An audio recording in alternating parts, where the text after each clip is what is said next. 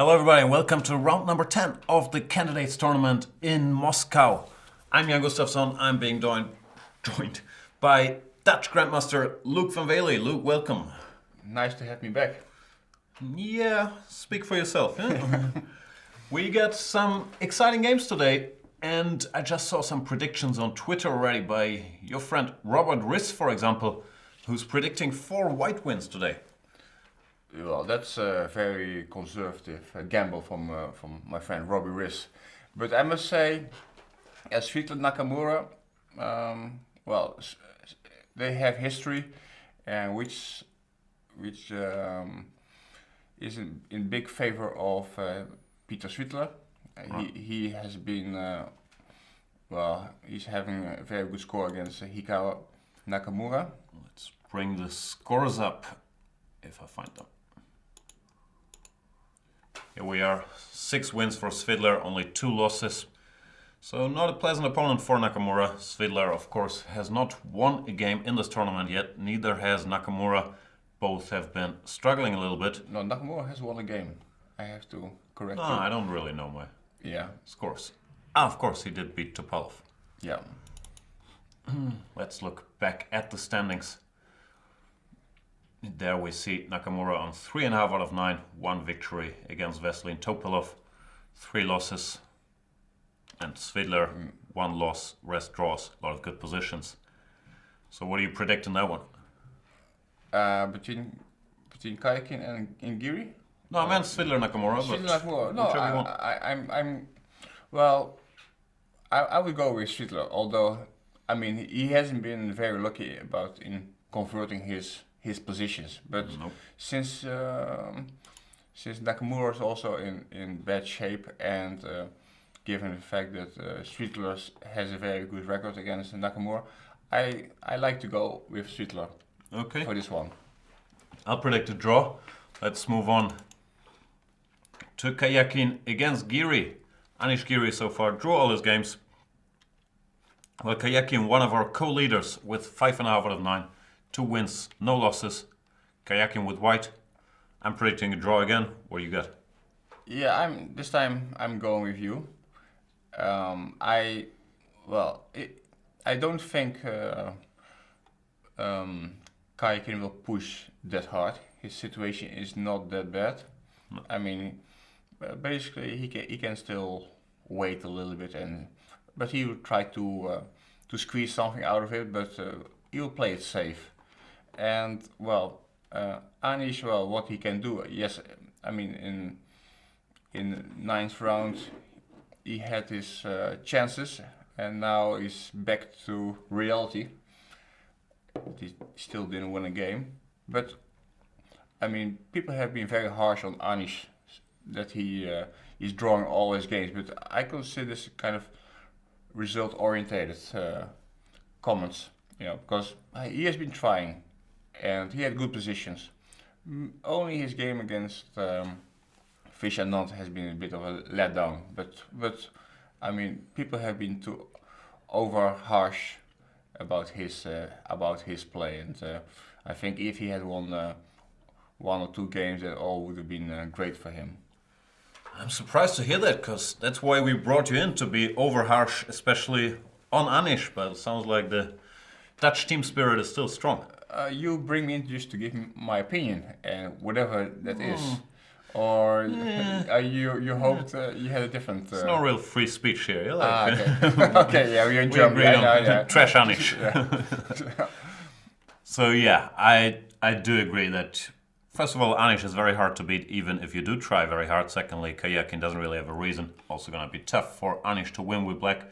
I'm going with a draw, but I'm hedging here. I wouldn't be that surprised if Anish won with black, as crazy as it may sound.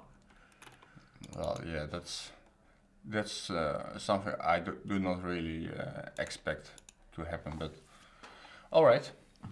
We got Fabiano Caruana against Vishy Anand. An encounter between 2 of the leaders, Fabiano Caruana on +1, Vishy Anand on +2 after his 3 victories with the white pieces, only 1 loss. Joined Kayakin in the lead in round number 9. Topical position on the board, we can see already the English, which they played between, amongst others, Svidler and Kayakin earlier in this tournament. Vichy has a lot of experience here on the black side as well. What you got? Well, definitely. I mean, Fabi is a big fighter, as you could see also in his game against Anish, and he will push definitely very hard against Vichy. This, if he'll manage to win it or not, well, that has to be seen. But I go with Fabi. I think Fabi is he survived the last round, and now because of that has some kind of momentum. Maybe feels lucky. It also helps, if you need sometimes to have a little bit of luck to keep yourself going. So Still waiting for that to happen. yeah, in your life. Yeah. Okay, well. So yeah, we're gonna get into the opening specifics in a minute. Last game of the day is Levon Aronian after a painful loss to Vichy last round, back to +1, facing Veselin Topalov, who's the tail ender, 3 out of 9. Levon with white. Your prediction, sir? I let me go for Topalov for a win. What about that? That's the worst possible prediction of the 3. Yeah. It's legal. I'm going with a white victory, just not to say draws and Yeah. everything. But okay, the reason why I'm going for a win for Topalov is that, first of all, he has nothing to lose. So, I mean, he could either win or lose. Secondly, I believe that last game, Levon, he played, well, really, well, not like himself. Extremely passively, and and he lost, well, basically like a chicken. And normally, if he's going down in flames. Not like that. It was not like him. I mean, basically, most top players, they feel this moment that they have to do something, otherwise they would just lose without any chance. Right. And somehow Levon passed this opportunity, this moment to do something, and he got in himself in such a position that he had to stay passive for the rest of the game. And well, I think that still this hurts. Of course it does. But I believe that Topalov, you said he has nothing to lose. You could also argue he has nothing to win, because he's not going to win the tournament, so how motivated is he going to be to fight his hardest? Yeah, but okay, he's just making his moves, and he doesn't feel any pressure. Yeah. So, and okay, still Levon, the pressure is on him, and the question is how he's going to deal with the pressure. And not always pressure is good. I mean, pressure, for some people pressure is good, but till a certain amount, because at some point even if you use the pressure, sometimes pressures can get too much and you crack under the pressure. I see. And yeah, that would be a bit of history repeating itself for Levon in his 4th try in the Candidates tournament. He's always had good starts, but he's always crumbled, be it under the pressure or for chess reasons. Down the road, never managed to qualify. Let's see if it goes differently this time around. The wild card in the tournament, the only player who didn't qualify, but since it's organized by Armenian sponsors, as far as I know, Levon Aronian got the wild card in Moscow. So, shall we look at some openings? Maybe we should. Okay, so you can basically shut up for the next half hour. I'll give my little speeches. Okay, I try to listen and to learn a lot, yeah. So in Kayakin Giri we have the Semislav. This Kayakin went bishop e2. It's more usual to play bishop d3. I'm guessing he went with bishop e2 because in these bishop d3 lines there is this very fashionable setup with castles and e5, which has proved to be very, very solid for black. So Kayakin probably tried to avoid that. Anish Giri has played this a couple times already. And after bishop e2, castles, I'm guessing e5 is a bit different story here with the bishop here. Sure, it's an option as well, but Anish decides to play the old main line with dc4 and b5, bishop d3, bishop b7, a3. And here, interestingly, Anish goes for the move rook c8, which is sort of the latest fashion.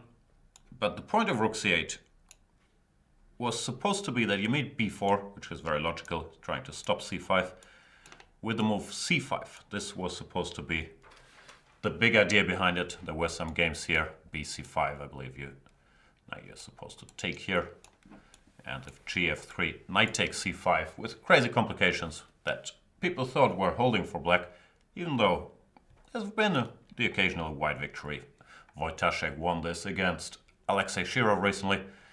Still, Anish decides not to play c5 but a5, and this to me is a little curious.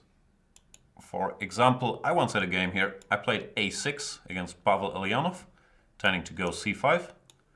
White plays b4, trying to stop c5, and now I played a5, and my reasoning was, first of all, this rook c8 wasn't popular then, but that in lines where you go a5, the rook doesn't really have anything to do on c8, so it's more useful on a8, yeah? You lost that game, though? No, I drew. You drew some, was it Olympiad? Yes. Uh-huh. Oh, you're studying my games, yeah? Yeah.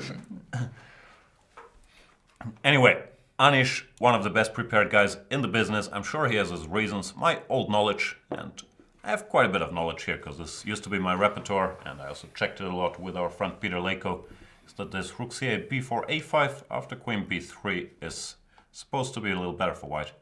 Because in the structure, your bishop is just bad. Yeah, normally you get an e5 later, but it doesn't really matter. White just ignores it, and even if you go ed4, ed4, you normally have to suffer a little bit. Then again, I'm not gonna bet against Mr. Giri's homework. May I say something? Okay. I mean, just briefly. yeah, keep it short. because I believe that what Anish did actually plays into the hands of Kayak. Because he has a kind of safe position with maybe a small edge. Mm-hmm. And, well, definitely this is not a game for free results. I mean, Black's chances to win are extremely limited. Yeah. So I don't like basically so much Black's openings choice here because of course it's hard to beat Sergei Karjakin as Black, but I mean you want to at least to have some kind of playable position. Normally it takes two to tango, but well, here it's hard to see White really go wrong. I don't see any particular tension in this position. Yeah, I agree strategically. I was thinking a bit, maybe his idea is very, very direct. He just played e5 and maybe just wants to go queen e7, attack b4, threaten e4 at the same time. And normally this e5, the standard maneuver to me is something like knight g5 controlling this square. But you could argue that here, for example, I'm not sure what's going on. That's just losing a piece. Oh, that's losing a piece? Yeah. Okay. How did I do that? Yeah. Okay, Yeah. I'll take everything back. Yeah. So I still like the move knight g5. Because, yeah, if you play a normal move, let's say h3, then this queen e7 looks a bit awkward to me, yeah? Putting pressure here and preparing e4. So we'll see what Anish has in store. The conventional wisdom is that white is supposed to be better here. Yeah, but knowing Anish, he must have checked it. I mean, he doesn't go like this without having any ideas. But having said that, still I don't like his choice of opening. Okay. Then in all the other games we have the English opening, one of the more popular Grunfeld/Berlin stoppers out there. Because the point is, nobody really knows what to do against the Grunfeld these days. So they start with c4, knight f6, knight c3. Black goes g6 here, they go e4. There's no more Grunfeld, you have to play King's Indian, which is a riskier opening. That, in my opinion, is one big reason for this one c4 search we've seen. What's your theory? Well, definitely, speaking for myself, Grunfeld has been a problem. And it's very hard to find something against Grunfeld unless you're really ready to work very hard on it. So, and these days, white players, they're looking for mainly for playable position with a small edge, or at least, I mean, not even small edge, even pieces on the board. Pieces on the board, yeah.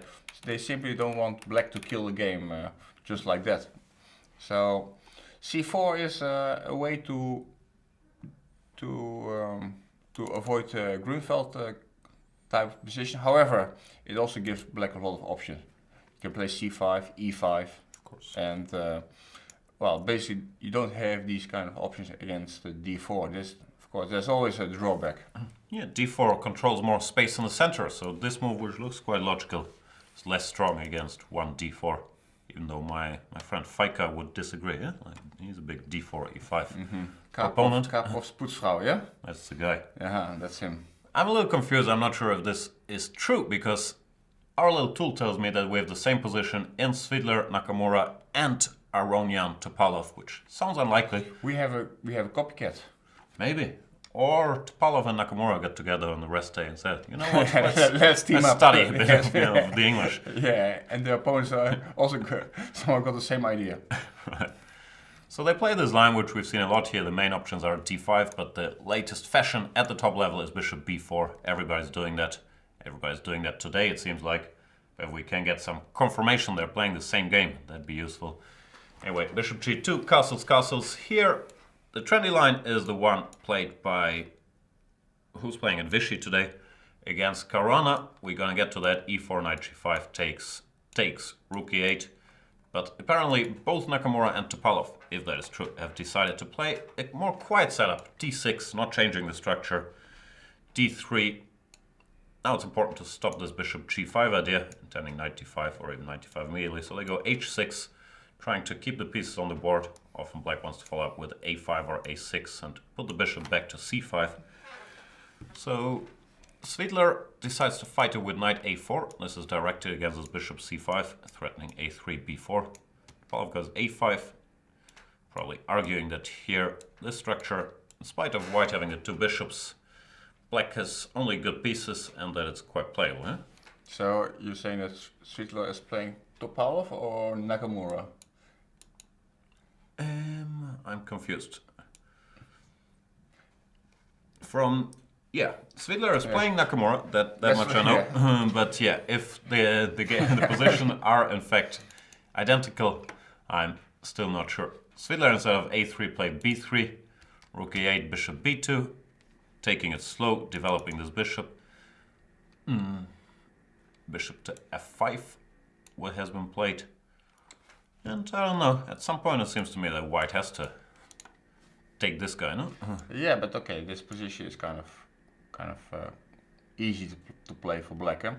I mean, you put your queen on d6, rook on d8, and you have the central pressure. And well, not sure what white is actually doing. Look, this bishop on b2 could become strong once the diagonal is open, but so far it looks pretty close to me. Yeah. I was wondering if you can go for some very quick f4, but I don't know where the bishop goes. It goes here, okay. Maybe you can take this guy. Because here, I guess, yeah. Yeah, sometimes you can take and play e4, for example. Play like this, yeah. Like a positional style. Maybe. The Irish pawn center. Yeah. So probably it's wiser for black to play something like bishop d7. But then one could at least think about stuff like this. Yeah, but it's getting double edged. I don't know who's playing this for black, either Nakamura or Topalov, but they might like it.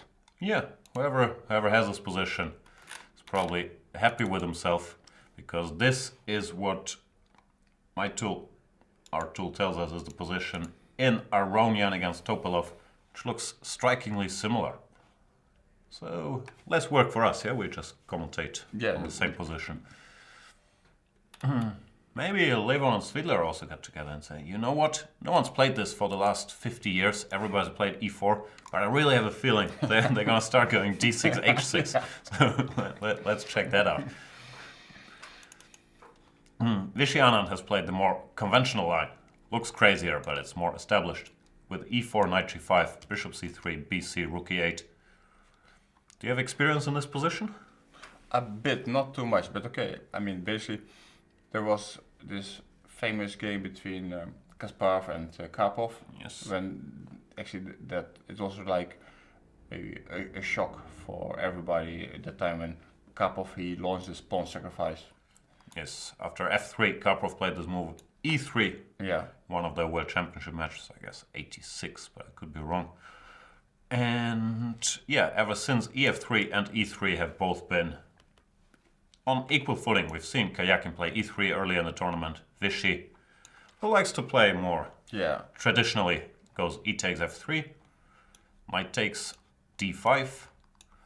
d5 might look strange because white has the two bishops and you're not only opening the position but also eliminating the white double pawn.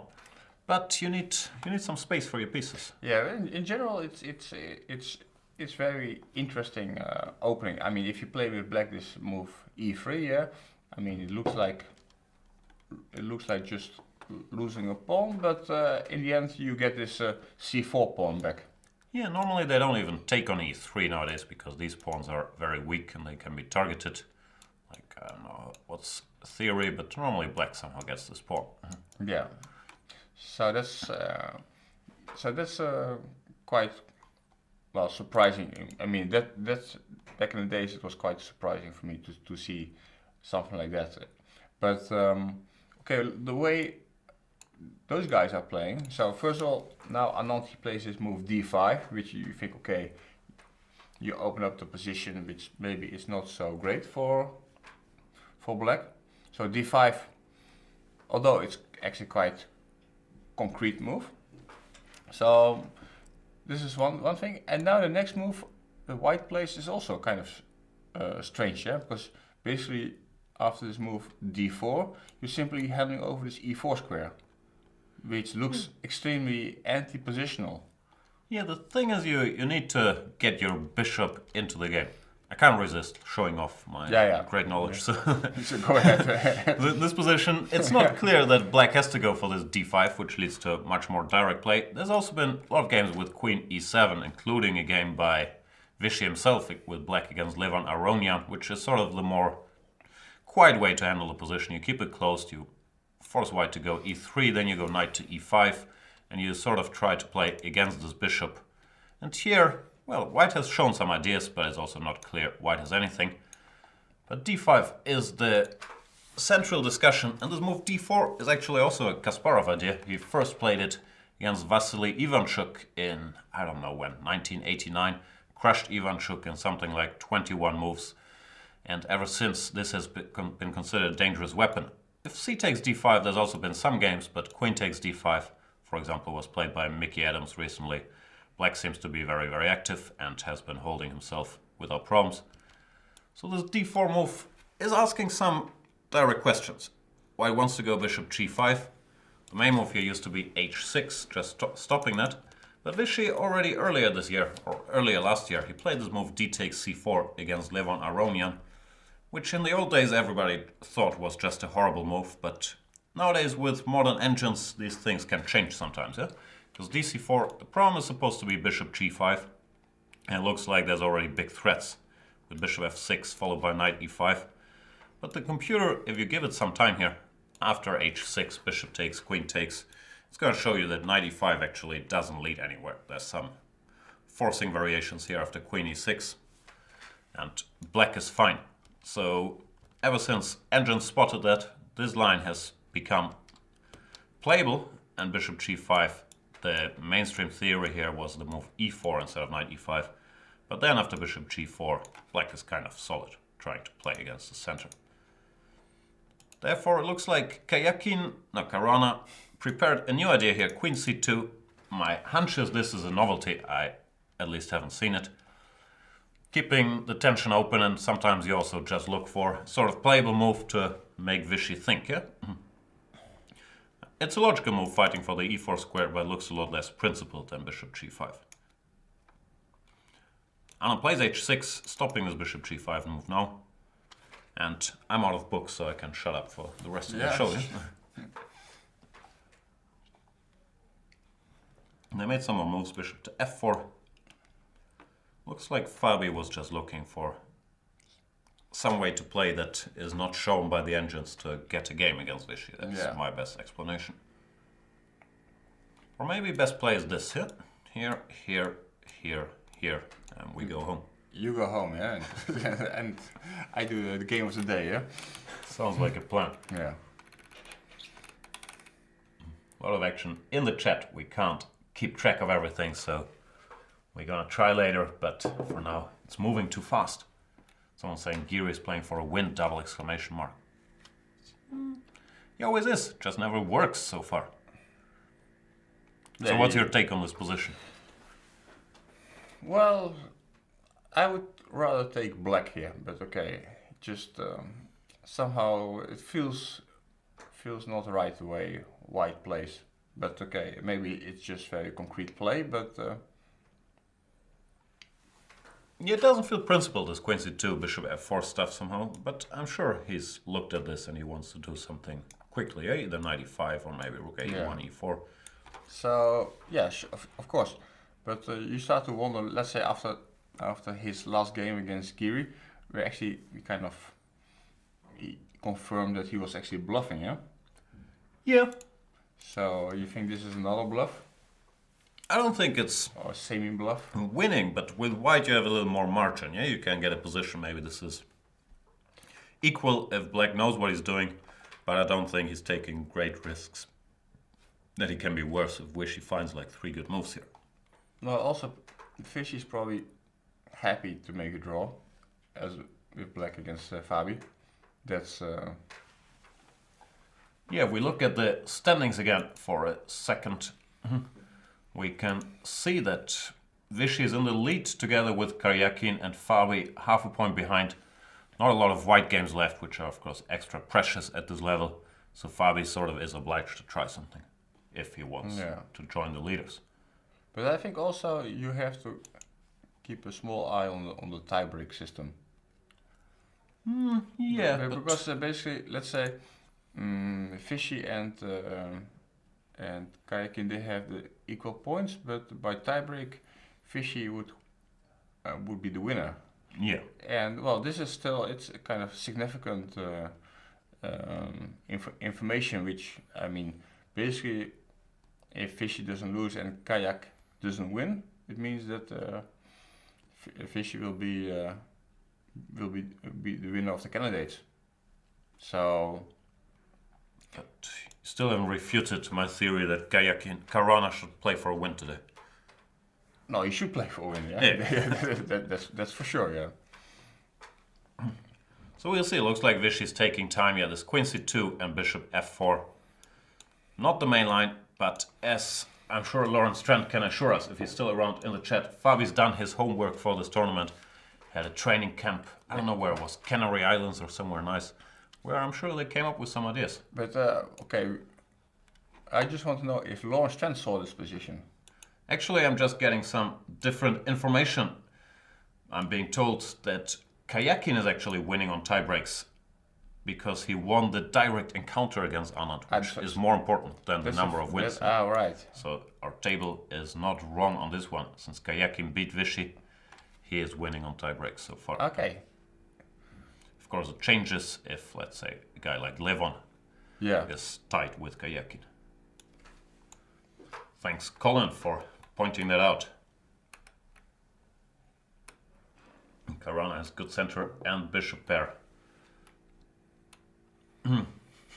Lawrence Trent says no such thing as a bluff. Says it was just lousy homework. You mean Trent didn't do his homework? No, Lawrence not involved in the homework. Lawrence is taking care of stuff behind the scenes, not on the chessboard. Thank God. We'll see. To me it looks like, Fabiano was looking for a fresh idea to get Vishy, who I believe is maybe the hardest to get out of book or to catch out in the opening, especially when he wants to be solid with black, to do exactly that. And since Vishy's taking time, he's achieved that goal. Promise you can't achieve that goal and be objectively winning. These times have passed, but looks like a fresh idea. Yeah, but if you have Lawrence as your manager, I think it's a self-fulfilling prophecy that you're going to get Vishy out of book. I don't know. You're saying Lawrence managed to get Vishy out of book. Yeah. Yeah, but the mastermind has struck again.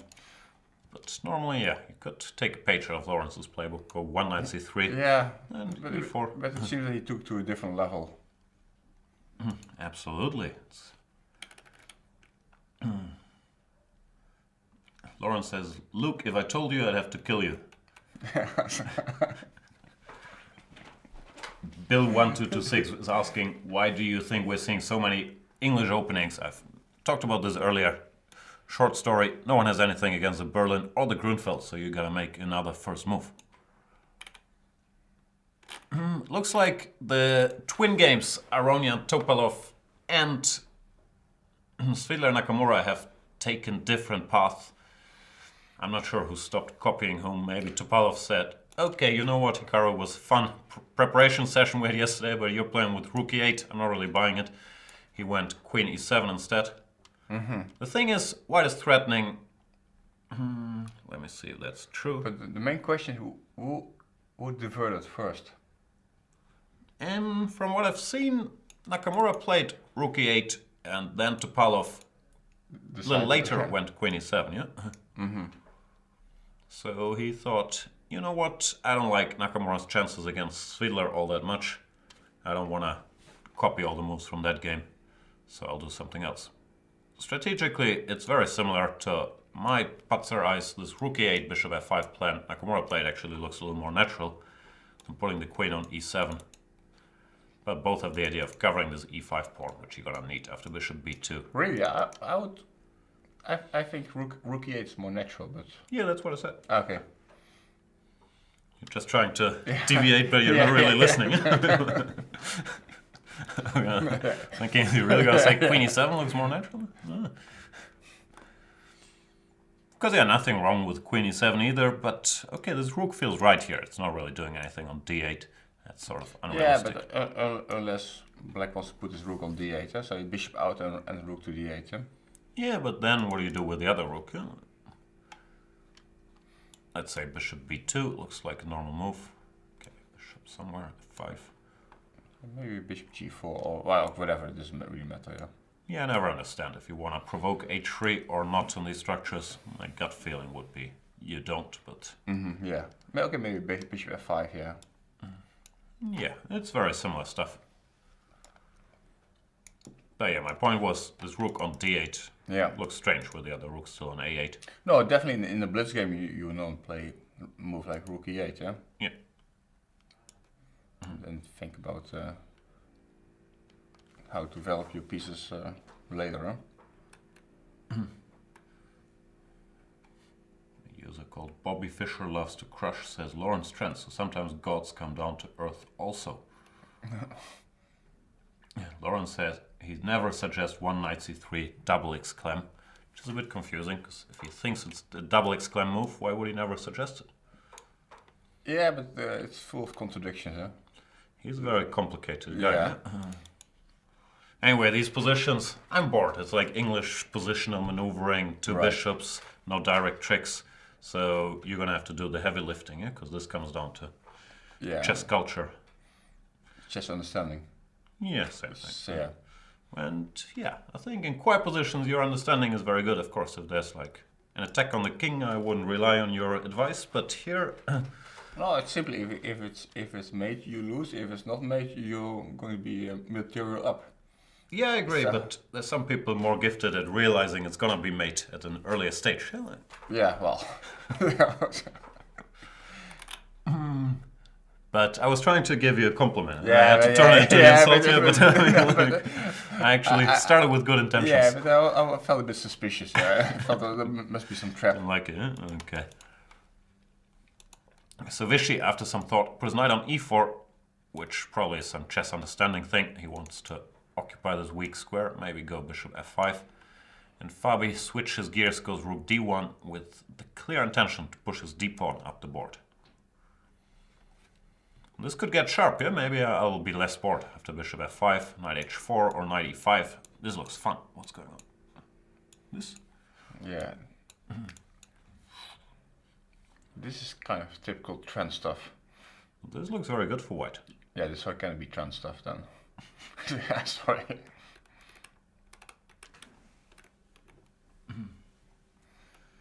VB Cardinal says, it's nice to see you two in such a good mood. That's gonna change yeah. quickly. The first cracks are already. After 7 appearing. hours, after 7 hours, then.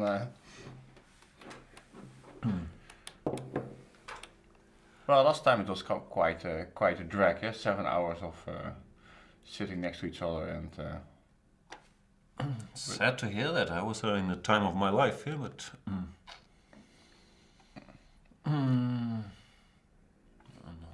Let's go for a moment of awkward silence after that statement of yours. Yeah, okay, let's check some other game, yeah? No, I like this position. What I was gonna say is, I'm not sure if this line makes any sense, but here. Okay, this is computer stuff. I think white is better. The computer disagrees with me, says black is better, but in such a position I feel like these minor pieces should weigh heavier than these pawns. Yeah, also practically speaking, it's very hard to play from black side. Maybe computer can defend it, but so the body count is like a rook and 3 pawns for two bishops. Yeah. But somehow it feels that white is, if the engine already tells you it's 0-0-0 with such material advantage for black, let's say, it already means that compensation is there, and also that it must. I think it's also this horizontal problem that if you make a few more moves, that the computer will change its opinion. Yeah, I agree. No, this just looks very scary. I'm not sure how much sense this line made, but bishop f5 is sort of the first move you think about here, yeah? Yeah, bishop f5 looks the most natural, absolutely. But then let's see how concrete it is. Okay, I was jumping, knight e5. Yeah, because is there any other move? Then I don't think so, yeah? Looked reasonably forcing, yeah? Because, okay, you want to take here, going knight d6 doesn't make a lot of sense. Yeah, then just taking the center and... So this seems sort of forced. So knight takes e5 doesn't work. Takes. Yeah, and that's a piece. Yeah. Yeah, but this looks really good for white. I like this stuff. Yeah, I agree. So probably Vichy should look for an alternative to bishop to f5. But if you can't go bishop f5, then something feels... It feels dangerous at least. Yeah? White can go d5 or knight e5 is also a threat now probably, so it's not so easy to come up with a good move here. Actually, knight e5 might be a bigger threat than d5, yeah? Now that the rook is on d1. Right. Let's say we play some naive move. Let's say here. Then this is a real big problem.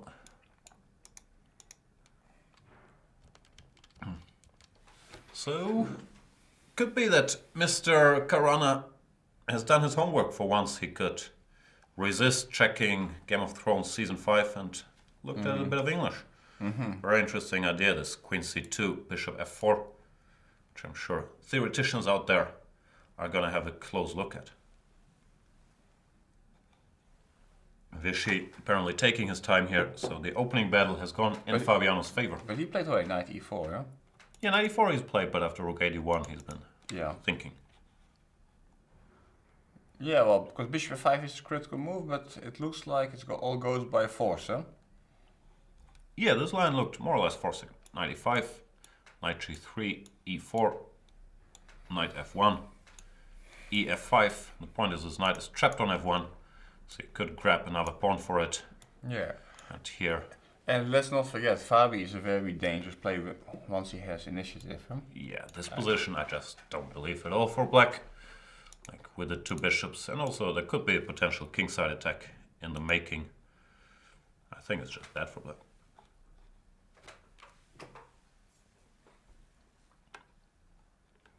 Let's go to your boy.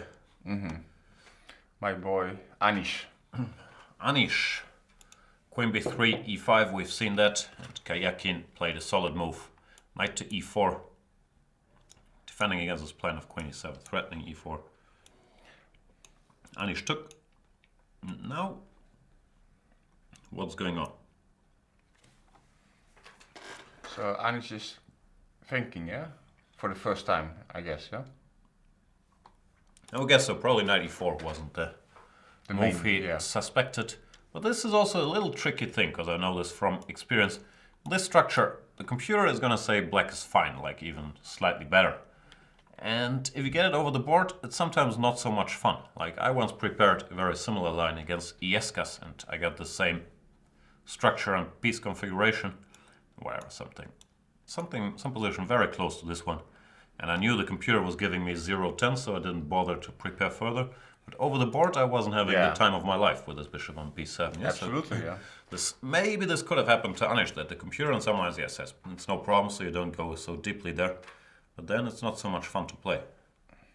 Yeah, also instead of bishop Bishop c2, g5, yeah? bishop g5 is also an option here. It was okay just to give and try to keep the structure. Yeah, I agree. Yeah, it's this kind of position. It's actually the computer is not of a big help. In fact, he's kind of putting you on the wrong track. Yeah, and the thing is, he's not necessarily wrong, because the computer will always survive such a position easily, and at some point down the stretch get the bishop out. But for a human, those things are very, very hard to play, because you gotta take care of so many things. So yeah, it could be that Anish's preparation wasn't, I don't know, he's not in trouble, so I'm not going to say it wasn't deep enough, but that the position he got is not as good as he thought it was, maybe. Well, but like I said, I didn't like his opening choice, yeah? I mean, basically, if you play this kind of stuff, you try to play at least a bit more dynamic. And, well, because after a3, rook c8, he didn't go for the c5 move, which is the dynamic move. Yeah, that's what's confusing me, because here you have a wide choice. a5, h6, a6, queen e7, even e5. There's been tons of games here, but the point of this rook c8 is supposed to play this. Well, if you can't play c5, then you're supposed to be slightly worse. Because even now in the position we see, this rook on c8, it's defending c6, but also standing in the way of this bishop, and it's not fighting over the a file. So, yeah, I'm not a fan of this line. Yeah, I'm a little bit worried for Anish today. I'd still put all my money on a draw, but... Still, yeah? Yeah. The opening, I believe, yeah, Kayak is going to be... But you also have to understand that it's not the first time that, let's say, Anish, he had a few bad games against Kramnik. Yes. And let's say he can have some kind of deja vu feelings, like he had this game in Qatar against Kramnik, that the same kind of stuff. He got stuck with this bishop on b7, and he stayed passive for the rest of the game, and he lost. And I think he had one more game recently in Zurich, also against Kramnik. I think same stuff, passive position, same structure, a weak pawn on c6. So I'm a little bit, he simply doesn't feel very comfortable in these type of positions. But okay, that's my take. Yeah. And also, he doesn't have the greatest of scores against Sergei Kayakin. If we look at it, he's lost 4 games, 7 draws, never won a game against Sergei. So, unpleasant opponent for him. Can we generalize that Anish has problems with Russian players? Because he has a terrible score against Kramnik. Looks like he has a bad score against Kayakin. Well, he has a good score against most of the other guys. He has a good score, I think, against Grishuk, because he always gets into time trouble, and then he's... Does he? I'm not sure. Yeah, could be. Anyway, very random theory, not enough sample size. But we do not like Anish's position that much. And Vichy has played bishop f5. You know what? I have so much respect for Vichy's homework. I think he might still have checked this. Yeah. But I really don't like it. I don't think he checked this. He's not a Kramnik type. Of course, he checked a lot. He checked a lot. Let's not underestimate him. But Kramnik was always the kind of guy who said, "Okay, check all the moves till the end." And Vichy, well, he did a lot of work, but he's also not that he was covering everything. No, yeah, I agree. He's more of the school. Yeah, okay. If you make some ridiculous move, I can still play some chess and Yeah, yeah. figure it out over the board. But doesn't look like what Fabiano did is ridiculous. And now Vichy's played bishop f5. Seems like we're going down this road, knight e5. I guess you have to take. We can look at alternatives in a minute. But this line seems reasonably forced. This guy's trapped, and I just strongly dislike black's position here. Knight h2. Computer wants to take on c6 here, which is also interesting. Absolutely, yeah. But even if we play it simple, bishop h2, knight e5, bishop e5, I don't know.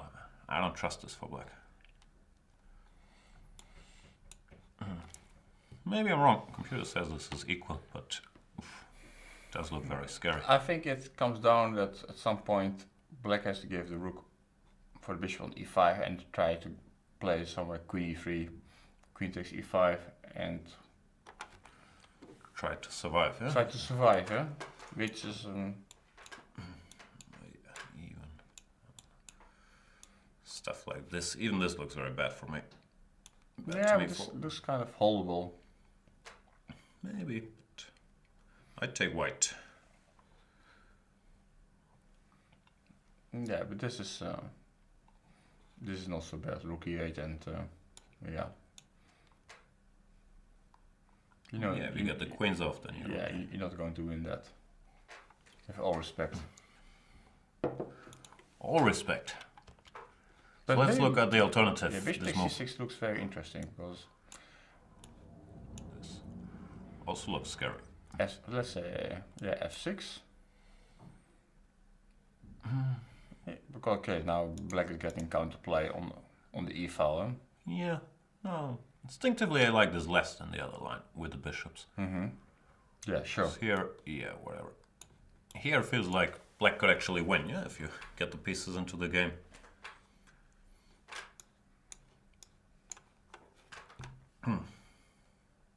Yeah, let's play queen g2, but then okay. Yeah, this is some forced line. Even as endgame, I'm not so sure white is better. If I take the a pawn and just run. Now the d pawn is going, yeah. The pawn is also running it. Okay, let's take here. Takes here. You have to know that this knight e7 check is probably not that good, huh? Yeah. okay, Before, this is in one move before. just clicking around. Yeah, Oh, I didn't even spot that. yeah. King You h7. didn't do your tactics today, no? I haven't done my tactics for a while. But yeah, here Yeah. there's lots of play. F1, rook e4. This sort of plays itself, yeah? Yeah, I mean normally you should keep the bishops. That's I agree with you. It's the first time today. Yeah, I have to give you something. I didn't expect you to take it. Will also be the first time. Yeah. Bishop h2, knight takes e5.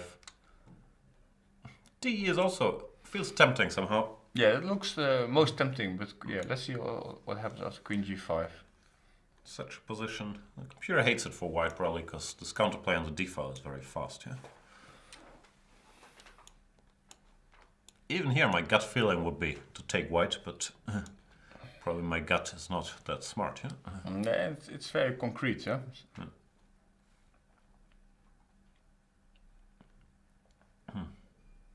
Strange position. I mean, because it still looks good for white, but well, if rook comes to d2 or d3, and well, Still, this, if rook d2, there's bishop f4. Why is this so good for black? It doesn't feel good for black.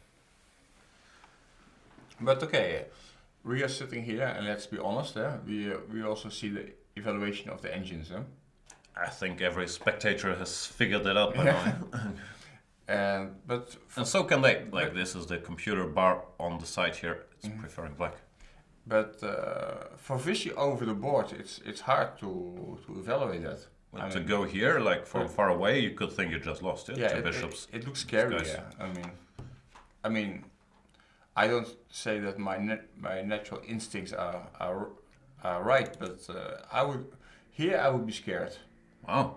Yeah, so that's maybe a contradiction, but No, not really, because yeah. preface it with your instincts are, are right. The other problem is Vichy might not have a choice now that he's played bishop f5, which is a critical move. Yeah. Fabiano did go knight e5. It looks like knight g3 is more or less forced. The alternative could be f6. Maybe he's thinking about this. Because in such a position, like just to show some idea, here, the computer likes this for white, but this humanly doesn't look so bad for black. Queen c4, even queen e6. Yeah. Here I would think, okay, black should hold here. Absolutely. I mean, I think he would be extremely happy to go for this. Right. So f6 could be an alternative. When, yeah, the computer move is bishop c1. Not an obvious move. But yeah, this line feels like this you can solve with your chess understanding. Yeah. Like, okay.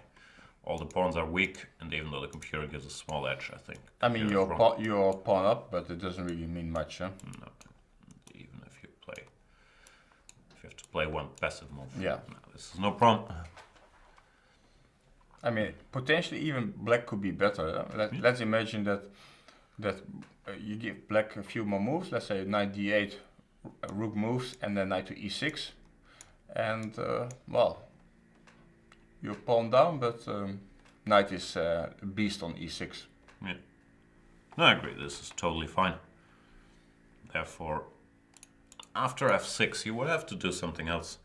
And yeah, I'm not going to pretend I would ever think of this move, but it might be clever, yeah? Because whenever you get a hold of this bishop, now the black position is not so stable against the two bishops. In fact, this seems to be losing on the spot, but it also feels dangerous. So black has to do something else. Bishop h7 is the most obvious move. And here, it seems like the difference is now fe5 does not hit this bishop since it's gone. So white can go for this, and this structure is a different animal. Not sure how bad it is, but this is, well, it might be quite bad actually. Bishop can come here, d6 check is in the air, and even if white just plays slowly, e4, bishop e3. Yeah, definitely white. White is seriously better. Yeah.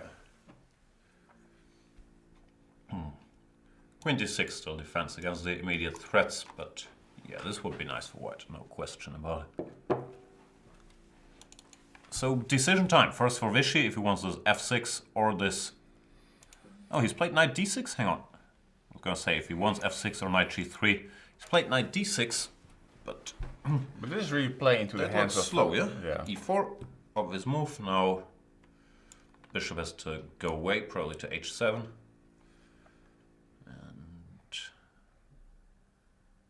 Okay, he's saying you can't take on c6 yet because then he has a lot of pressure against this pawn.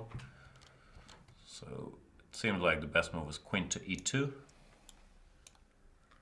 First sight I thought this was horrible. Now,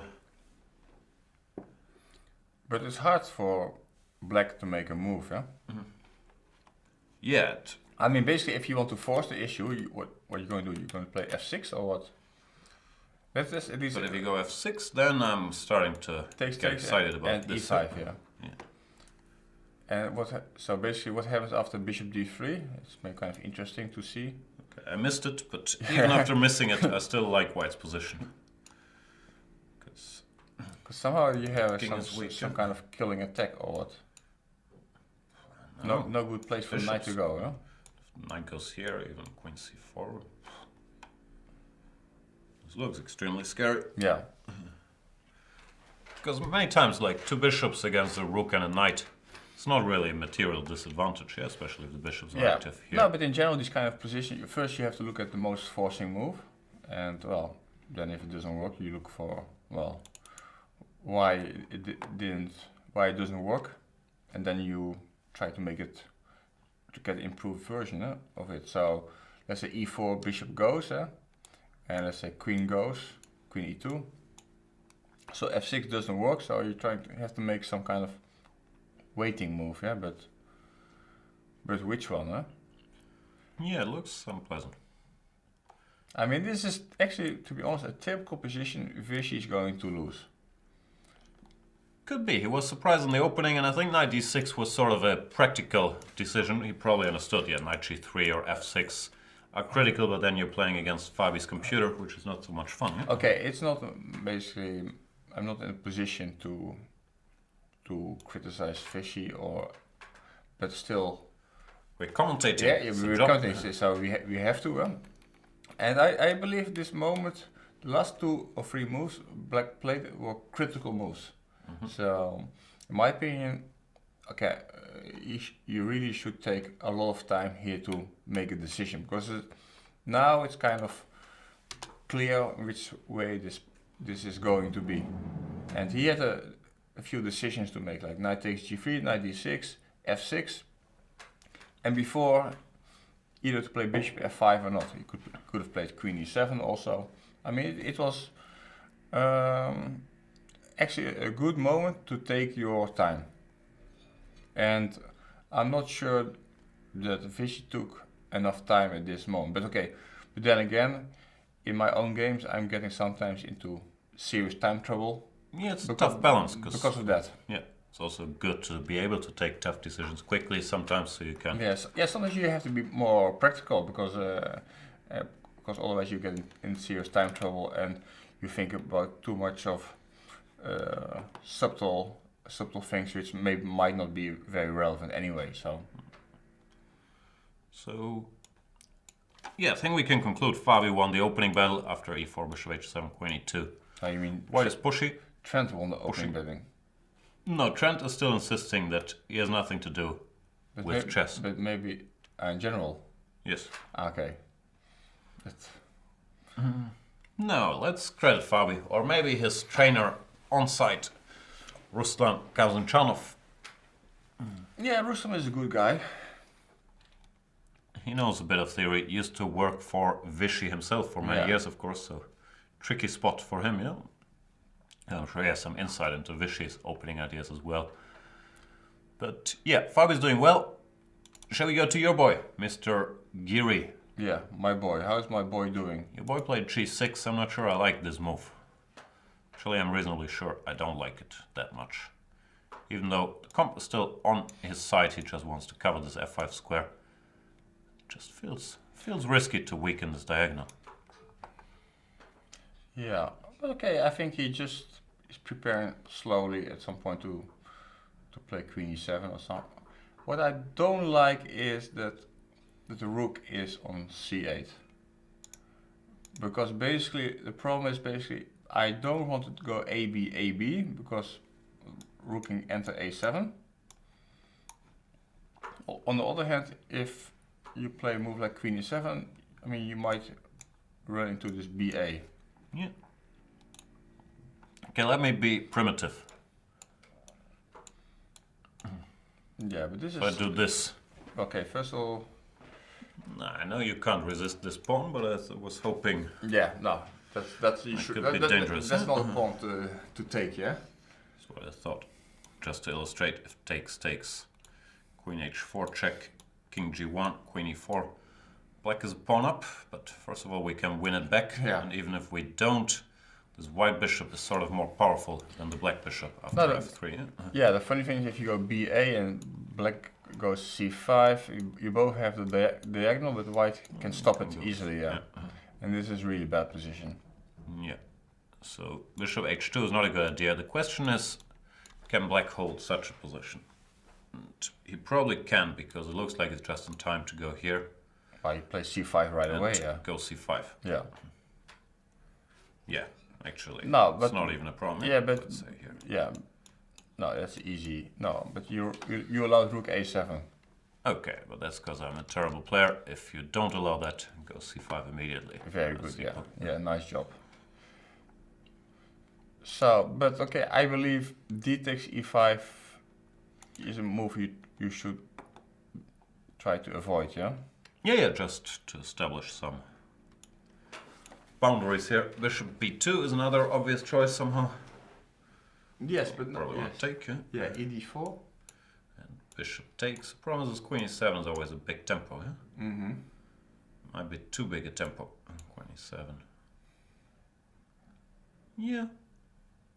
It's not so easy. This pawn is under attack. The bishop is. My first attempts don't really get me anything. Well, d5 gets me a draw, but that's not the plan. So once again, I have to switch the computer lines to make it a little harder.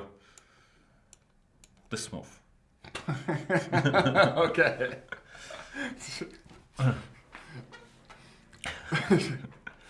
Not the first move that comes to mind, but probably very strong. Yeah? Just threatening queen d4. You can't take. And what is computer move knight f6? Okay, if you can't defend yourself, yeah. Oh, it's not queen d4, bishop takes h2. Yeah, we've calculated all of this with our own heads. Even such endgames sometimes are tricky, but probably not here. No, this is equal. Problem is black can never be better, even if he wins a pawn, because this is just equal. So yeah, some nice computer lines for you. Unlikely either side is gonna make any of those moves, but tricky little move. But okay, it's... I have 6, by the way. Rook 81 is the best move. It is. Okay, point taken, yeah. Yeah, somehow I don't like in general black's position. Yeah, it's gonna clarify in the next 2-3 moves. Yeah. If white has something tangible or... There's also this move, another computer favorite, which always looks stupid, but sometimes in these structures it's actually a very, very nasty idea. Because yeah, this queen has to go here, it's sort of far away from the action. And if you ignore this pawn, then white can... Yeah, but the idea is actually to play rook e8, yeah? Here, yeah? Yeah. Okay. But also not the easiest move in the world. Once again, if you manage to force white to take on e5, then it's probably the worst is over. And let's say, okay, in the worst case, let's say, I mean, it's not so bad if you reach a 4 against 3 rook endgame, for example. How are you gonna do that? Just in general, if you just, let's say you liquidated the whole queen side and you change some pieces and then 4 against 3. So maybe it's a bit far, but... It's better to have 4 though. It's a bit better to have 4, yeah, like Aronian against Naka. Yeah, for example. But as was shown, it's still a draw. Yeah, also technically it was 3 against 2. At that point, yeah. Shall we go back to these sort of weird positions? Yeah. This is more real slow chess. Slow burn. But I'm not that impressed with Svidler's approach somehow, because he's played knight a4, and now 2 moves later he goes back to c3. Doesn't look like a refutation of black's play somehow. I mean, Yeah, but it's still it's not so bad. no, of course it's a playable position, and his logic is okay. He wanted to develop his bishop here, not be bothered by this bishop on b4. And at some point maybe he wants to go d4 or knight d5. Yeah, and the typical black plan in this structure now with the bishop on c5 is usually bishop e6 and d5, but here you're not really in time for this, because this has decided many a club game, this fork. So what I'm trying to say is it's not so easy for black to get in d5, and without d5, not obvious what your plan is. To me at least. Exchange bishops. I always thought the plan was a little bit different. That it was like to move the knight and play c6 and. No, probably it is now. Like in sometimes you get similar positions if you play like this, and there very often you make all these moves and then you try to get in. Should be 6 and d5, but here, yeah, you're not really in time. So knight d8, but then I'm also opening the situation. No? Yeah, no, you cannot really do that. Yeah. That's no, but I don't. I actually like Svidler's play, but Yeah.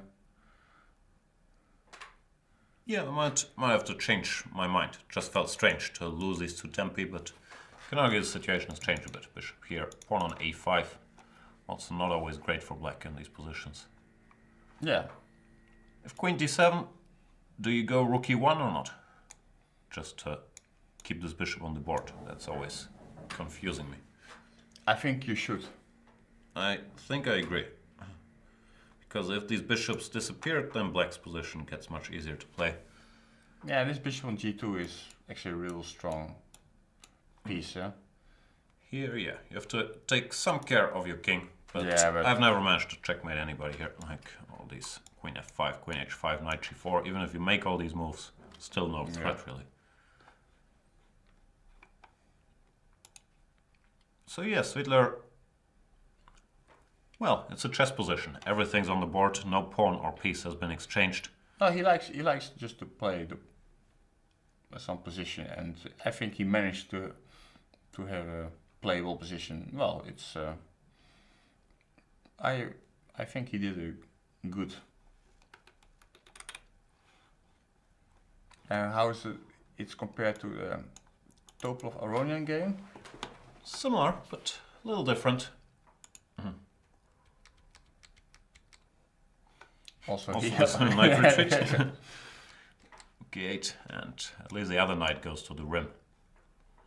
Topolov, he's sort of admitting that this queen e7 was maybe not ideal, yeah, and he's going back to d8, intending to go knight e7.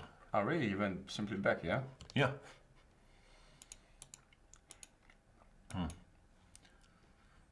But yeah, I guess knight d5 was a bit of a threat here. Right? Like if you, I don't know what you could do. Let's say here, knight d5, and it's a little awkward. No, bishop e6 makes it worse, huh? Okay, but it's hard to make a sensible move. Yeah, like let's say this looks sort of ridiculous. I think one of the problems is that, for example, if you would play a move like bishop g4, I have knight d5. Ah, you're a tactician. Very true as well. And white gets the two bishops in this position. That's a big factor. Yeah, because I think if you allow me to play bishop g4 and then queen d7, then I'm kind of having some sort of grip. Right. What about... you take something, yeah.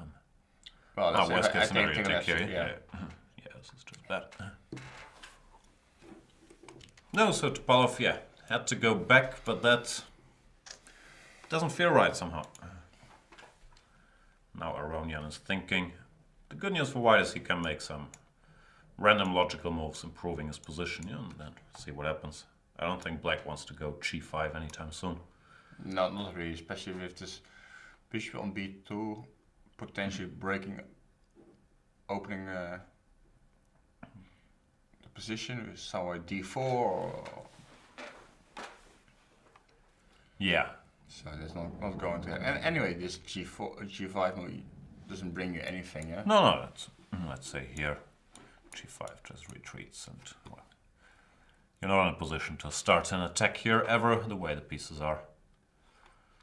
So no, I have to come around to your way of thinking. These positions look quite pleasant for white, both of them actually. Yeah, especially since, well, it's not really clear what black's plan.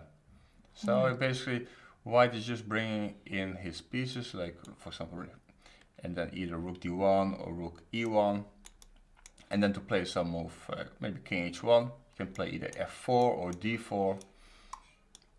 You have so many options, and One big question is always if I go bishop e6, because I do want to play d5, if you're in time to do something about it, which could be either knight d5, or sometimes also go for something like this. But this structure, I'm not so sure how great it is for this white. probably is fine for black, yeah. Yeah. Like even this, I've seen it can get ugly if this bishop doesn't get back in time, but at least it gives some hope. So here knight d5 is always the first move that you think about, because it's stopping d5. If you have to take, go here.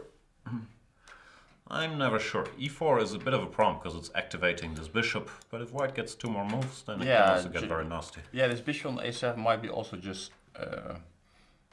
well, I mean, it looks like a strong bishop, but if king goes to h1 and you play f4, and well, bishop is not hitting anything. The phenomenon of the empty diagonal. Looks nice, but there's nothing to do on his diagonal. So this is one option, and there's also others. Because even if you allow d5, it doesn't mean that the game is over. Yeah, like even though I think this is progress for black. I was gonna say some position like this, but here the knight on h4 doesn't really fit in yet. Also, I blundered knight b4, but in general, yeah, this is not what you want structurally. So this could be critical, bishop e6, knight e5.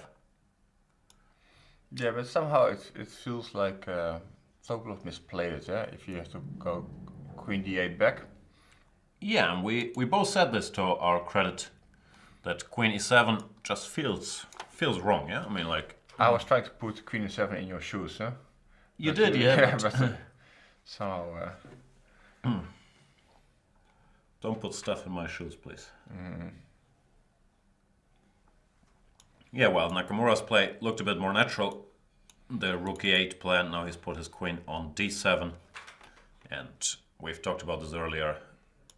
We believe you should try to keep this bishop alive. Go rook e1, bishop h3, bishop h1. But still, you saw that Nakamura, he went queen e7 and then queen d7? No, I didn't. Why did I all go queen e7? Why not here immediately, Hikaru? It's all very confusing. Yeah. But still, he managed to achieve a more natural setup with his bishop out, queen behind it. Yeah. Yeah, after rook e1, we have a long, complicated strategic game at our hands. If you don't go rook e1, then, yeah, I believe this position is sort of equal. Yeah, without these bishops. You don't want to play too quickly d4 as white, because it puts also some pressure on your own center. Yep. This bishop is very strong all of a sudden. Yeah, it gives black some options like knight e4, bishop g4, bishop h3, all kind of things to you have to consider now. Yeah, generally, if you do this, then you want to be sure you can grab more space immediately with d5. Right. But here it feels like the black pieces are sort of too active for this to be good for white. Sometimes you can just go knight d4 and then control the situation and squeeze black, but here, this square is weak and I don't like it.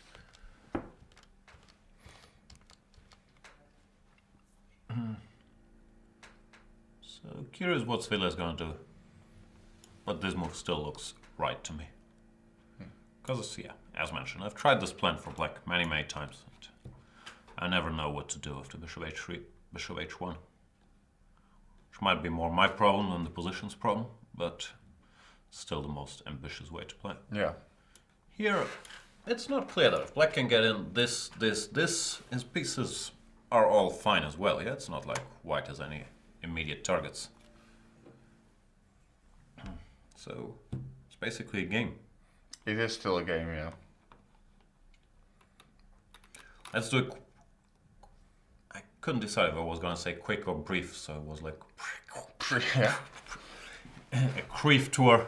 And then we go on our first break, which I'm sure people have been waiting for a while. I haven't put on enough makeup, like I'm not sure about my hair day. So it's badly needed. Some people need that, yeah? Some people do. Interesting, complicated position in Svidler Nakamura. I'm expecting rook e1. Assessment currently equalish. Kayaki and Giri, what do you think? No new moves. Well, okay. Given the history of Giri in this type of positions, well, I go with white. Kayaking will win. I agree, it's unpleasant. But I wouldn't expect be a draw. I wouldn't be surprised if it would be a draw. But well, it's definitely Giri is not going to win, and that's also something not so good for Anish if you already know that you're not going to win the game, eh? Yeah, then again, it's sort of decision time for Kayakin here. Yeah? If he wants to go ba5, de5, bishop b2, it's responsible decision. Let's see what he comes up with. Fabiano Caruana against Viscianen. We've reached this position after queen to e2. It's Vichy to move. Yeah, I take Fabiano here. Yeah, I don't think I disagree. And Levan Aronian against Veselin Topalov. Your original prediction, just to remind you, was a black victory. Yeah, but if I now switch sides and Topalov wins, I look really stupid, yeah? No, it's fine. Just like usual, you mean? No, you're allowed to evaluate the position that's currently on the board, you know? But okay, I have to say that I don't like how this game is developing for black. So I take Aronian right now. Yep, me too. That's it for the opening phase, the only exciting phase of a game of chess, as we all know. But if you wanna see all the boring middle game stuff and find out who wins, then rejoin us in a couple minutes. Thank you guys so much for watching. We'll be back soon. Or we'll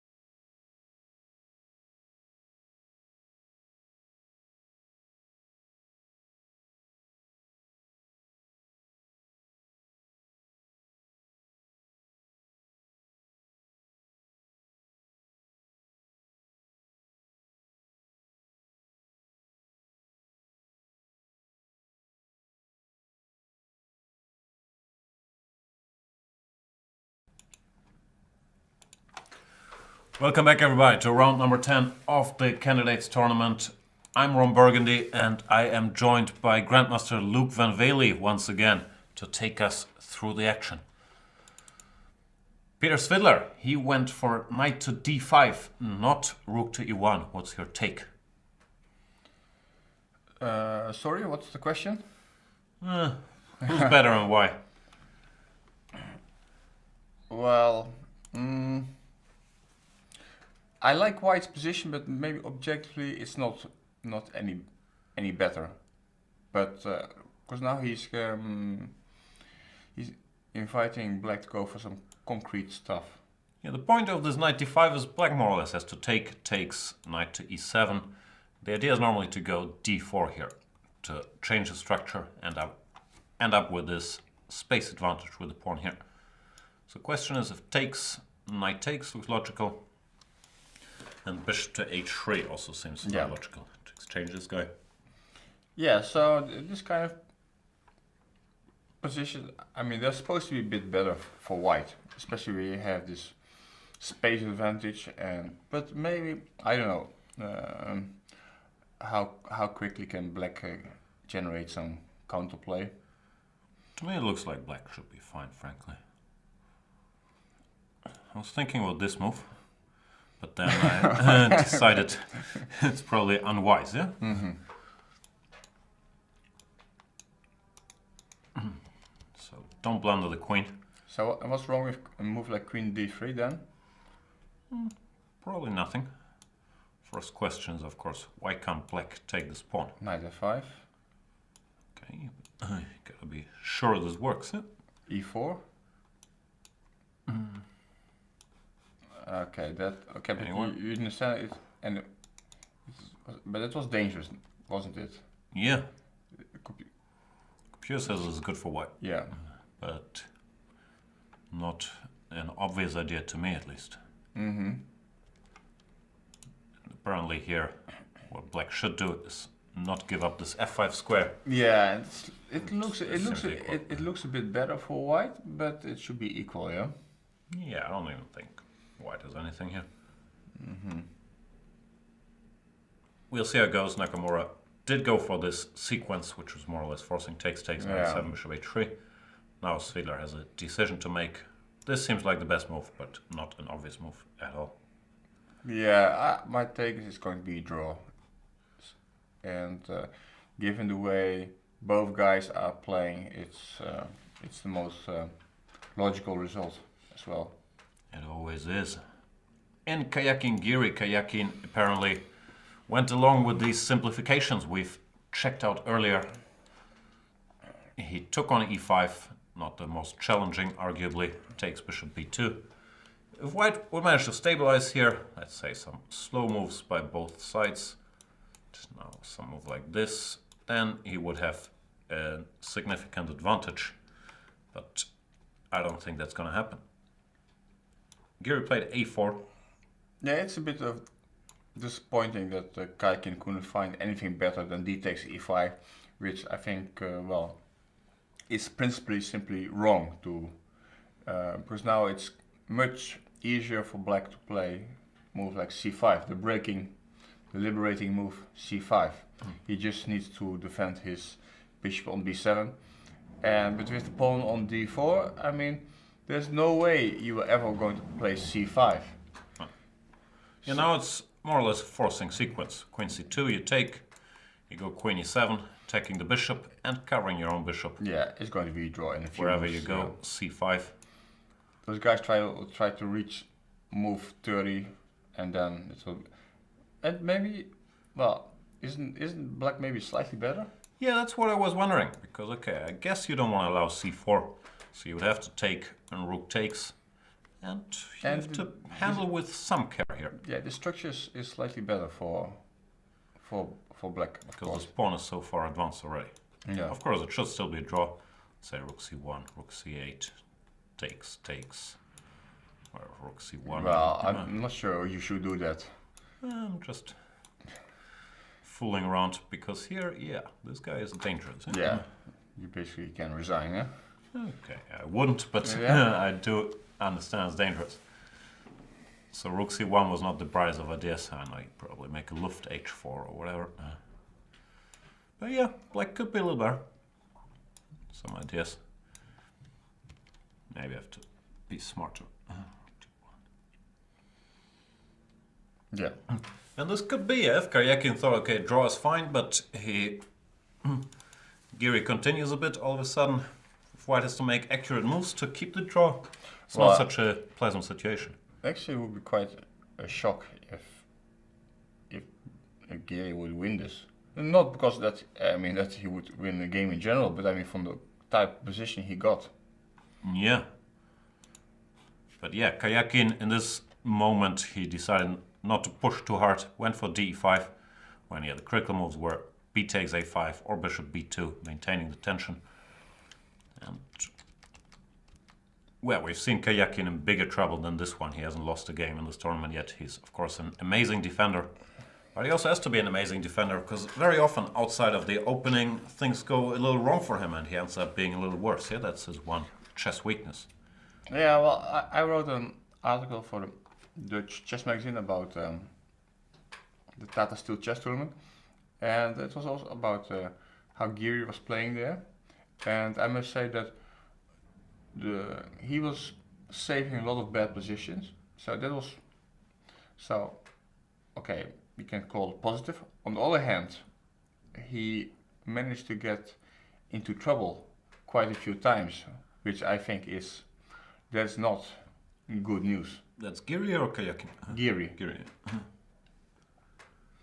So, okay, and then here in this tournament, okay, Sergei, well, he wasn't that often in trouble, just against Caruana.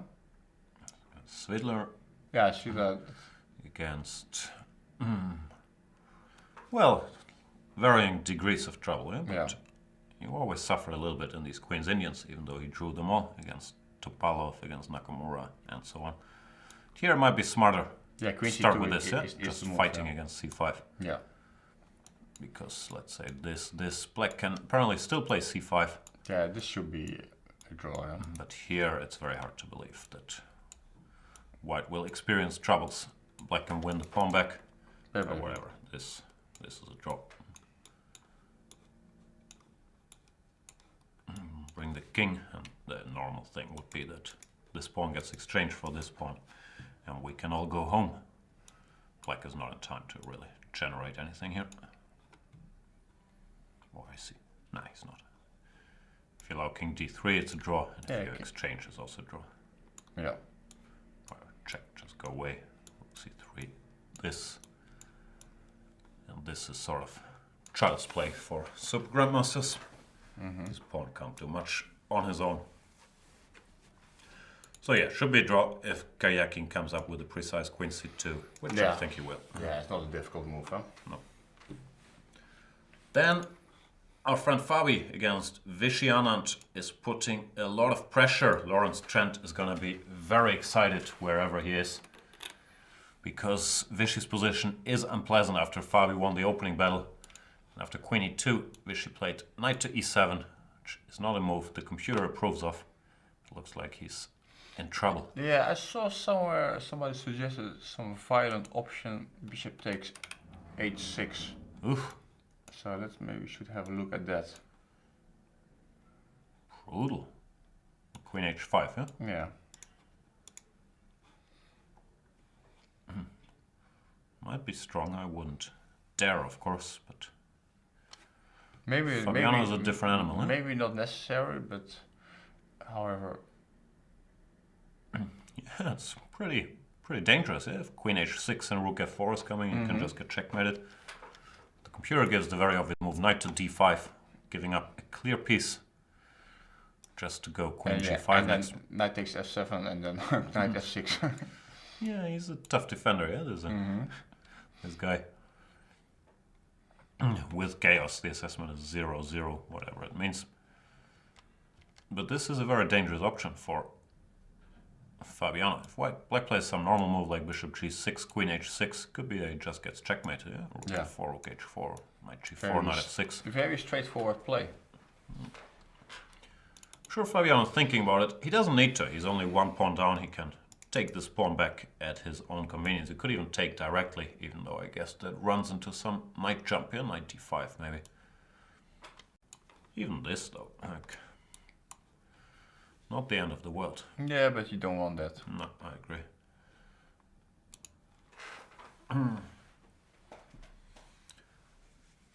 Come over this one. Yeah, simply moving the bishop is not... Also looks quite powerful, introducing ideas of queen g4, bishop h6, keeping an eye on this, and you can always take on c4 if you feel the urge. So I guess after a move like f6, there will be some... Just take, no? Just take the pawn, yeah, and that's it, yeah. Now there's no knight d5 with tempo. White has the two bishops, the center. No, sorry Vichy fans out there, this feels very bad for him. But still, after a move like knight d5, I can Still kind of... kicking around here. Queen takes. Yeah. I was Because... hoping to pin you, but you still have bishop e4. Yeah. No, I'm just saying that at least I have some pressure on the e4 pawn now. Yes, I think you're still in big trouble. Because you're not threatening to Yeah. take here. So let's say this, if takes queen c4. If not takes, Yeah, of course, queen goes somewhere. center is also strong, yeah, but... These pawns start rolling. Yeah, once pawns... That's just a positional way to play it, yeah? Yeah, of course it's decision time for Fabiano. He's an aggressive player, so he's really thinking about Yeah, bishop h6. what's the... Does anybody know what's the clock situation in that game? Because it's kind of interesting. I don't know, but I would expect Vichy to be behind on the clock because he ran into homework.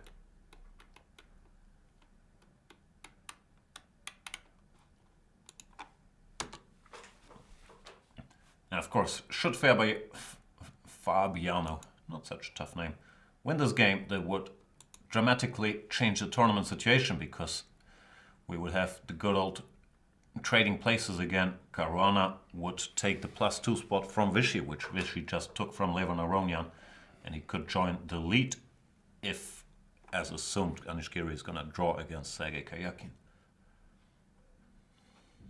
So Fabi's still in it to win it. Yeah, after he saved this game against Anish. But on the other hand, I mean, should have won against Topalov. What do you think? What do you think was more winning, this game against Topalov or Anish against Fabi? No, it's not even close. Fabi against Topalov. Yeah, it was move 41 yeah, and the clear piece up here. You need Absolutely, to find two moves and resigns. So yeah, but today Fabi is putting a lot of pressure. Very nice homework, very nice play by Caruana with white against Vichy Anand. While Levon Aronian has this slowish position where we weren't that impressed with Topalov's maneuvering, but you still gotta win it. Knight c3, rook e8, knight h4. Topalov couldn't find anything better than going queen back to d8.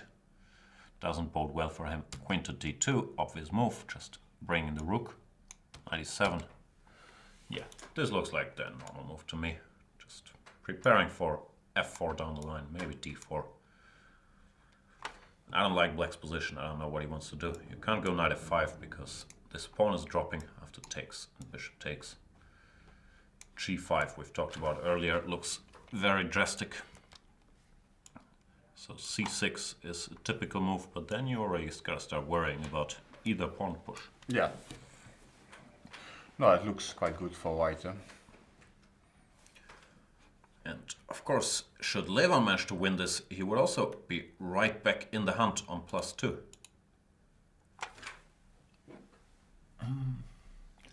How did you fare against Levon? I remember you beat him once after he crushed this Vaikan Zayfield. You beat him in the last round, yeah? Yeah, well, I didn't really crush him. I mean, it was like I swindled him. But point is point. Point is point, that's true. And he was just simply crushing the field. But in the last round, I think I just lost my 2 games before.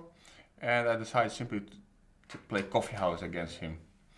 And mainly I let him play against himself. Playing quickly and taking irresponsible decisions. And somehow it made him nervous.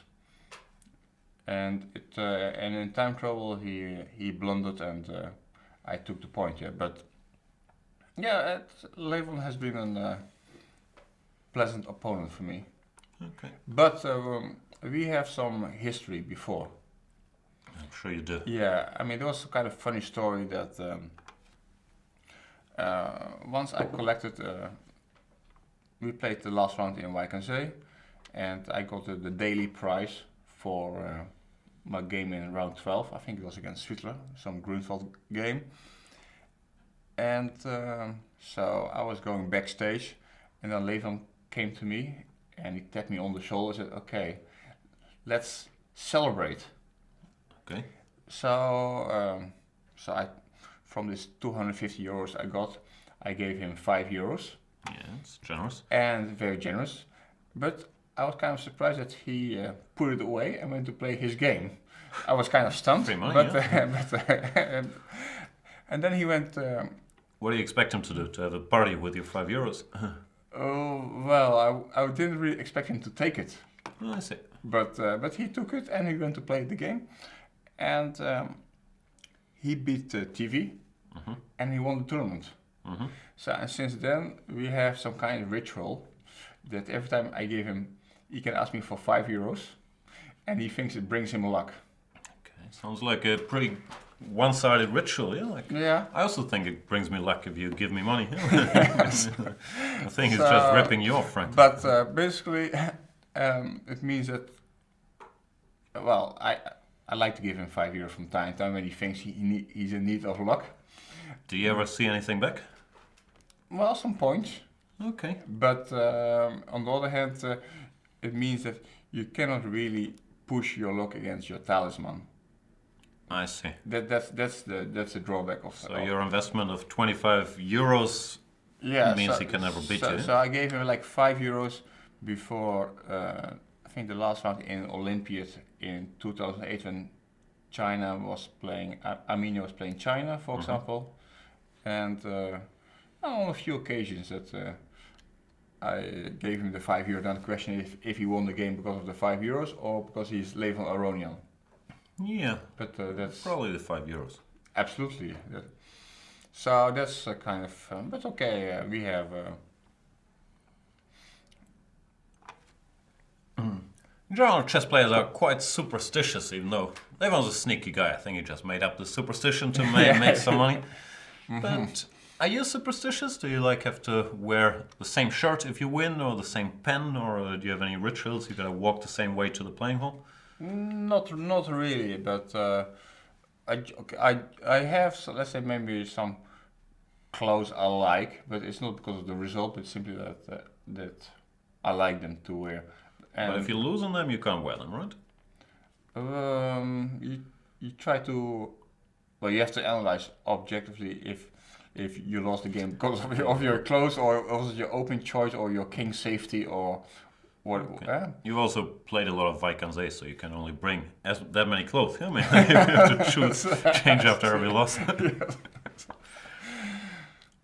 Point taken. I couldn't resist. Yeah. But yeah, most guys, I think, me included, they have some weird superstitions. Like if you lose wearing particular shirt or shoes or whatever, especially the pen, you can't go back to. Yeah, but that's really well ridiculous. Yeah. Of course it is, but But you have, okay. I mean, some clothes they don't feel maybe so comfortable for, let's say, playing chess. It's maybe Right. for opening ceremony or something like that. That's, I mean, there's some logic behind it why you lose in these clothes, yeah, because you don't feel so comfortable in it. But in general, well, it's not, you don't lose because of the clothes. If it's your red sweater or blue sweater, let's say, you take the blue pill. yeah. No, I hear you. Let's look at a bit of chess. Lawrence Trent, in the meantime, has informed us that Fabiano's still ahead on the clock, apparently. In the Giri kayaking game, this sequence we expected to happen did happen. Bishop f3 and c5. Giri, of course, does not miss the chance to free his position. The problem is we are headed towards a draw after some logical moves like the ones we made earlier. This should end in a draw. Peter Svidler did not play the move queen to d3. He went e4 instead. Now the problem is black can sort of simplify the position by takes and c6. Looks like white is take and bc. I don't see why white should be better here. This is a target. Black can continue with d5. Yeah, It's equal.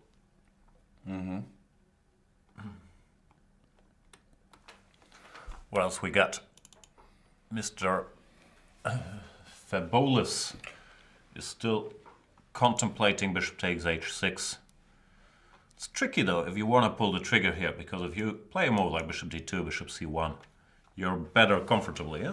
So. Oh, but I'm sure Fabi is definitely contemplating to take on h6 because he's this kind of guy, and okay, he knows he can play it safe, but he likes also just to go for the kill. He's also one of these principled guys. He wants to make the best move, like, and he doesn't care that much if it's a question of style or risk. If he thinks it works, he probably is going to do it. Yeah. So yeah, this. Which I think also makes him a dangerous opponent for, let's say, for Magnus Carlsen. Right. Because he's so principled that Can't bluff him. You can really bluff him, and it's just yeah. And he also, well, he's as we conclude, he's not afraid. He's going for it. He's only afraid of Lawrence Trent. Apparently, that's why he hired him as a manager. Keep your friends close, but your your Trent's even closer, yeah? Mm-hmm. So yeah, this line would set the board on fire if black plays normal moves, rook f8, queen h6, knight takes e4. He's in very big danger of getting checkmated somewhere around here. Even though apparently it's not checkmate yet. Well, maybe the computer doesn't see it yet, but... Feels checkmatey. Rook f4 is the obvious move, but then black can sort of hang around with queen d6. Even this. Now... Not really, yeah? No. The going is gonna get tough, huh? Yeah. This typical position computer only realizes too late that it's going to be made, yeah? Let's make some more moves so it clarifies. Rook e1, strong, targeting this dude. If it goes somewhere, let's say this looks logical. How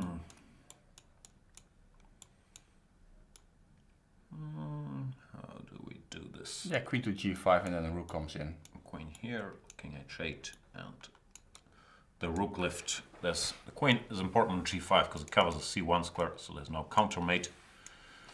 And this is game over.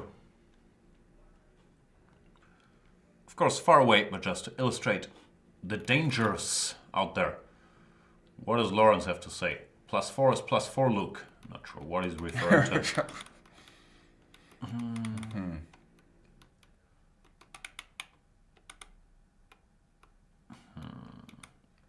Briefly catching up with the chat here, but there's so much action in the chat, I can't read that fast.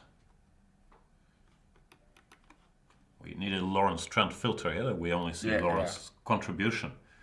You can have a different color that is all in red. Yeah. Anyway, good to see that there is a lot of action.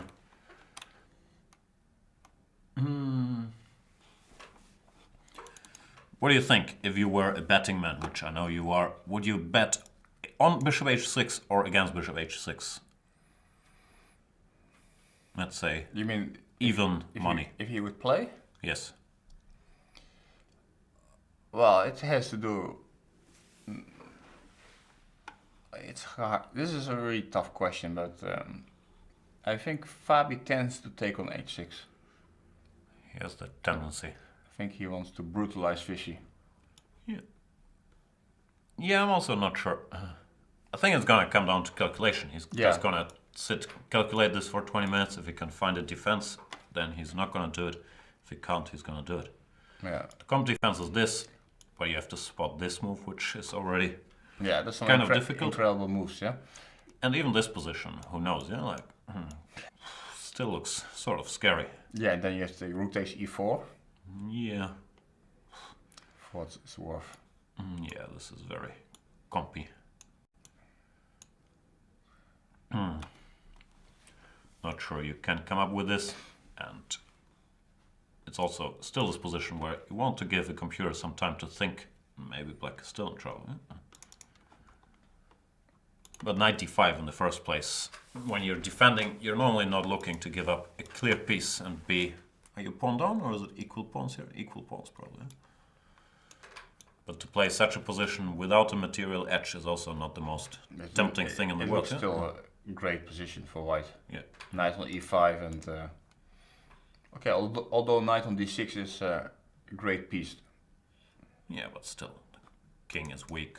Like, the computer doesn't say this is that bad, which is why we're even getting here. It's strange that, well, I wouldn't really consider my king to be that weak here, but...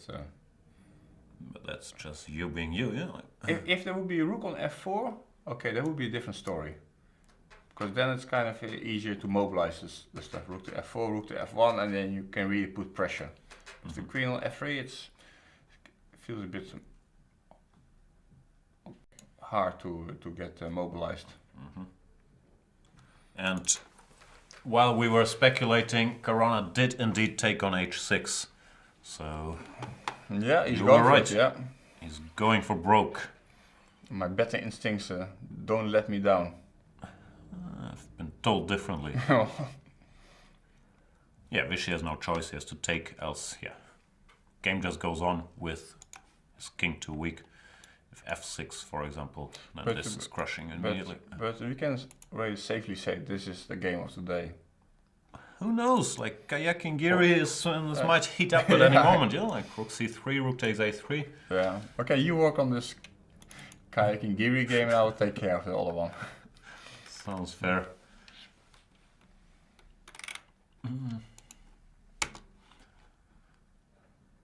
So, yeah. I don't like Vichy's chances to defend this, because this is a kind of position which is also harder to defend than to attack. Yeah, like next move is going to be queen h5, and you have some really nasty decision between. Oh, yeah, this 95, of course, it's hard to come up with. I mean, yeah. Human instinct is more like f5 or bishop g6 or knight g6, but they all seem to lead to big trouble. It simply looks too tempting to go for this. Of course, there was no real need to do it, but on the other hand, well, you can compare it with the Giri Caruana game, in fact. Speaking of Giri, his game has ended in a draw, so 10 out of 10 for Anish Giri. And moving on.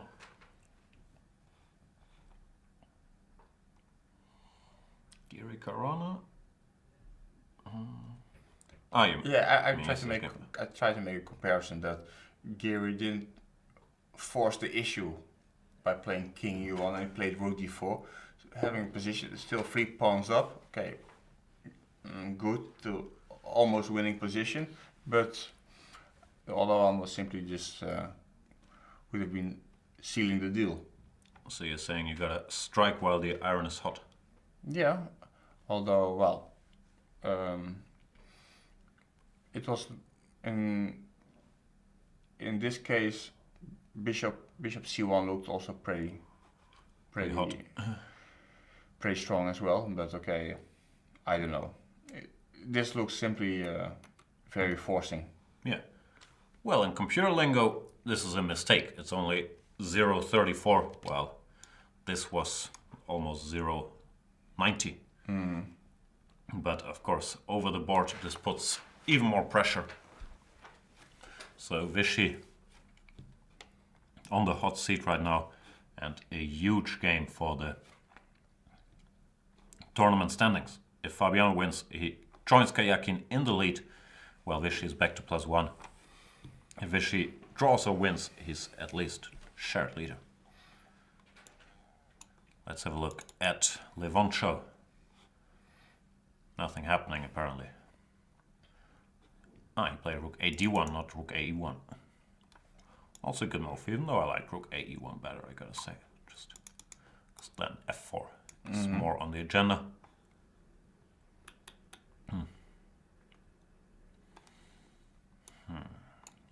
Peter, yeah, e4, c6 on the board.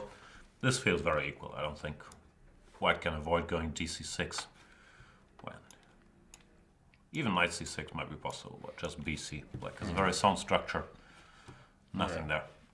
And with hindsight, I think if Peter wanted to play for win or a more complicated game, he had to take it slow here. Yeah? Absolutely, yeah. Because this, okay, Yeah, Black's moves are all obvious. I don't like this move, knight d5. You know, there was no need to. He could wait. Yeah, also practically, like this sequence after knight d5. Yeah. Every one of us would play this in every blitz game. Yeah, takes, bishop h3, c6. Yeah. Really puts 0 practical problems. So yeah, looks like we're headed towards a draw there. We already did get a draw in Kayaking Giri. And let's go back to the Fabster. The Fabster, yeah. Yeah.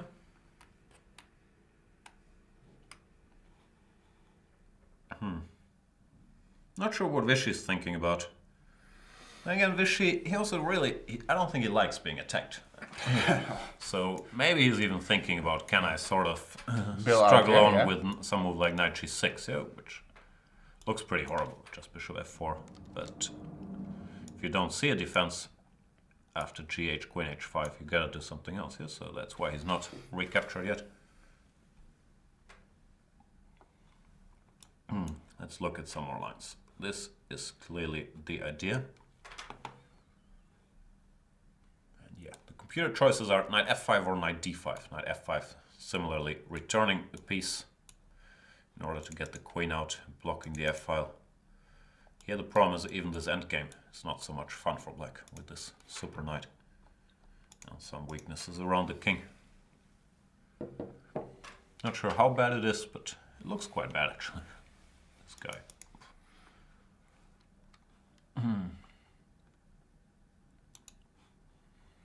And this line, I think, is just impossible to find.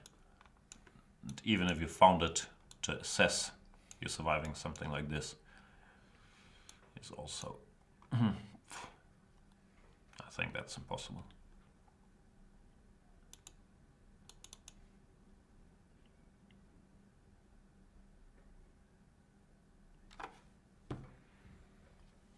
We're just gonna stop talking now. Wait for a move.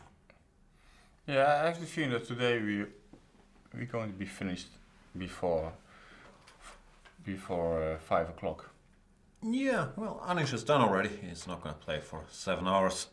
I think Svitla is going to be finished pretty soon. Yeah, this looks like it could end in a draw quickly. This game could last a while. Yeah, and I have the feeling this Fabiano Anand game was also not going to last that long. No, it's likely that this is gonna be decided before the time control at least, yeah, because either Fabiano's attack hits home or it doesn't.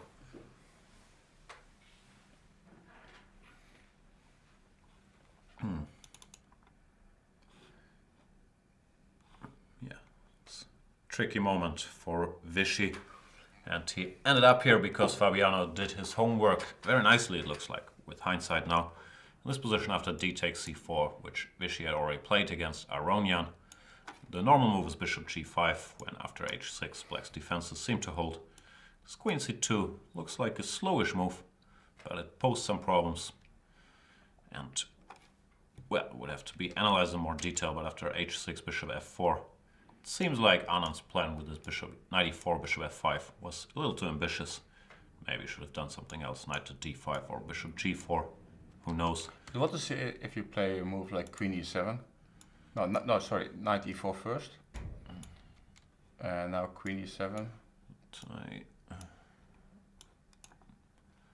would guess this, no? You just want to take.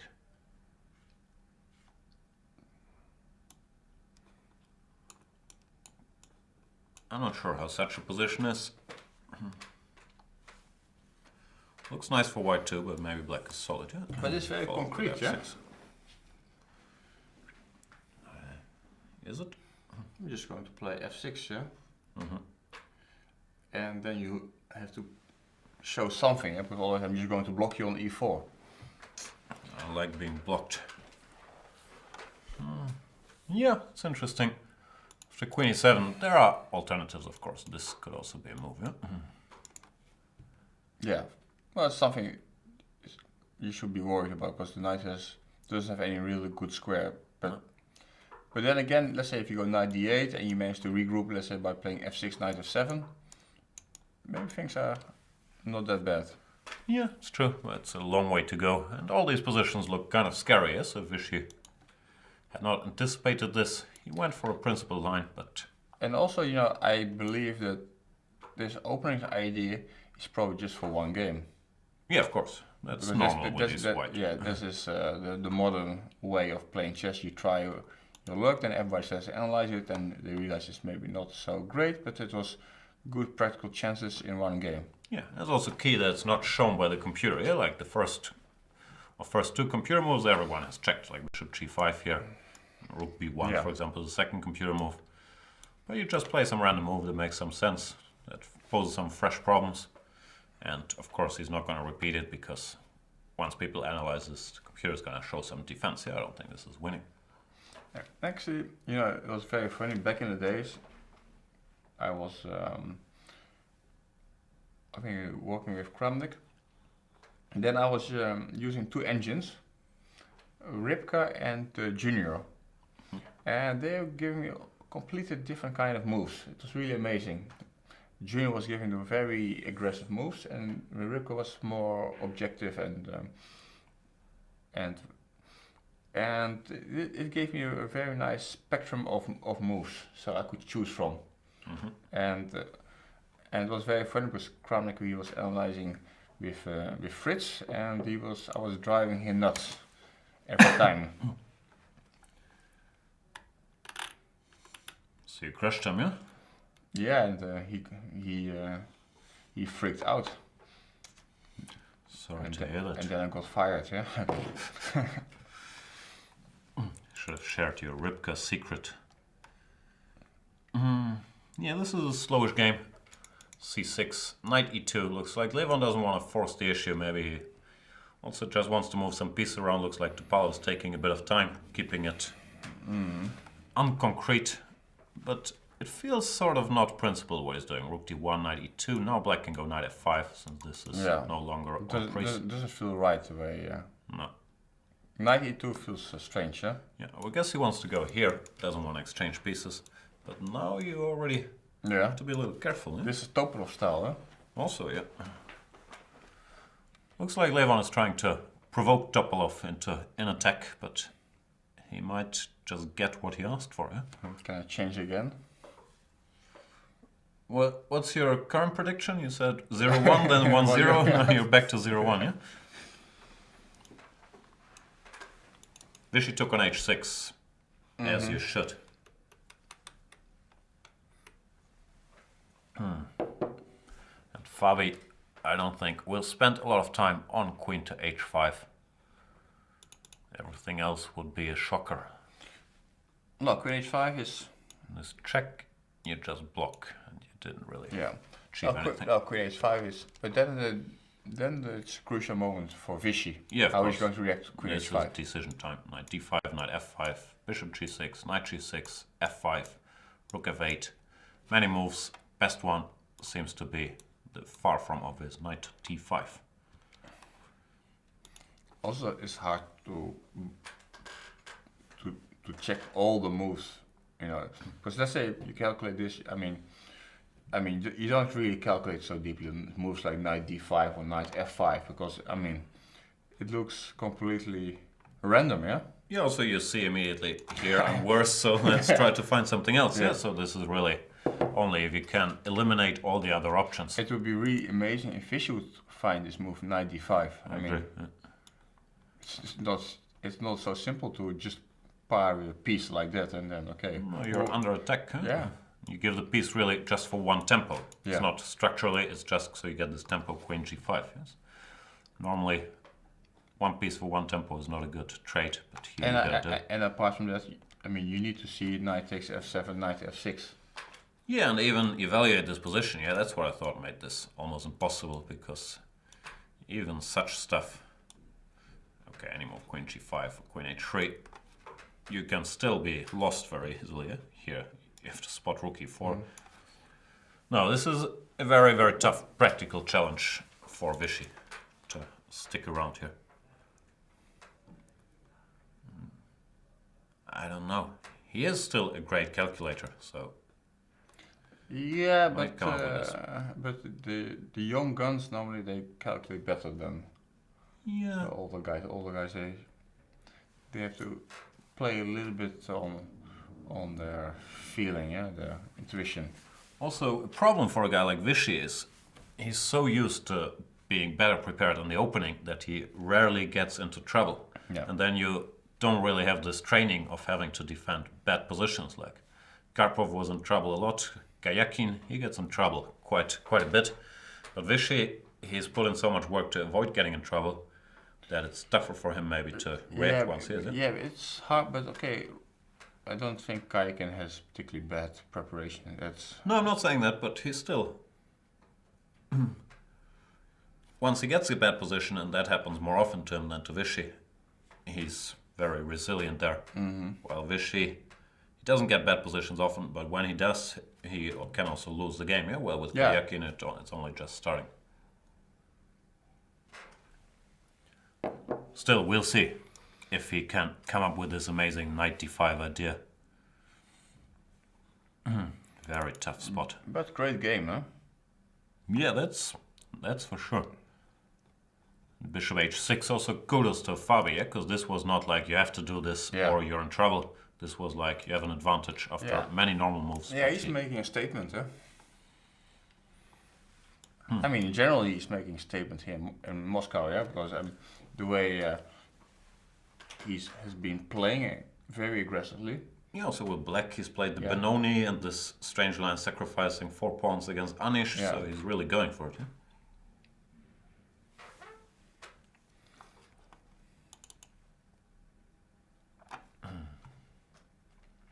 Let's check back with Svidler for a moment, because a lot of things happened here.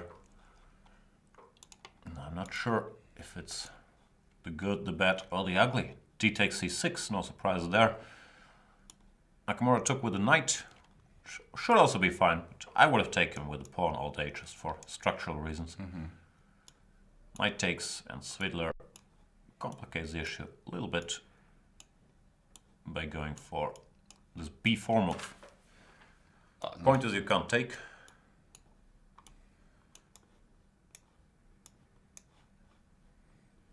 It's not a big complication. I think it's just soon going to be some perpetual check or something like that. Let's see. So after the bishop had to go away, Svidler took the pawn, rook e4, queen c6, and rook ae8, offering up this bishop. But if you take it, there is a little trick with a draw. So, knowing Svidler, I wouldn't be surprised if he took here, because he doesn't like dealing with an initiative, and he probably doesn't rate his chances too highly. Yeah, because if he wants to keep on playing, he has to defend the pawn. But still, black is extremely active. The bishop on b6, and it's to go through all this trouble for nothing. Yeah, It's a little scary. Yeah. Doesn't really feel like you can win such a position. Especially, let's say, when you're used to play the marshal. Exactly. And you had this pawn down position, but okay, it's like this b pawn is going nowhere for the time being. No, I'd be very comfortable here with black. Yeah. The rook on e6, go h5, h4. Normally, as a marshal player, you think, I can only win this. Yeah, I mean, if the guy defends, it's going to be perpetual.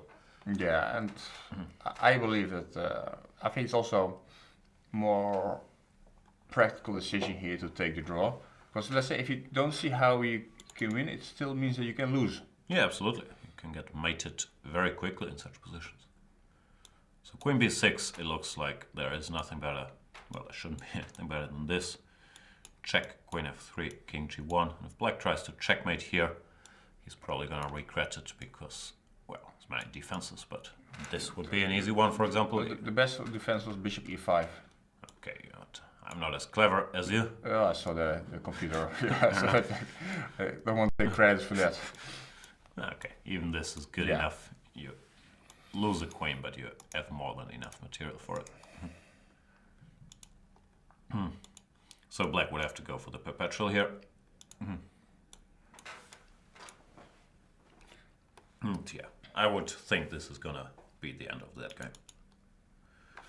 Pity for Svidler, once again, does not really get close to a loss. Today I blame it on the move close to Windsor. D4. 95. 95, Yeah. which is sort of, inviting simplifications. And also Nakamura is much stronger if he can, like, play it directly. Yeah, he's of course a guy who likes to play for initiative, and he's not this kind of, well, okay. Shuffle around guy. Yeah, although when you have like around 2800 rating, I mean, also you strategically cannot be that weak, yeah? I mean, No, when we're saying such stuff, it doesn't mean these guys are putzers in other areas of the game, but they have some preferences, yeah? And the game, as expected, is gonna end in a perpetual. All of this stuff is on the board. So this is gonna end, or already ended, in a draw, which means poor Peter Svidler still without a victory in this tournament. 9 draws, 1 loss. Nakamura won a game, as you correctly pointed out, lost 3. Yeah, today this might also be a bit of fatigue, because I believe earlier in the tournament, when Svidler still had more of a shot, he would have played something else than knight d5 here. Probably this move.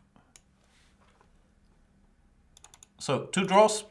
Kayakin against Giri, Svidler against Nakamura, and Vishy Anand has played knight f5. The alternative way, which in a way is more logical than knight d5 because this pawn closes the f-file. The problem is this pawn is quite strong somehow. Yeah, and the material now is even. And also, let's say, another thing is that this bishop on h7 is, well, Sort of still crippled, out of play. Yeah? So I'm not even sure that,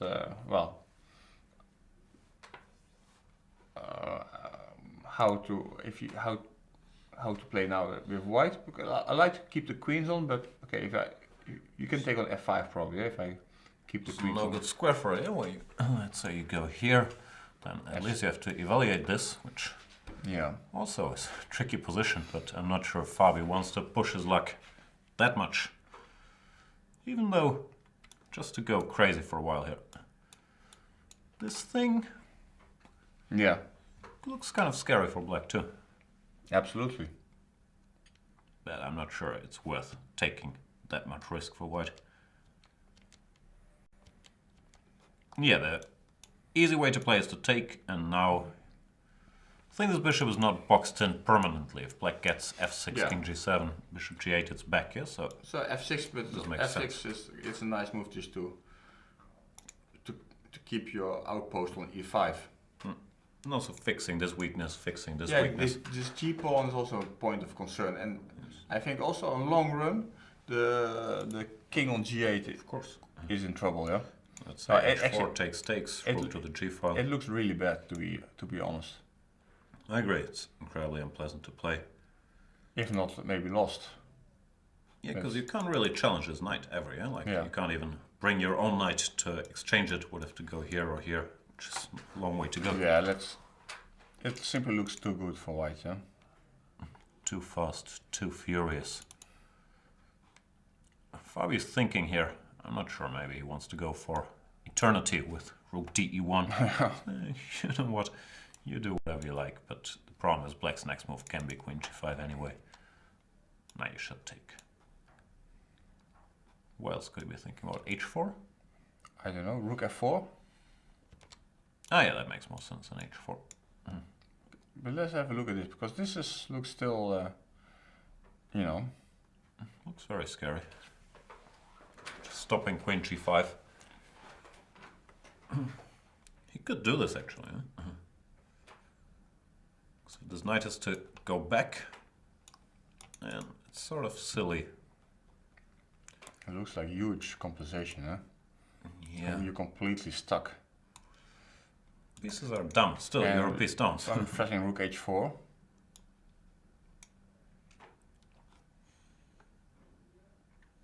Looks pretty scary. So you have to play what? Queen c8? Very funny move. What's that? And then rook takes e5. Oh. Yeah, but this is impossible to come up with. Okay, I have No clue what's going on. Yeah. Okay, maybe you can go here. Which looks a bit like suicide. You just brought this one defender, now you move it again. What's going on here? Oh, this you survive, eh? Yeah, nothing going on here. No. Yeah, I was thinking knight g4 is the critical.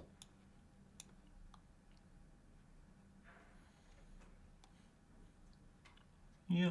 No, it's very tough to defend.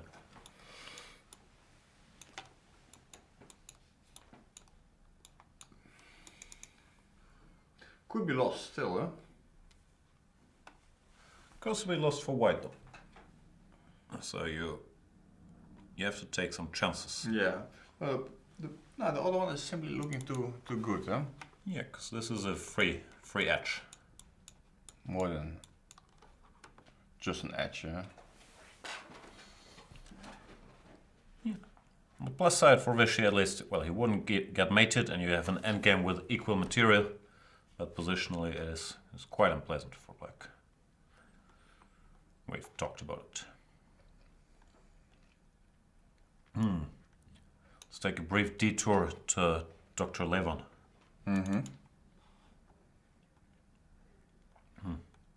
Yeah, somehow he didn't really achieve that much, huh? No, he probably wisely took here, but... Because basically black managed to get rid of this knight on c6, and, well, and now he managed sort of to develop his pieces, huh? So, it's just equal.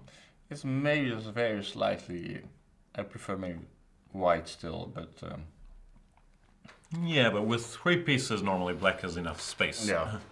Levon played d4, fighting against his bishop on a7, queen to c8, avoiding the threat of d5 and planning bishop h3. He's played knight c3. It looks like similar operations like in the Svidler game are possible, even though I think I don't want to allow white to go here. Yeah, that's something you should not... So I might have to take here and now do this. Because if you play d5 now, then at least my bishop is very active. But still, I have maybe a small edge, no? Or... Could be. Because this bishop is also very nice, huh? Yeah, it's a little different in this Fiddler game because this pawn is so weak. So that's his point. Can we do something else? d5, you just take. Yeah, this doesn't seem to work. No, that's just a pawn, huh? Okay. Yeah, not enough.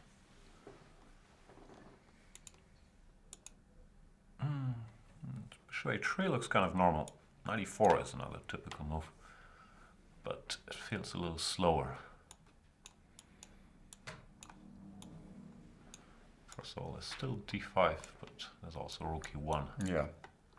Taking over the e-file. No, this feels bad. Yeah.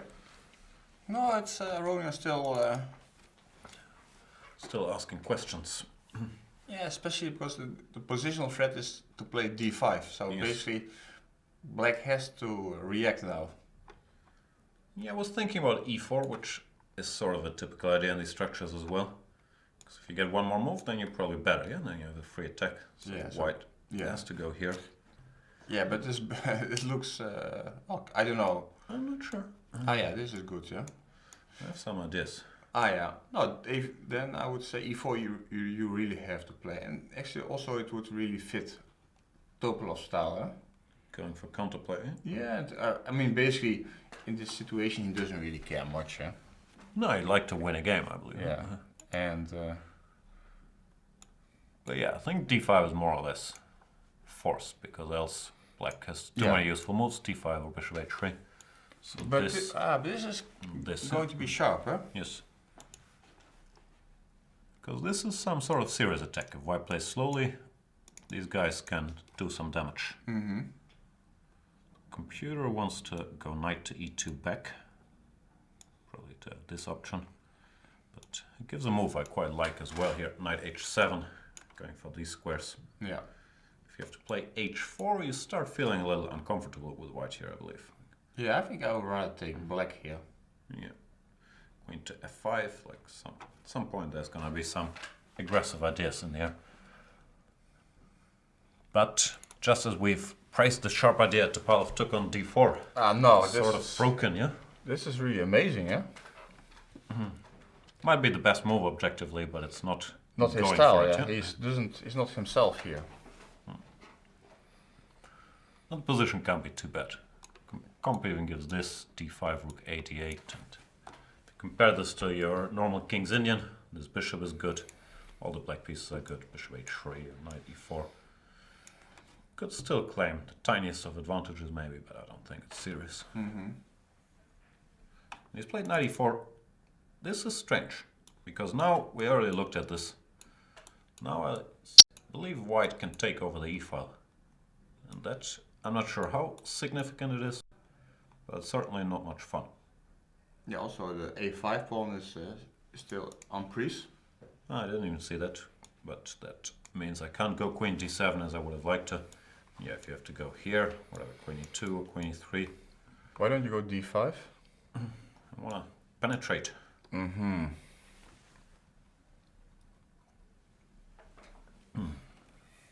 think that's gonna be very unpleasant. Yeah. And yeah, d5 of course is a good move too. And I like taking over the e5. No, but Topalov, he took some very strange decisions. First of all, not to play e4, which is typical for him. I think he just wants to make a draw and go home, and maybe underestimated the dangers here, because he's not fighting for first place anymore, and I don't think he's that motivated. Yeah, okay. But yeah, this would be the obvious attacker's choice here. And also knight e4 very quickly, might be okay, but it feels dangerous. Now there's a choice, but this sort of looks logical as well, just to get this rook unguarded. Here, here you're gonna be in trouble, right? Takes, and some d5.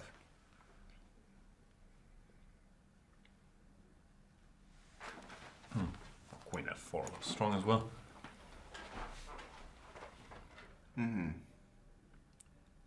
So for the standings, that means that Levon, should he manage to win this game, he would catch Kayakin and then be tied with Caruana, should Caruana win, or Vichy, should Vichy draw. If Vichy wins, then he would take over the sole lead, but that's not very likely at this moment.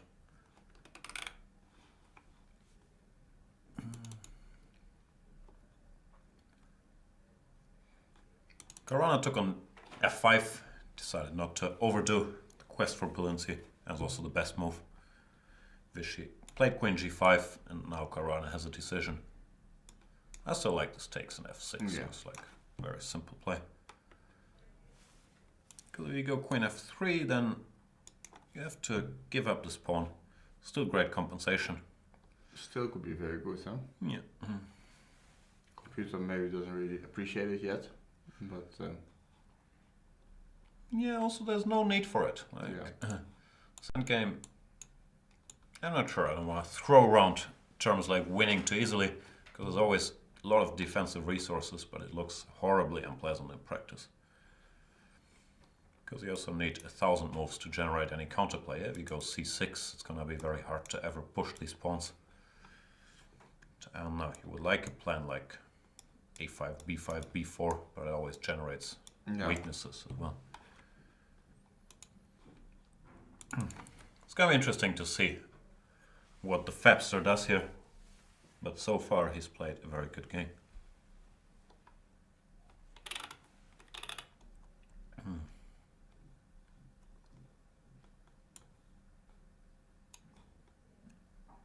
Okay, looks like we've reached a quiet moment with only 2 games going. Oh no, Levon took on e4. Now we've reached a quiet moment. Now he's going to calculate if he wants to take here first or go d5 or rook e1. Bunch of options. So let's get to an important topic, which is very close to my heart. If you were stuck on a deserted island and you can choose one companion, but it has to be one of the participants in the candidates tournament, what's your choice? Well, some guys I know better than others. Okay. For example, Topolov I know quite well. I was also working with him, had some training sessions with him. Okay, Peter Sweetler, I know him from since his childhood. So, Anish I know already for a long time. And, well, I must say that personally I like Anish. He has good sense of humor. And, but also Aronian is also kind of funny guy. He loves to trash talk and stuff like that. That's also very important. Yeah, but let's not forget you're stuck on a deserted island. You also want to survive, yeah? Like either find a way out of there, or you need the other guy to help with constructing rafts, okay. houses, finding food, and so on. So, I mean, it's your choice. Like you can entertain yourself for a week before you starve, yeah. But but you can have it all, huh? No, that's what I'm saying. It's not an easy spot.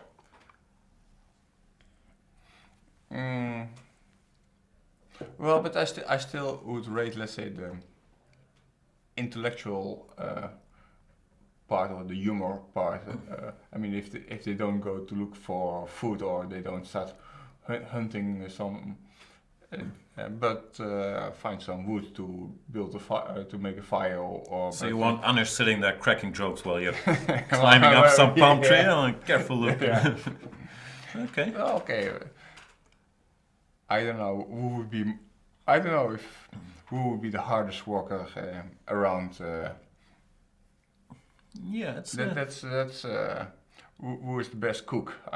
I know Veselin can cook. That's okay. That's a surprise. That Levon is probably a good cook. Like no, I mean, well, probably you have Armenian roots. It should be. Yeah, and he also fancies himself an artist. Yeah, he likes to cook stuff. But once again, there's no supermarket on that deserted island. Yes, so there's also catching the fish and fighting the boars, killing them. Yeah, so you need to be sort of an all-rounder. Yeah, and I don't really see Anish doing the hard labor. That's what I'm worried about. Yeah, like Anish, I'm sure he would have some witty running commentary, but I'm not sure. I'm not sure that PBS or Fishy are suited for that either. Or yeah, with Svidler, like I'm not sure if he has his laptop, but if he does, like it's bad news, yeah, like for getting him to catch fish. And Vishy, I'm also not sure. I would guess his wife does most of the cooking. Yeah. Around there. You know, an interesting, just to bring in different name into the discussion, Fabiano. He's young, but I think first of all, he's improved his physical shape greatly. He's working out. He's very resilient. Mm-hmm. And I think he's a good combination of witty but sort of practical dude. Oh yeah, to survive. yeah. Oh no, yeah. No, he has also good sense of humor, but yeah, and he could also. I mean, this guy would be simply a killer, just to go for the boars or. Yeah, that's what I'm saying. Yeah, he's not afraid. Yeah, and the guys would definitely bring food to the table. That's for sure. Yeah. Also. Yeah. Maybe he could call his manager, like things fixed. Well, that does. I'm not sure that would help. But, yeah, let's assume there's no internet, no cell phone reception. Yeah. No, but I mean, do you think that if Lawrence Trent is part of the deal, that would help his cause? Not particularly. That's what I'm also thinking. So. But it's just one guy, so let's forget their acquaintances. No, basically, okay.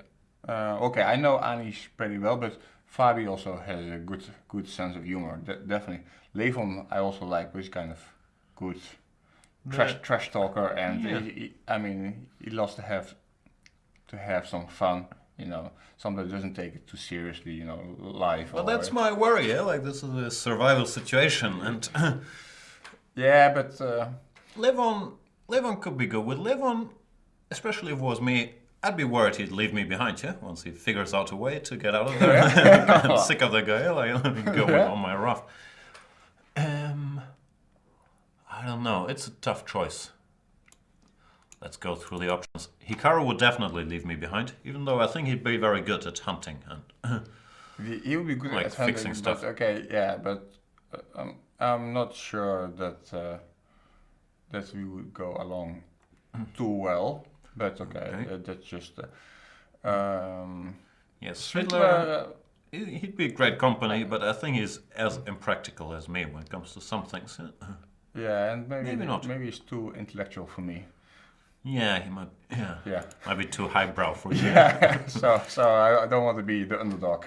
Yeah. So. Anish is a funny guy, but yeah. Yeah, but he's not made for this hard labor. Yeah, I agree. And I'm a bit afraid that, like your fear you have with Live on Road in it. No, I have the same fear with Anish. Yeah, you leave me behind and send me a postcard once you arrive.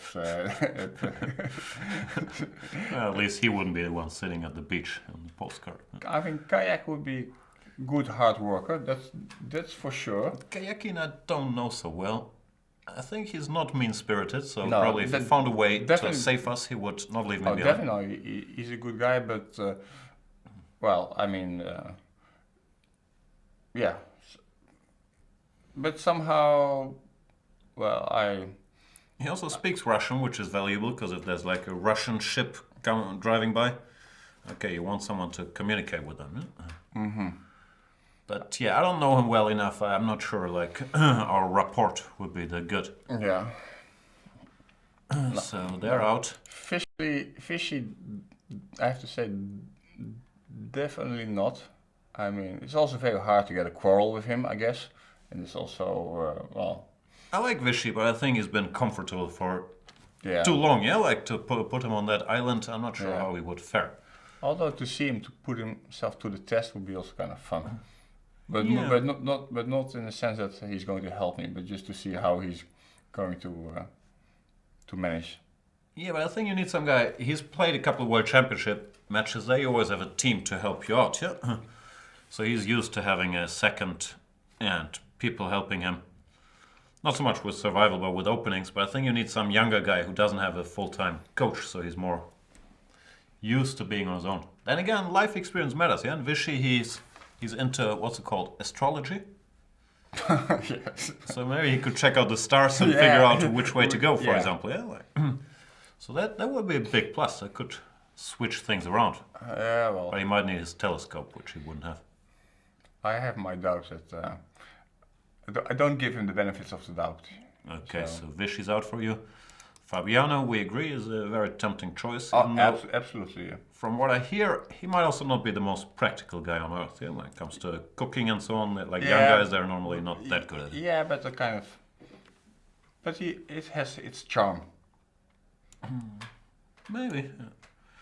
Till he gets eaten by that boar and you're by yourself. yeah? And then I eat the boar. So I'm eating Fabi in the end. I think Vaseline could be a very interesting choice, actually.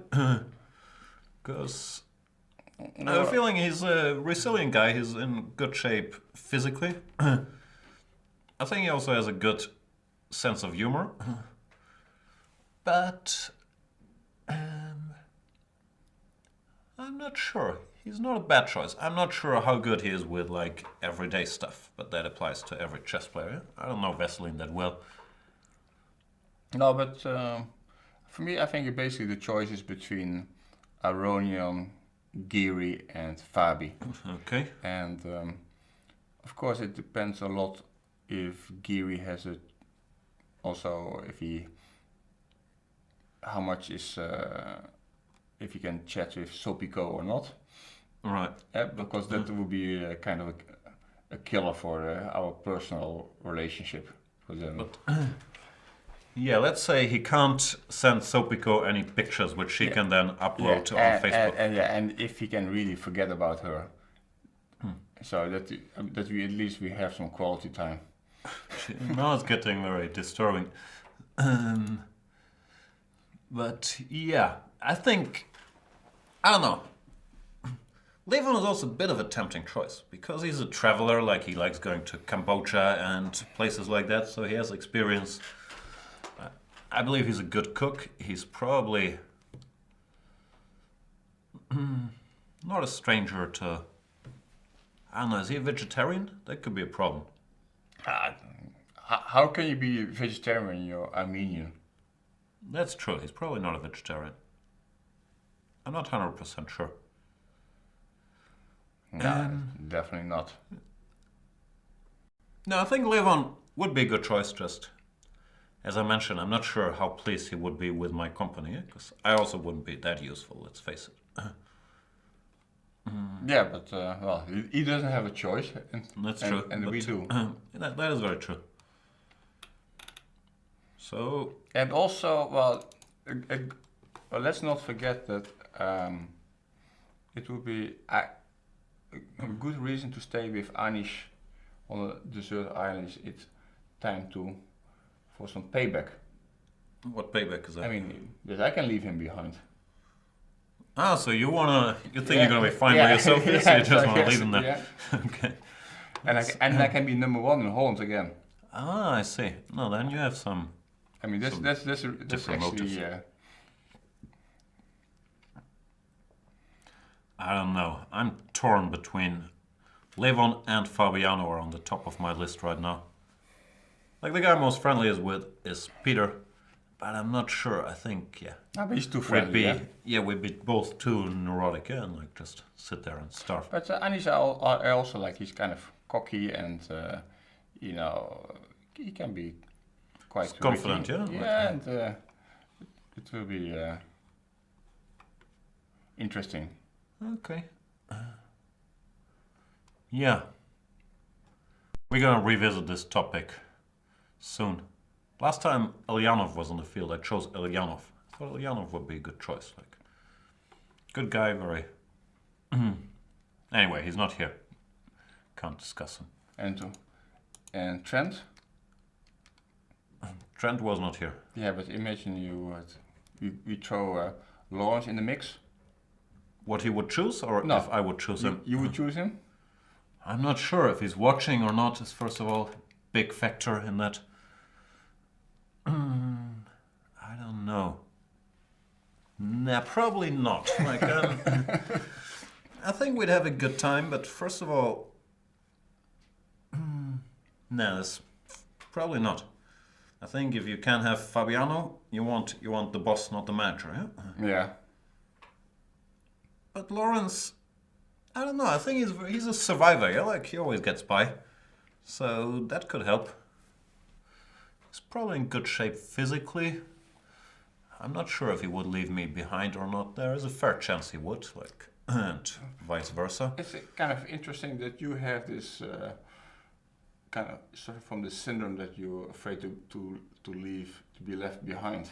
That is true, but yeah. Basically, well, I won't have this fear at all. That's interesting. But you're already plotting to leave Anish behind, for example, yes? So, Yeah, you have to be the aggressor. Come on. I don't know.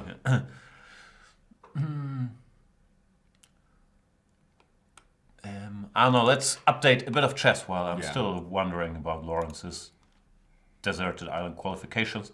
So Fabiano took on g5 as expected, went f6. This is a nice move to play. Cutting the board in two, they say in such a situation. Yeah? Stopping f6. No, but I think I saw the move now Anand played, and I think he's going to lose now very quickly. Why is that? Because you can take and play h4. I think you should go be for going mate, to yeah? mate him. I mean, the rook is coming into play. This knight is such a powerhouse. Yeah, I agree. It looks terrible. Because his bishop has a lot of squares, but white can just play on the dark squares. And Just stay out of the way. you cannot take on h4 because rook f4 and mate is coming. Yeah, this is just game. So this is going to be over very quickly now. Very possible. If Fabiano takes, which is also not forced, but no, it looks it looked very logical to me. very human. Yeah, I would say a no-brainer. Play h4. Yeah, I agree. It's a very tempting choice. So Fabiano is gonna be in good spirits. Yeah, It might also matter, like, for the deserted island. If he wins this tournament, he's gonna be cheerful. He's really gonna be very motivated to survive, so he can play that match against Magnus. So yeah, that helps his chances.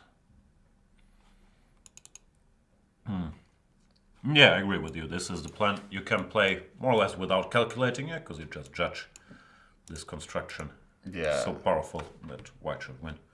I mean, just send, even if not direct mate, I mean, you just go rook f4, king f2, and rook g1, and it's just hopeless. Yeah, the plan is pretty straightforward. Take double rooks on the h file, checkmate. To be honest, I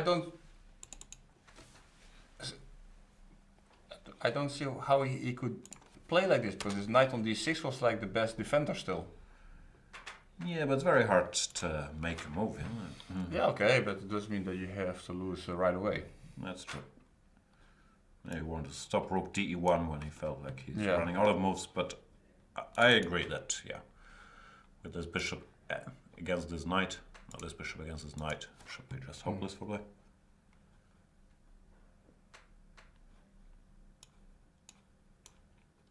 Is there any... There's no real counterplay, right? Because the only counterplay there is c5 and then mobilize the c-pawn after cd4. It just feels too slow. Something like this, say c3. No, it's already Even different ways, but even g6, huh? Oh yeah, let's do it without tactics. Even something like this. Yeah? You just give the c-pawn? Ah, sorry. Okay, this is also not so tempting, you know. Yeah, no, it's just bad. Okay, let's say you go here. Well, this is just always winning you. Yeah. Threatening g7, rook h4. Takes this, wins a piece. No, this looks very bad. Levon Aronian has put his rook on the 7th rank against Topalov.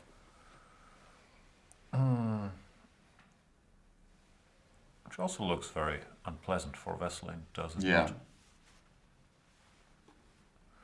First move you think about is getting some counterplay here, but probably queen f4. Careful what you wish for. That's what I thought as well, but rook f8 is still sort of hanging in there. So first rook b7, yeah? This looks very strong. Covering b3. You have no move. Threatening this. Yeah, it's just lost. I mean, after queen b1 check. So you have to go passive, I guess. But it's not the most pleasant of situations. So this guy is still a target, even if I play some move like this. But it looks like even stronger is to go here.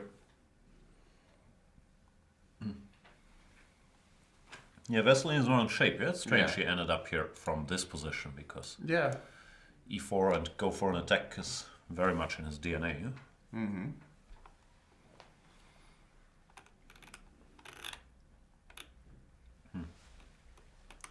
Oh, is Lawrence in the chat? He's in the chat, but he didn't elaborate on the island discussion.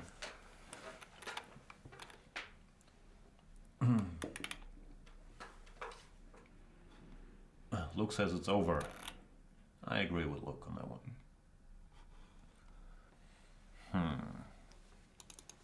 Yeah, Fabiano's taking his time here. I think Fabiano, he's a bit of a calculator. He doesn't just wants to play it on general grounds, but he's trying to make sure this counterplay comes too late, for example, and stuff like that. Also, maybe he's tempted by, well, this is the comp line. Something like this. Well, that's ridiculous. Feels strange to go for it, when the other line is so clean.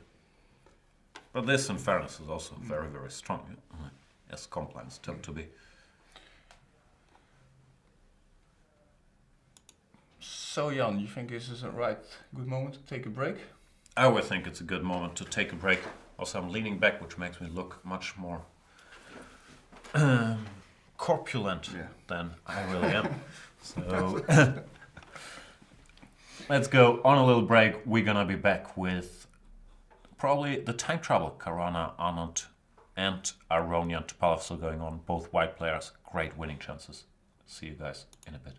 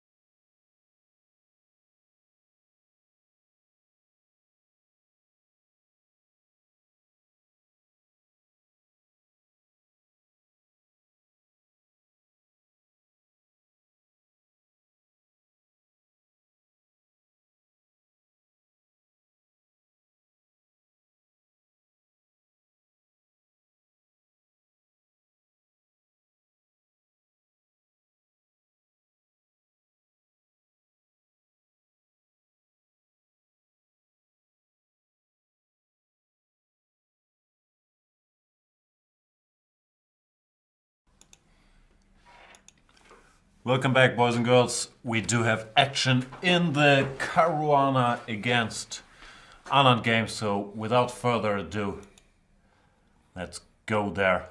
The position on the board is the one after knight b5. When we left, we were expecting bishop takes e4, which seemed to be very strong, just strategically.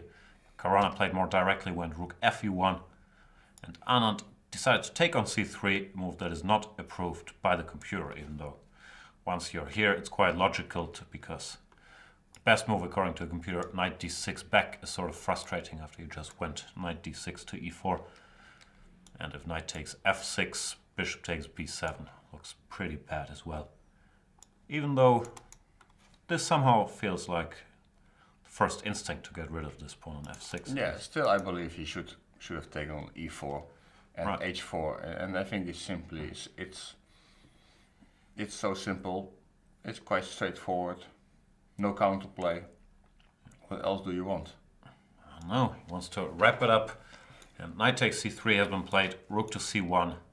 And this knight is on a very bad circuit all of a sudden. If you take on a2, just rook takes c4, targeting c7 and b7. So you have to go c6, and with this guy out of play, white just crashes through with d5. No surprises there. Therefore, Anand went for knight b5 back, and Caruana took on b7. Well, it looks like Anand is in real big trouble. Yeah, it looks like completely lost. Yeah. If rook b8, then bishop to c6, or bishop to d5, both more or less crushing. And he's played rook to d8, covering the d5 square. But this is asking some unpleasant questions. You have to give the exchange because of the double attack, so this is only move. Now you just take it, takes. You gotta be a little careful because of the threat of rook e5 and knight f3. But that's child's play for Fabiano. He's gonna go king f2, covering this square. And additionally, there's this back rank problem. So let's say here, you can go here, yeah? Yeah.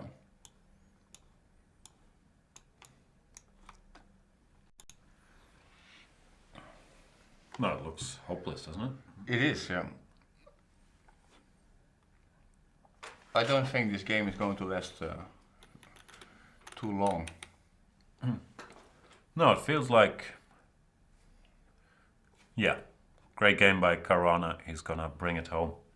And I shouldn't read the chat too much, but it's amazing to me. People, now I'm reading the occasional Vichy should retire again. He was leading the tournament before this game, like the candidates tournament, so give the guy a break. Yeah, some guys have been very harsh on Vichy or Anish, or it's really amazing. Yeah. All of this is chess at a very, very high level. And we're only so smart because we have an engine running that tells us what's going on here. Yeah, like I believe that applies to most spectators as well. But it's very, very tough chess from both sides. Especially today, Fabiano's bishop h6. Like, you need to be very confident to do this. It's not a direct win or anything. But it has paid off. And after rook d8, this is the position on the board. He's gonna go for the exchange with bishop c6 and bring it home. There's alternatives. Maybe he's thinking about knight c6, for example, which also looks very unpleasant for black. But yeah, but no need not okay, to cash. bishop c6 looks very forcing, yeah. Yeah. So Here you get something like this. but okay, this looks a little bit complicated. C pawn still active. Yep. No, he's gonna go bishop c6, pick up the exchange. What's not to like? Yeah, king f2 also, and c4 pawn is next. Yep, it's gone.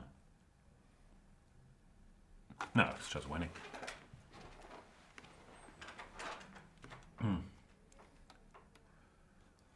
So good news for the Fab fans out there. If he wins this game, which it certainly looks like, he will join Sergei Karyakin on +2. Levon Aronian still has a chance to do the same thing. Karyakin drew his game, so he has 6 points, as Caruana would have should he win. Same with Levon. Let's see how Levon's doing. Rook b8 on the board, king to g2, bishop b6. It's unpleasant for black. This is weak. can never challenge the e-file. White is gonna look for a way to break through with some c5 or d5 or queen e3, rook e8, many ideas. What do you think? Well, queen e2 looks like the most natural move here, yeah? Yes.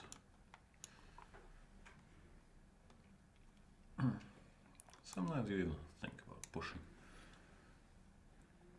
Well, basically it's just very hard for black to find a move. This is... say this, but then there's new problems arising. No, it's a bad position. Has also not invested in style yet to defend some unpleasant position without counterplay. It's actually the hardest part in chess when you have to sit tight. Yeah. And yeah, computer says this, which is logical, which is trying to stop this. But even this endgame is extremely unpleasant, yeah, because this rook is so passive. Probably losing a pawn sooner or later. And if you try something like this, then white just goes c5. No, you cannot do that. But what about if you try to get rid of some pawns, like play a4? Okay. If I want to keep pawns, what's going on? Ah, you have some tricks like this. Yeah. It should be avoided. Why can't you do it immediately? Bishop a3. Ah, because of bishop a3. Bishop a3 and then bishop d6 and then c5 and then you're... Getcha. So a4. Well, we can grab a pawn, Yeah. but at least there's not that many left. Yeah, Yeah, but here I'm getting some counterplay. Or not. Maybe. Well, something. Yeah, but you know, what was wrong, you should not take on b3. So this guy's still hanging. You should play rook c8. Make a draw here.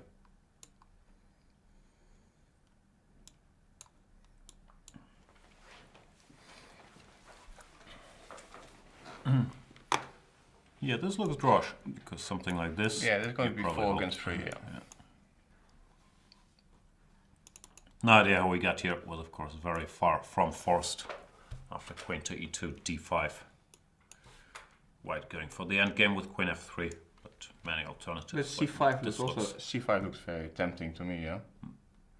Because here you're still sort of stuck. And now queen f3 maybe? Maybe. Bishop No, that's c7, rook e7. So you have to play king g6 first? Or something like that. But I'm gonna try to tie you up forever. You have to go bishop c7, yeah, because else this wins. Here. The problem is if you go c8, I believe I'm winning this, no? Yeah. The rook on the 7th. And here, oops, not here, probably here. All looks pretty bad.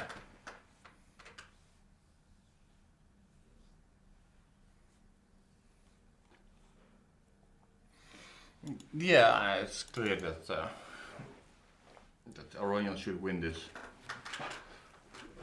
So it does look like we're gonna have a three-way tie in first place after this round, yeah, with Aronian, Caruana, and Kayakin.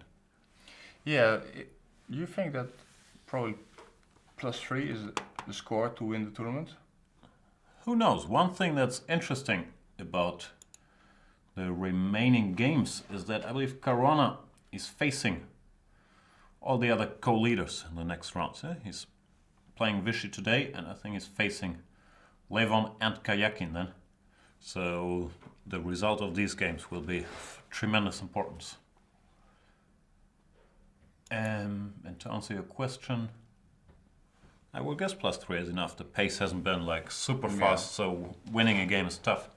All these guys will have +2. Could be that we get two guys with +3, yeah? Like, especially since Topalov and to a lesser extent also Nakamura and Svidler, they're gonna lose a bit of motivation now going into the last rounds. So have there been any decisive games between Aronian Caruana and Kayakin? Like ever? No, here. No. In So- general, outside of Nakamura and Topalov, there's only been 2 losses by the rest of the field, I believe. Vichy lost to Kayakin and Svidler lost to Vichy. I believe that's... not sure. Oh no! Aronian lost to Vichy as well. What I'm So- saying is that, yeah, there haven't been a lot of decisive results. So I'm just among the saying leaders. that if Aronian wins, that he holds the tiebreaker. It's all too complicated for me. First tiebreaker is direct encounter. Second tiebreaker is Number of number wins. of wins. Since Aronian lost the game, that's good in the number of wins column. Yeah, he holds Yeah. the tiebreaker. You are right, sir. Let's check back in. With the Fabster, Knight c2 is on the board, and he's gonna probably play this move, because it's a nice move to make. Also wrapping up this pawn. If c3, you just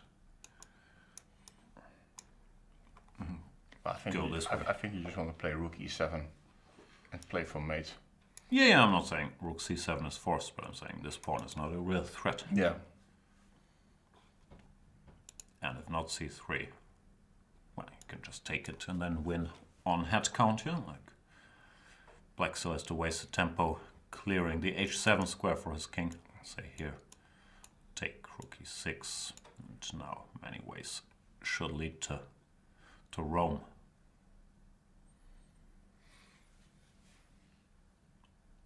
Yeah, it's fairly hopeless. Even if black gets this pawn, like white is always gonna win some endgame with the 2 rooks against rook and Yeah. bishop.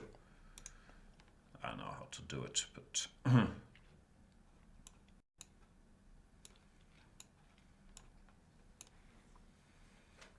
it's just winning.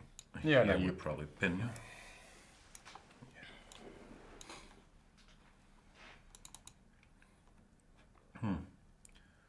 No, Fabi's gonna bring home the bacon.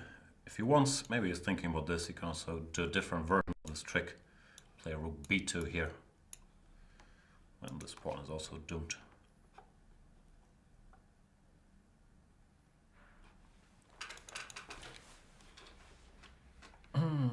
Caruana catching some speed, drawing his first, what was it, 7 games? And now 2 nice wins, followed by very nice defense against Anish. Yeah, it's a long tournament. It's you have to keep some energy in the tank. Yeah, even though I don't think he was trying to save energy in the first rounds, he just didn't manage to Yeah. win one. Yeah? No, but I mean that probably the guy was in good shape to still to keep on playing, like in the way he was playing in the first few games. That he's not really tired or I don't know about how are the other guys how they feel. Yeah, I mean, but of course, the younger you are, the more energy you normally have. Yeah? Like, of course, we don't have his experience and the World Championship match preparation. The longer the tournament gets, the bigger the edge of the young guys should be. in Yeah. theory.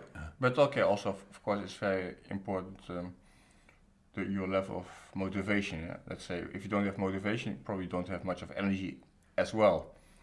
So guys like Svidler, Nakamura, Topalov, I guess they soon they run out of steam and they start to wonder what they're doing there.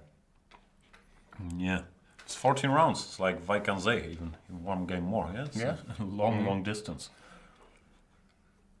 Well, Vichy's not gonna lack motivation, even if he were to lose this. He's only half a point behind the leaders. Is that true? Yeah, I think that's true. Rook e1 on the board. I think Anish never needs any motivation. He just hates to lose a game enough. So I don't think Anish is gonna run out of steam. And also on 50%, still has a chance. Yeah, like it's unlikely, but why can't he win 2 games and all of a sudden be there? Yeah, but probably he needs to win 3 games. This is the main problem. Yeah, but in order to win 3, you first have to win 1. Absolutely. Wisdom, ladies and So, gentlemen. what I'm supposed to say here? Can't argue with that, yeah? Rook 81, bishop to e4 on the board. Yeah, just take the guy, no? Just take the guy and... Yeah. Now he's just gonna win on head count. He's just going to be exchanged down and, well, there's, well, I don't even think any technical issues of... No, Vichy is very good at building fortresses, but with the two rooks there's just gonna be too many targets in his position. How do we do this? Check, king h7. King is misplaced now. That's Okay, yeah, you have to, well, anyway, to move the king, yeah, so king g1, yeah? Because otherwise the pawn is going to be taken with check, yeah? Yeah, okay, we can also go here. Check, you go, then you start feasting.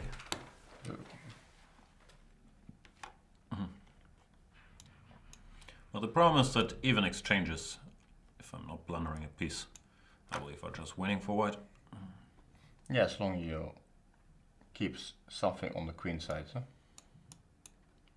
Yeah. Don't want to exchange this pawn. So here, you manage somehow. still some resources. Even though, just to play devil's advocate, I believe even this should be winning.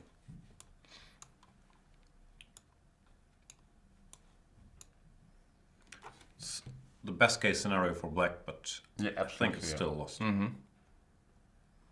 Especially with this guy, you can probably maneuver to target it, force Yeah. a6, and then Also, you can go after the king. make a passed h pawn. Also, not. No, still some precision needed from Fabiano, but I'd be shocked if he didn't win this game.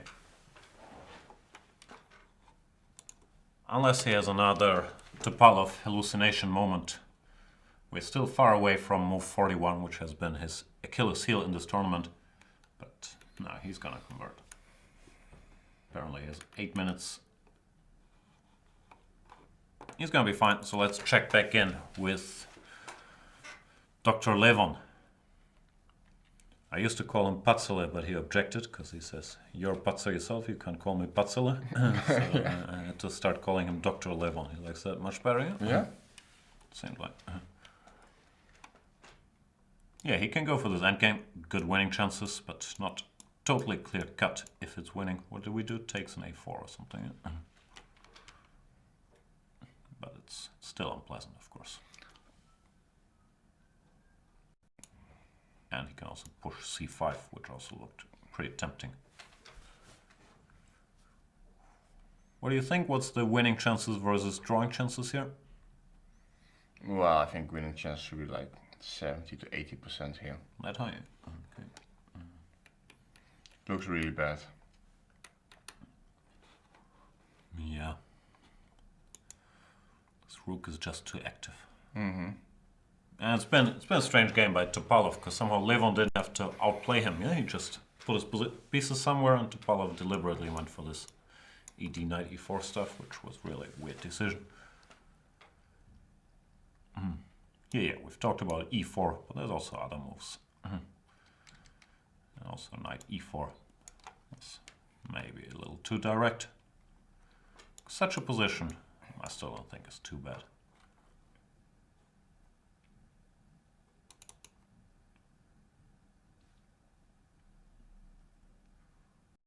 Fabi, when's the time control? It's still 40 minutes, so still a lot of play left to get there. Do you think this game is gonna last past the time control? Probably. I'm afraid so. He's played king g1, Yeah. getting out of the way. That's a prophylactic move. Gotcha. If you want to learn more about prophylactic thinking, check out my new video series, but it's really Artur Yusupov's new video series with me sitting there asking dumb questions. People are saying it's very instructive, this concept of prophylactic thinking. I certainly learned a lot from doing it. If I was black, I'd want to go c5, knight d4, but I wouldn't want this knight on d6, so can't have it all. One problem is if bishop g6, there's this little trick.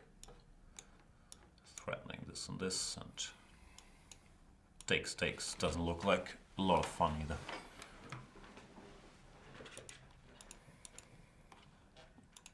We'll see if Vichy can make a comeback here, but it's highly unlikely. What's winning drawing chances here? 90-10? Yeah, well, you only have drawing chances if you manage to get, if you can make it somehow tricky, but I don't see how, or if you can liquidate all the pawns on the queen side, and I also don't see how. So basically, well, so hardly any drawing chances because of that.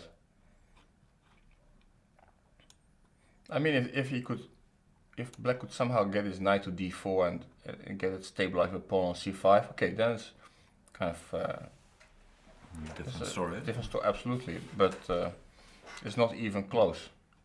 No, that's a problem. c5. Both rook d6, but okay, more naturally knight d6. It's just overloading black. Even though here you have to calculate a little bit. Knight d4. Okay, you don't have to calculate that much. You can, for example, take here. If check, you just go, well, anywhere. If it takes, this wins. So no, it's not tricky.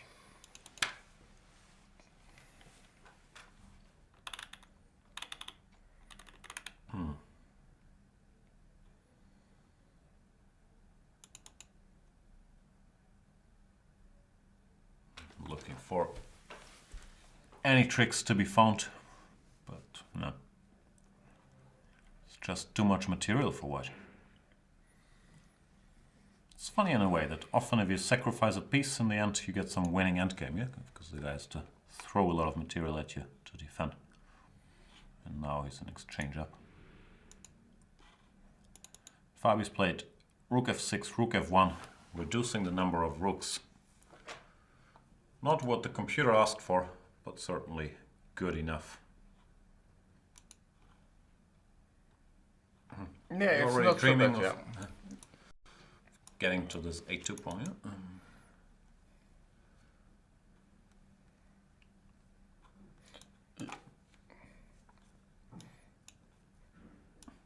Yeah, this is just a technical win. This is easy. Yeah. Just collect some pawns, centralize your king, resigns.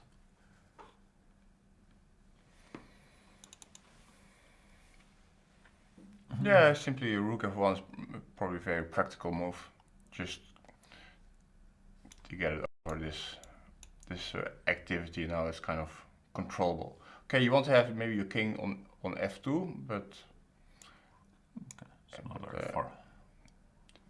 to get it to be out of the knight checks and Let's check. yeah, this is going to be over soon. I agree. Can Vichy do anything else? No, it doesn't make a difference. Can maybe do this, but it's always the same story. D7. Yep, Fabi's winning. Levon is still trying d5. He's played c5, bishop d8. We've looked at this. Rook e8 check, the obvious move. And yeah, the game apparently is over. Apparently Vichy Anand has resigned after rook f1 against Fabiano Caruana. Didn't really see any last checks without the rooks. Fair enough. So, yeah. Big win. Nice Big game. win. Nice game. And although I didn't really agree with all the moves Fabiano played, especially he didn't take on e4 and h4, but still played a great game. Bishop takes h6, showing some balls. Yeah, it wasn't forced at all because he's better after many other moves as well. But he went for it and was rewarded here. Apparently the best defense was this incredible move, knight d5. But even here, it's not like black is doing great, he's still suffering. And Vichy went for knight f5, takes queen g5. This endgame turned out to be incredibly unpleasant with the knight on e5. And here, maybe this was easier, but what he did you also can't really argue with, keeping all the pluses of his position. And after knight c3, rook c1, black position just collapsed. Too many targets. Big win for Fabian Caruana, who reaches +2, joins Sergei Kayakin in the lead, and can now wait and see if Levon Aronian joins that party as well. Sorveschi, 2 losses with the black pieces and 3 wins with the white pieces. A lot of decisive games, lots of interesting chess. Today, I believe he was caught in the opening, which happens very, very rarely. His plan, queen c2, h6, bishop f4, posed some fresh problems, which he couldn't cope with over the board. Even though there were chances later, I believe it was extremely tough to play this position, which he got. This stuff, you're already on the ropes in a way. Yeah, I believe there were some critical moments in the game before in the opening. Yeah, that's what I mean. Yeah. Of course, now everyone's gonna check this queen c2 stuff, and we probably won't see it again because there has to be solutions to it. But as you mentioned, that's more than chess. You have a one-game idea, poses problems. Just a very good game by Fabiano Caruana. Highest rated player in the field at 2794. Now joins the leaders on +2. So that leaves us with the advantages of young Levon, and looks like he just blundered by playing rook to f8, because this allows black to immediately challenge this rook, and if the rook's disappeared from the board... It's very strange that he just allowed it like that, yeah? I don't know what he missed. Because rook f8, of course, the idea is to give sort of checkmate with queen e8, but it's black's move, yeah? He must have missed. He must have had some blackout, maybe, that this queen is defending the rook or something, yeah? Because very weird. I agree. Bishop c7, or do you want to go g4? I don't understand it. First of all, it doesn't work because of queen f4.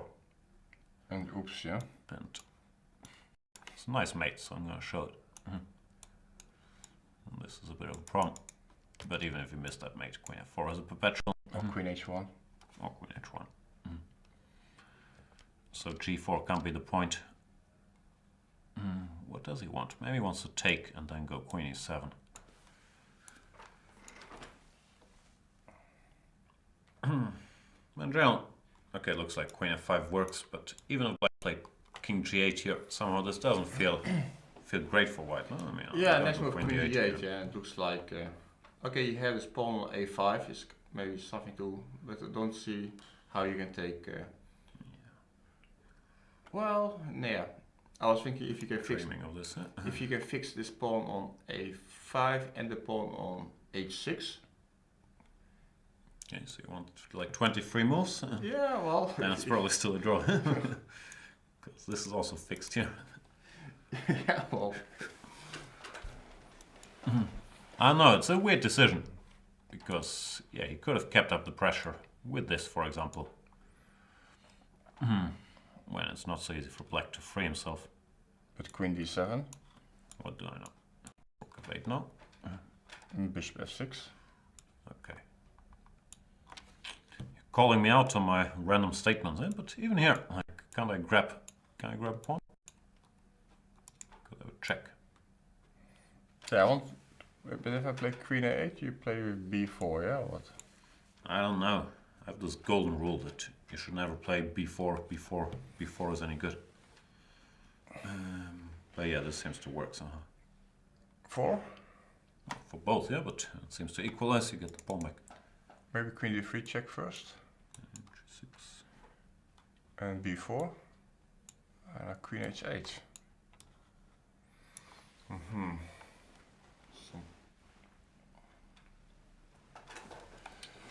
Okay, it's random lines, but I'm mainly trying to say I'm surprised Levon allowed it like this. Here you could also criticize bishop c3. Slightly slowish move. Yeah, you just want to play queen f3 right away? No, what was it? Yeah, that's what we were looking at. Queen f3 either here or even without c5. Okay, he's done this rook f8, which is hard to explain somehow. And now if Topalov goes bishop c7, looks like he's out of the woods. Is there anything else? No, you gotta take. I think also this game shows that Levon is also not in his best shape, yeah? Because, I mean, he got him where you want to have him, and now he simply allows him to get off the hook. Yeah. I don't know how's the time situation, but I don't think normally Levon is in time trouble. No, he tends to play quickly. And yeah, with Levon, okay, we're always speculating about psychological reasons, hard to say. He did lose yesterday, but it shouldn't affect him too much normally for today's game, especially after he got this position. It is a little odd. Bishop c7, takes, and well, strategically wise, just not better anymore with the structure, so if black can No, get one more move. the only question is that if you can play queen e7 and if it somehow there's a king g8. Yeah, but also just for the record, yeah, queen f5 this is forces kind of, draw. Yeah. yeah. And this is perpetual, Yeah. which is not so hard to calculate. Because the other one, I'm not. It still could be a little bit nagging, yeah. I think it's nothing.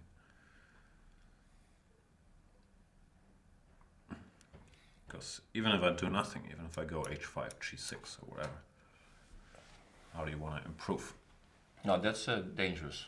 Because you allow me. Checkmate me. Yeah. Yeah.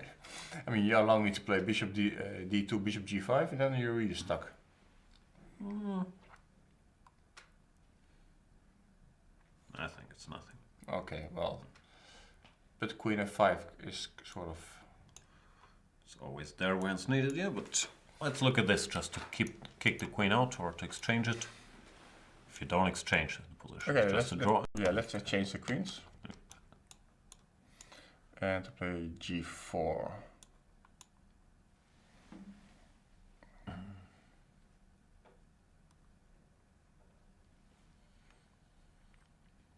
What do you want though? Well, I want to have pawn on h5. Okay.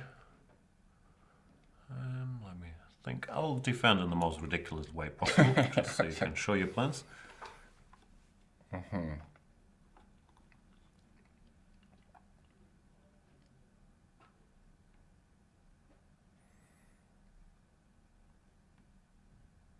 So if I play f4. I just want to see if I don't do anything. f6 is probably a bad move, yeah? Like, But if now Gf might be more exciting. I could lock you down and then go to a4 with the king. Okay, that's what I was wondering. Like, okay, close everything, I do nothing. What is this h3 move? Don't try to steal tempo, huh? Okay, I'll go bishop c7 at some Okay, point. yeah. Okay, then it's fair. Okay. Yeah, king c8, and you go to a6, yeah. Yeah, also I was wondering if I go b6 at some point, if you really have anything. Like, it's a little risky because I've created these targets in my campaign, but At some even point, this at some point I go sure. b4 and Yeah.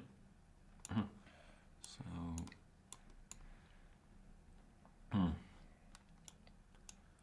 well, gotta be a little careful.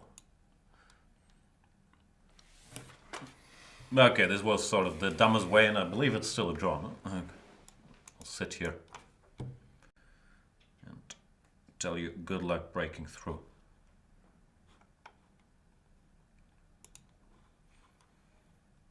But if I play it less dumbly.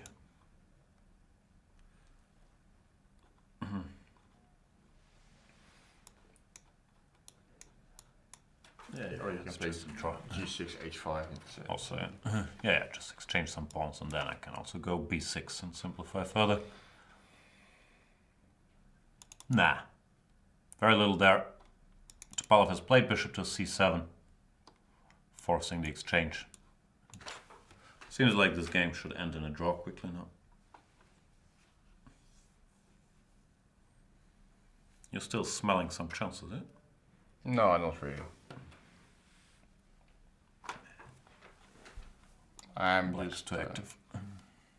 I'm just was thinking how much Levon was going to push it still here. Yeah.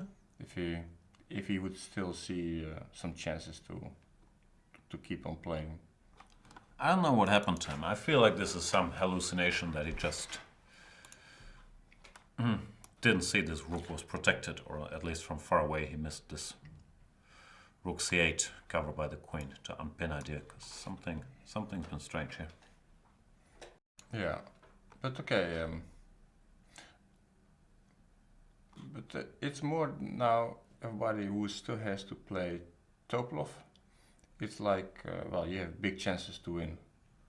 Yeah, because he looks in bad shape. I agree, but you also gotta cash in, yeah? Like, he's lost 3 games, but he's also gonna have 7 draws if he holds today. And especially for Levon, he's probably gonna kick himself over this even more than over the loss against Vichy, yeah? Where Vichy played a good game.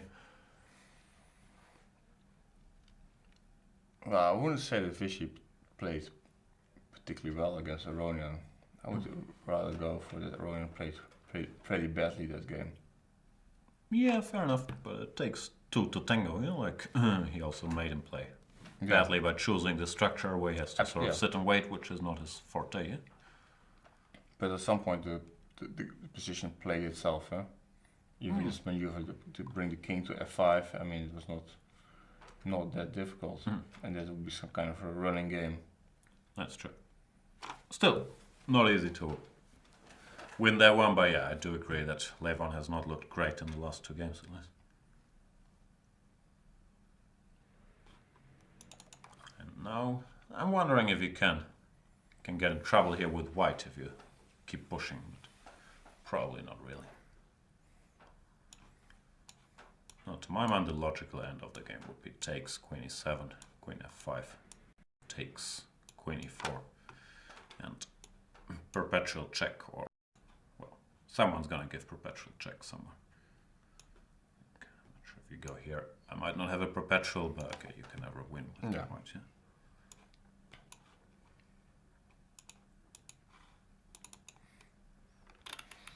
Do you already want to have a look at the games from tomorrow? Can you see into the future? You know Sort what's of, gonna happen? Yeah. Okay. I'll secretly work on bringing up the pairings. And this is gonna be a lot of very clumsy secret work. People are used to it though. Involving lots of typing, clicking, not talking, awkwardly looking to the right side.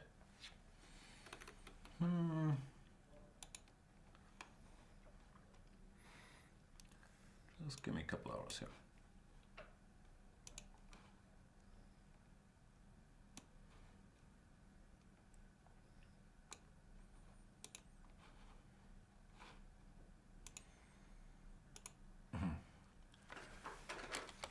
Graphic designer Jan. Full swing.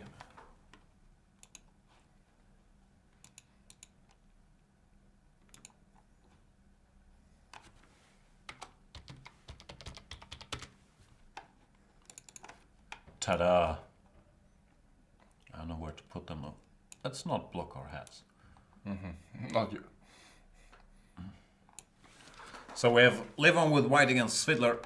Normally, you would say that's probably a good chance for Levon with the white pieces against Peter, who might not be that motivated, but Levon has also looked very shaky. So it sort of feels like 2 slightly wounded guys. I would predict a draw. Okay, I go with you. Veselin with white against Fabi. That's going to be interesting.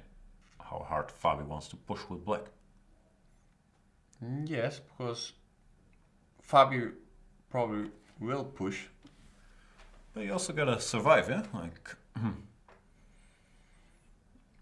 if Veselin, let's say, plays e4, you think Fabi is going to play, I don't know, the Sicilian?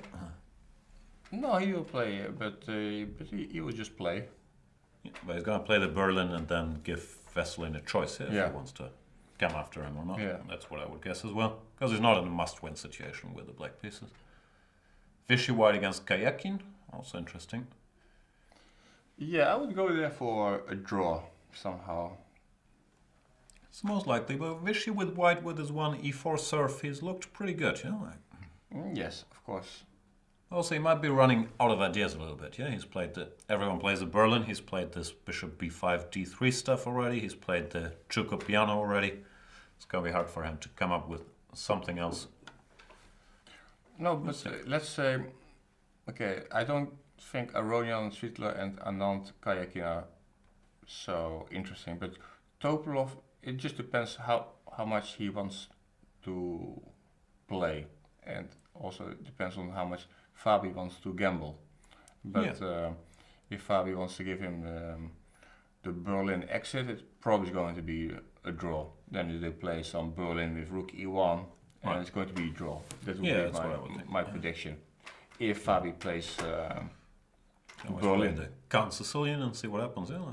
yeah, then he could also lose. Exactly. So if it's a Berlin, it's going to be a draw. If it's going to be a Khan, it's definitely not going to be a draw. Yeah. Also, not a given that Topalov plays 1e4. Yeah, he can do everything, of course, but Yeah. to me that would be an obvious choice. Topalov can't win the tournament anymore. If he goes 1e4 and he says okay. But what about Giri Naka? This is That's a big game. I have a feeling. Well, it's Giri's absolute last chance. He has to win this game with white at all costs. I have a feeling he's gonna be confident. Like, I don't think Giri's spirit can be broken by all these draws. definitely not. No. Probably built up by it. It's feasting on draws. And Naka, I don't know. Like, there's always a bit of tension between these two guys as well. Yeah, both very principled guys.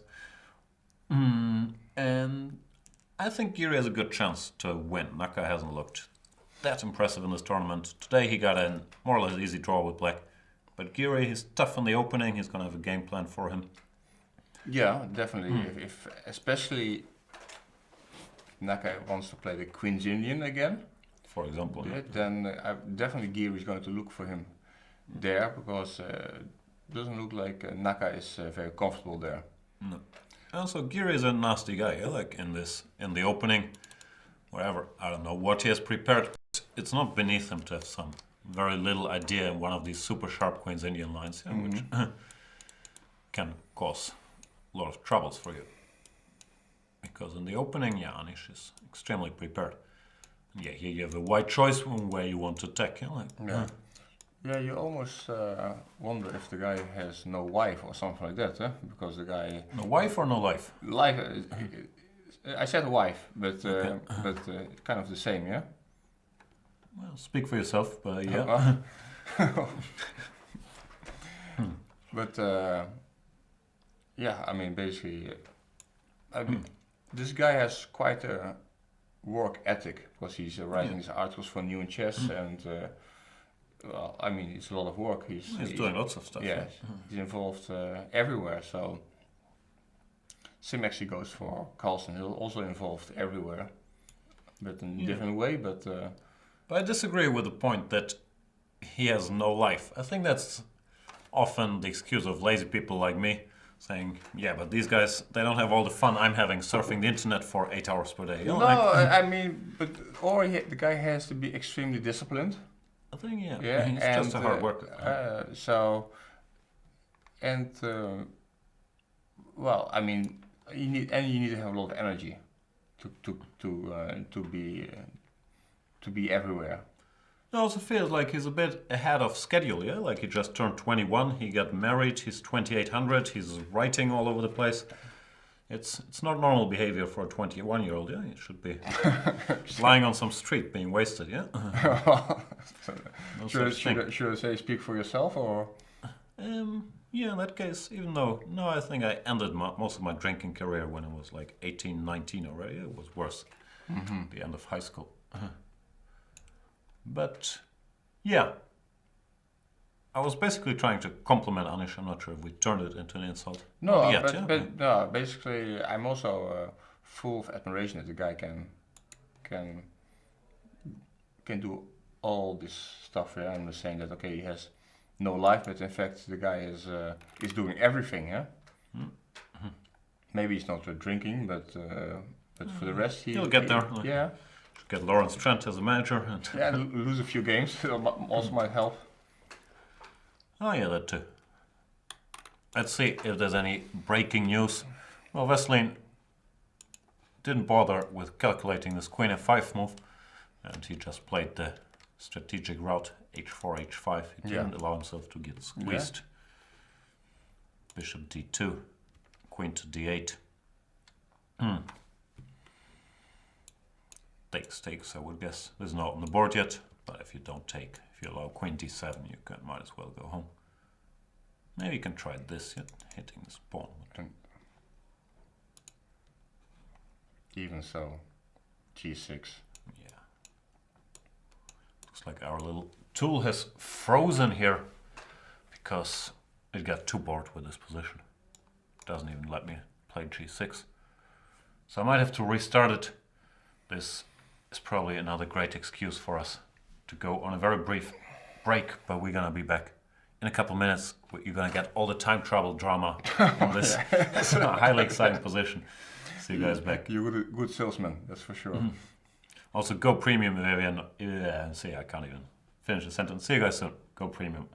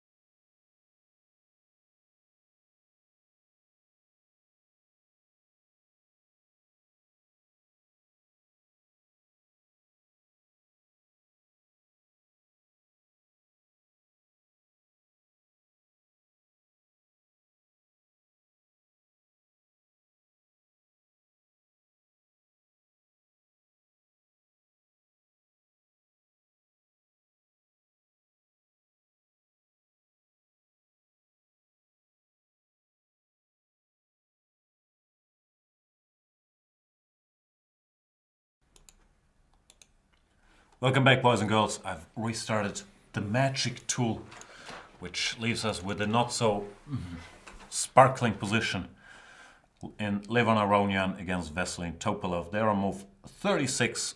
That means they're 4 moves away from the time control. And after queen e2, g6, I believe this game should be over soon. I also have a suspicion that if Levon pushes too hard here, he's more likely to end up in trouble than black. Not sure how, but I could see it happening. Yeah, I'm also wondering how. But, No. But yeah. That's just very little to do, yeah? Put the queen on g7, the king on g7. What do you want to do to me? yeah, exactly. If you go here, I can't even play this. Okay, I feel even safer if the pawn was on a6, but it's still, I believe, almost impossible to lose any of these endgames. Because now if you get too ambitious, like I'll also create my own passed pawn, yeah? Well, if you go f4, this bishop is never gonna make it out to take this pawn.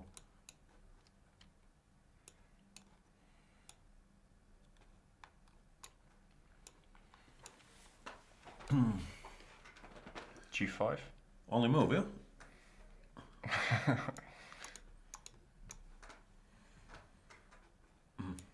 Just so that we all learn something. If you allow the king to come in, you're losing. But this is just in time to force a draw. Because I'm not sure why actually. But you just Wait and see. closer to you. You try to lose it or what? Yeah, it's gonna be hard to lose with either side. Okay, that was a totally random line, but just to illustrate that pretty much all the endgames are equal. But I'm wondering if Wely is not starting to look for some active options at some point, like queen f6. Queen e1, king g7 has been played. Queen e1 probably prophylaxis against bishop takes a5. Even though Artyuspov told me it's only a prophylactic move if it also improves your position and has an active idea. Queen e1, yeah, doesn't look that active somehow. King g7 on the board. I believe Wely has no big ambitions for the weight of the time control. He's just gonna make moves. I'm out of things to say. It's equal. Yeah, it's. I'm very curious about Aronian's explanation. You know. Yeah, what went wrong? Yeah? What went wrong? Yeah. Because here, both queen f3 and what he did if he goes queen f3 now gave very good winning chances. Yeah, I cannot say that this was a very high level game, to be honest. No, it looks like both guys are not at the top of the game yet. I mean, Topalov giving basically Aronian a chance to squeeze him, which is really not very typical for Topalov with his famous active style. Yeah, this whole sequence, queen c8 and ed4. Yeah. Didn't look so impressive. And Levon didn't squeeze him. And Levon let him off the hook, just like that. Because this position, we had a feeling Levon would somehow find a way through, yeah? Yeah. Well, at least, what I said, like, what we said, 70, 80, 20 to win. That's what you said. Yeah. I said like 80% draw.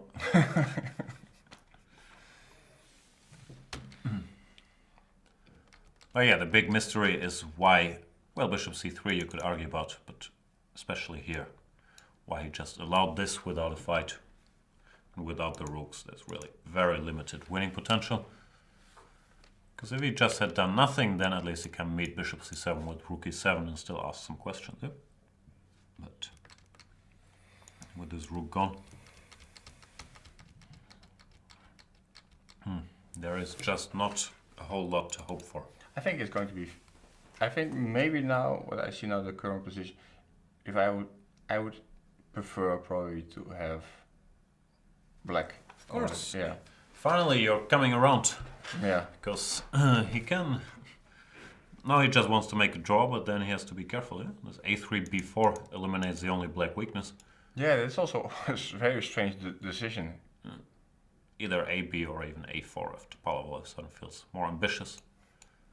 Something like this, even here you have to defend. Yeah? Very strange. What's going on here? Okay, you can probably force something like this, but even such a position. Okay, it seems like it's a draw, but wouldn't be insane then. It needs to be calculated. Yeah, because if the king comes, you're lost. Huh?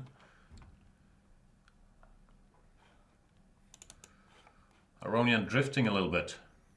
That would be really shocking, yeah.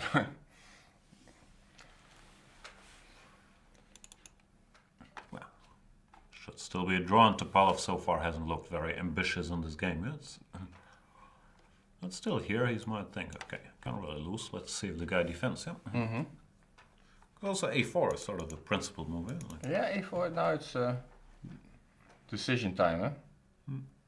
Yeah, I mean basically you can try for free now. yeah.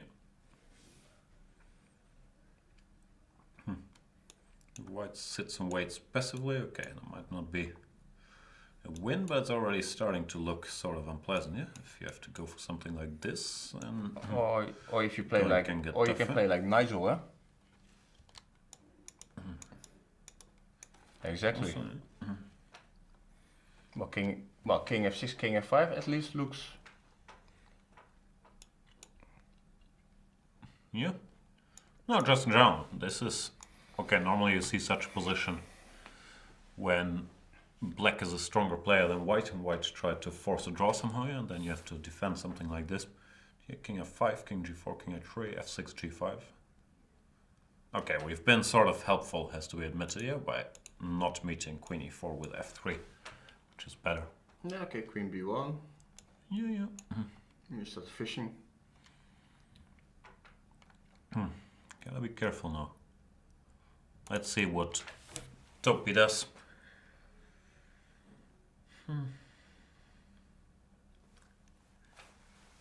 But it's... Yeah, he took. He just took, yeah. Yeah, he's not that eager to make things too complicated. Took and queen f5. Still, you gotta be a little worried about queen e4 check, maybe.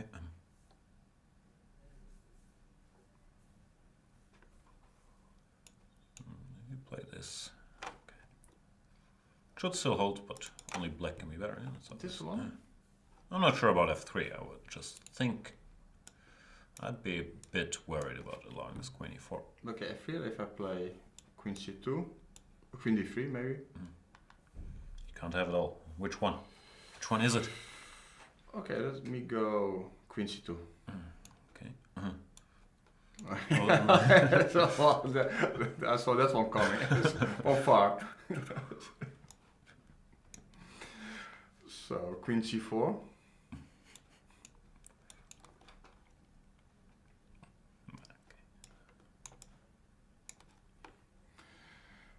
Well, what am I supposed to say? Not much. Bishop d8. Check.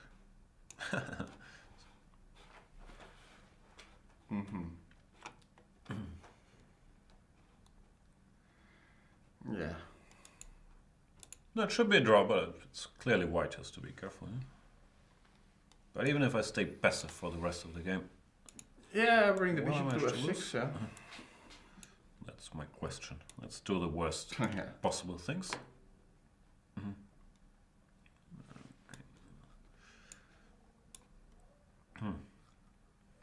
Okay, this is already stretching it very thin, yeah? Yeah. Maybe you send your king on a journey. Yeah, somewhere.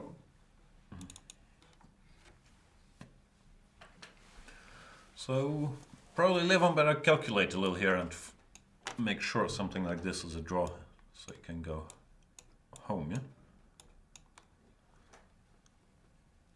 I'd be worried though, because this structurally one is worse, yeah? Bishop f4. Yeah, that's the question. Either takes or immediately.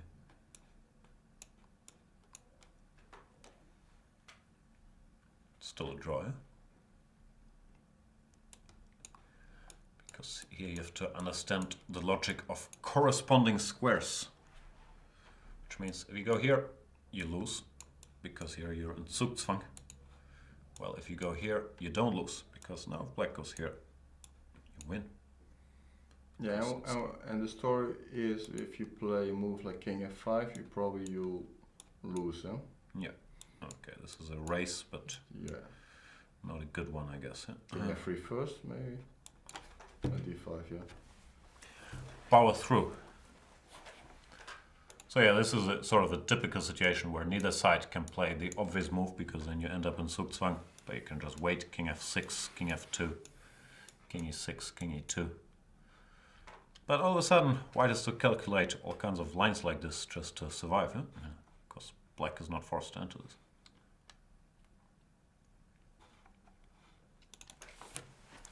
They've also reached move 40. Queen f5 was move number 40, so Levon will probably sit there for half an hour now, slightly shake his head in disgust that he has to defend a slightly worse position after pushing. We're gonna go on a little break while we're waiting for new moves to pour in, and then we're gonna be back with the exciting finish of this game. In other news, Svidler Nakamura ended in a draw, Kayaki and Giri ended in a draw, and Fabiana Caruana won a very nice game against Vishiana. We'll be back soon. Last day of Grandmaster Loek van Wely, so yeah, Yeah, that's it. Not much to say. see you soon.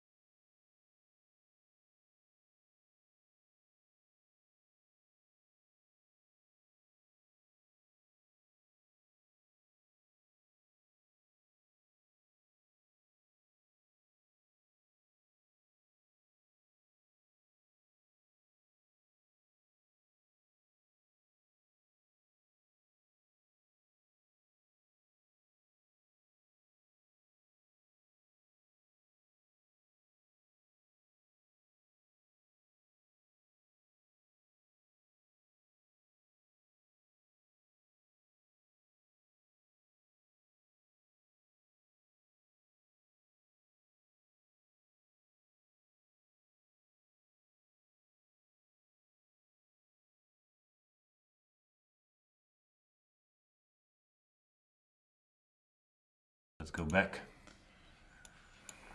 Welcome back, boys and girls, to the late shift. Levan Aronian is trying very hard to lose his game against Veselin Topalov, which means we're gonna stick around for a while, because what it looked like a game that Levan should have won, or at least could have put a lot of pressure, has turned now, and only black can be better.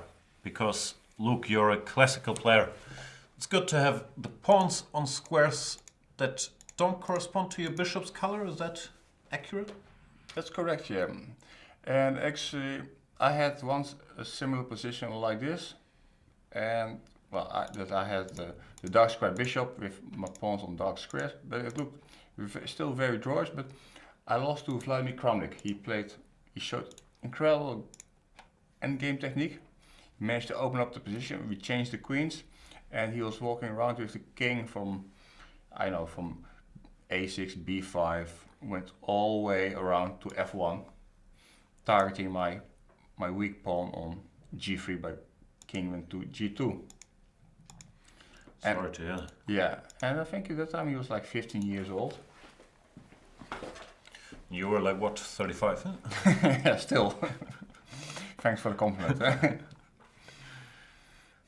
But seriously, it should be a draw. The computer still says it's a draw, but the way this game has gone, Levan must be incredibly frustrated. Yeah, he must have hallucinated something earlier. Now you have to defend this position. This is a typical pattern for losing a game. Yeah, then you have to defend some slightly worse endgame. All of a sudden, you're not really in the mood. The game is drifting and in the wrong direction, and well, yeah, I think we've all been there before. Yeah, absolutely. And also, judging by his last decisions here, this a3, b4, I thought was very strange, liberating. Well, I think doesn't bring him anything at all. It's very strange. I mean, he could have done the same with the pawn still on a2 and b3. Yeah. So there's no logic behind it unless he wants to lose that game. No, it's just frustration. Yeah, he's drifting. Or you think he had some plan to push b5, which also doesn't bring anything. Even if you do, yeah, like, so what? Black does nothing. And then to play b6, and then maybe just to target this b7 pawn somehow. Sounds very far-fetched. Yeah, but you have to try to play against the bishop. Yeah. But also in this position, this move 41, like in normal form, I think he would have been quite capable of calculating something like this till the end, yeah? More or less forcing queen e4 check, and then you make sure this is okay, which it seems like it is. Is it? Well, this is the line we were looking at, yeah? So f3. if you take? Okay, well then you might be worse, huh? Yeah, king f6. Coming. And now you have no squares for the bishop, huh? Yeah, bishop d8 check, and the end game. Okay, it's probably a draw, but clearly black is not better here, yeah? Well, because there's always these breakthroughs.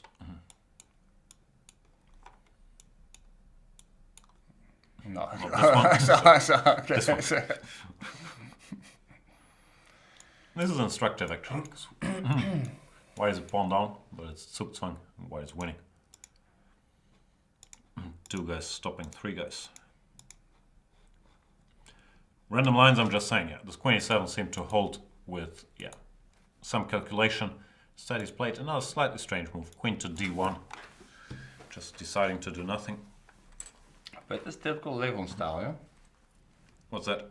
I mean, just well, a little bit hoping you'd play a move like queen d3. Okay. But this is not coffee house, eh? This is Moscow candidates. Absolutely. He's also hoping for this. Huh? Yeah. Didn't happen. Topalov played f6, hinting that maybe one day he wants to go g5. Which can ask some questions here, just in the long run. Because if you have to take, then black can maybe create a pass pawn with h4, exposing the king. Yeah, but h5 is also hanging, huh? No, I understand, but long term, it's planned. No, the point is, of course, basically Aronian, for some reason, was afraid to exchange queens, so probably he's not going to move like queen e2 because of queen e4. Right. I mean, that's the logic. So, well, I mean, of course you would prefer to have the queen on the e file, yeah, because it's very active there, but so So what else you can do here? Yeah. And hope. But this already, yeah, it all feels very dangerous. Now you have to go king g1. Is it? I don't know. It feels dangerous. Queen e2. At least you have to calculate some lines. Yeah, maybe you survive something like this, but... But the bishop is really bad, huh? You just Yeah, take but these. still, do you want to give a piece here? Like, Yeah, why not? Okay. Not sure Levan is in the mood for I think adventures like this. it's very safe to give this piece. I mean, pawns are running and bishop has no targets. Yeah, I don't disagree that this is fine for white. I'm just saying it's not going to happen. Is it? Well, maybe you should play queen a1 because it's a forcing move and you don't. Well, it's kind of fairly easy to calculate. I do not think he's going to do this. Mm-hmm. Are you provoking me? Yeah. I'm looking for some action here. Yeah.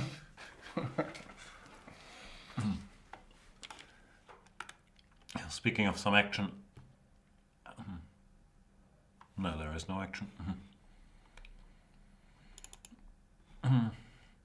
But I'm not sure if white can sit and wait forever. Yeah, like one day I will be threatening g5. Oh yeah.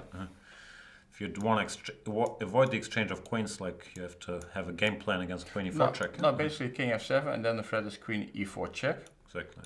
Let's And say whatever here. Well, this was probably you can give the check immediately. Yeah. But yeah, it's hard to make a sensible waiting move. Yeah, you gotta do something. Like you either calculate this for once, which still seems to be a draw. Even though now this plan is already a different story because this king is coming here very quickly. And you're stuck defending this weakness. Earlier someone made a draw with bishop f4, but here you cannot really play some move like d5 now. well, the computer said d5 earlier. Here maybe the king is quite close already. Yeah, maybe you should not want this, huh? Yeah, the computer line, but I don't think this is ever going to happen, was to go with d5 here. Well, that's sort of madness here to give black this passed pawn. And it somehow survives by just pushing his pawns up the board. Because if you go bishop d8, I guess this is a bit awkward, yeah?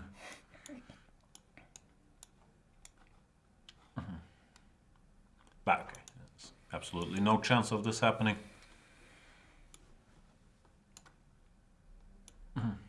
Some weird move repetition there. Bishop f4 you can't take because this breakthrough wins later.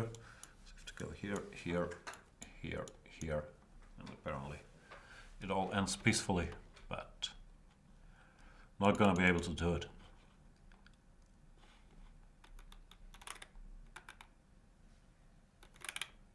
There's some questions which I'll pass on. Who do you think would be the best matchup for Carlsen, both from a chess standpoint and from a PR standpoint?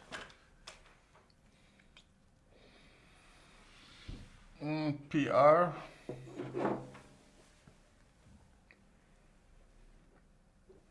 Aronian would be good. I think Giri would be good.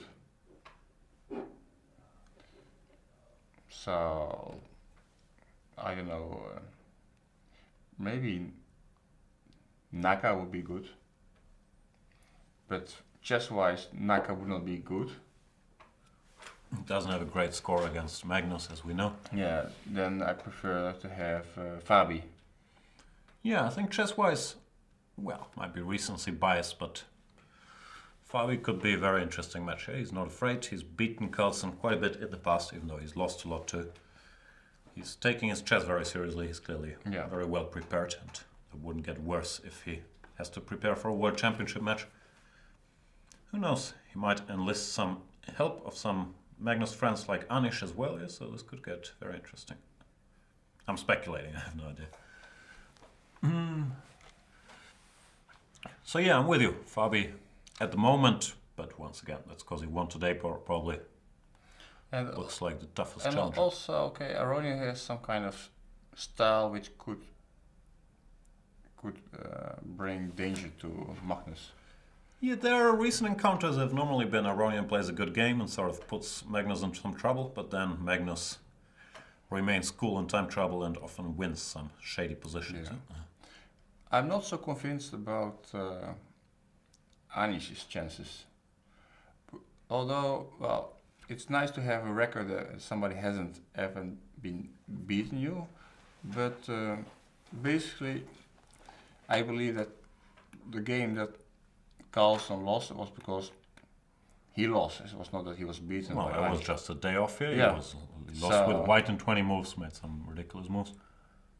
And all other games, I had the feeling that Magnus was kind of pressing, but never managed to Yeah. win somehow. Which, of course, psychologically has been very frustrating, but chess-wise, should not be worried that much. But okay, it's. I still think it matters though. Like Kasparov, when people thought he was invincible, like in the 90s, okay, he always had some troubles with Kramnik, and I don't think it's a coincidence that then he lost the world championship title to Kramnik. Yeah, well, Absolutely. these Yeah. guys like Vichy, he always had a very good score, and it does matter, even though chess-wise, Vichy and Kramnik were probably on equal level, yeah, at that time. But these matchups and the dynamic, I do think they matter a lot.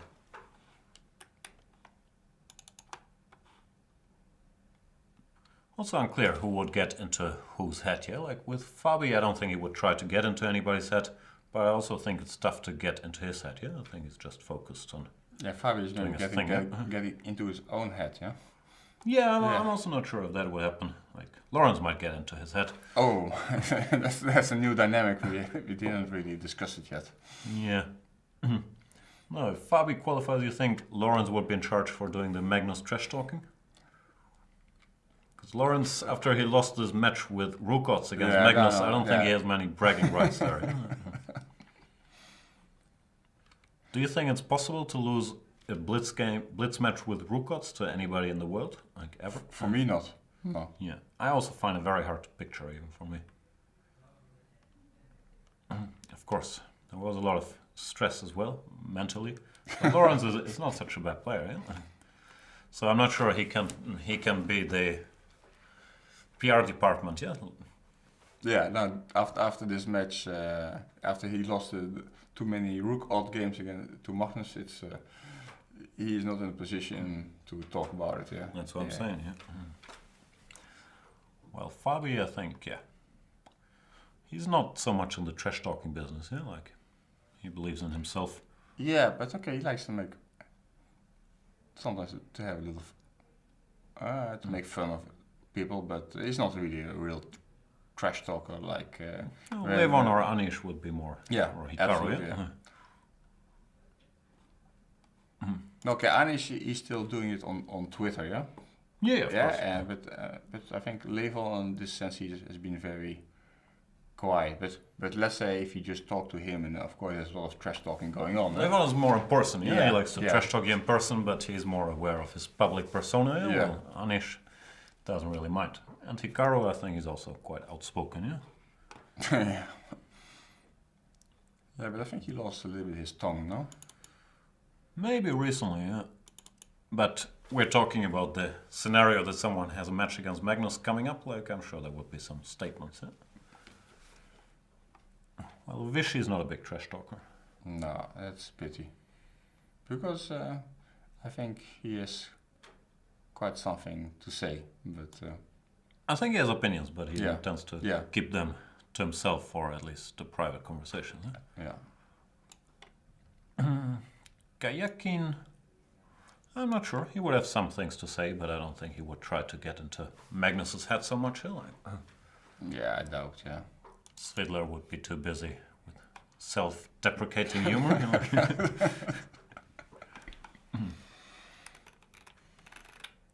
know?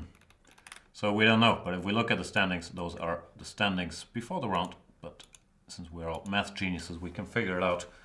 We have Kayakin on 6, Fabiana Caruana at 6, pursued by Vishiana on 5.5. Levon Aronian is now struggling to reach 5.5.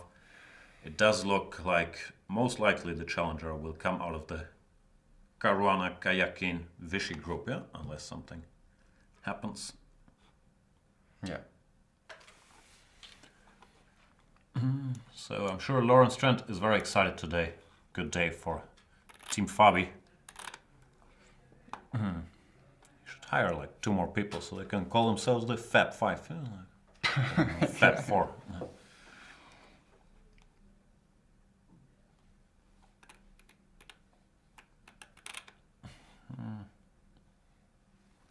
Anything happening in this game?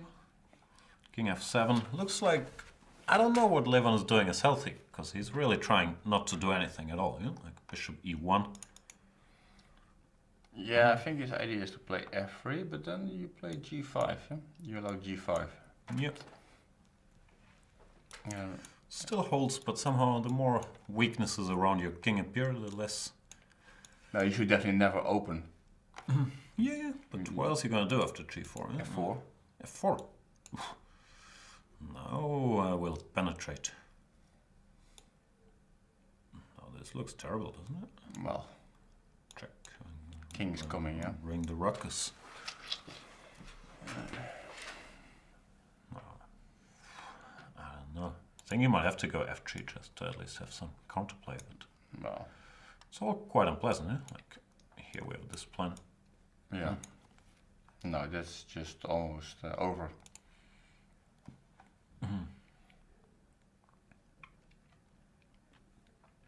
What odds do you give me for Topalov winning this game? It's hard. You want to take a Topalov as black? Well, he is black, so I can't take him as white. Yeah.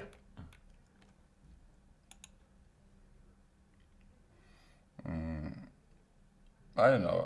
I have the feeling that, but you understand that if this game might carry on for a while. I'm fully aware of that. So you want to have some kind of insurance, or not? How is it work? What's that?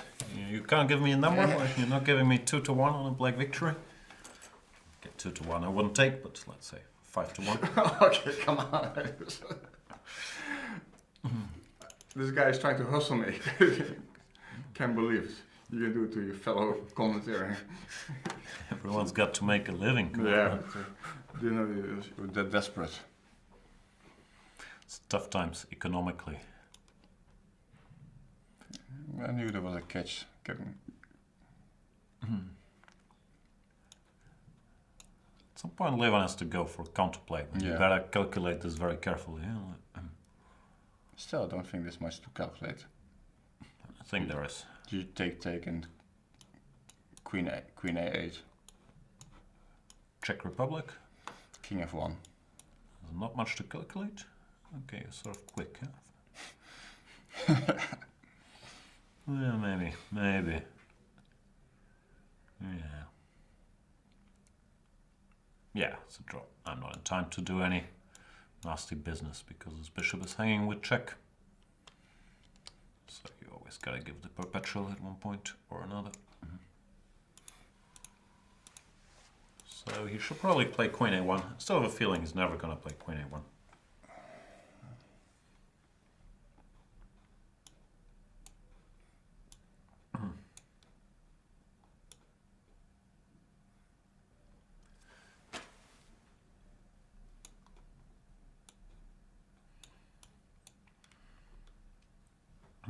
No time. Can go here, but this endgame should just be a draw, I guess.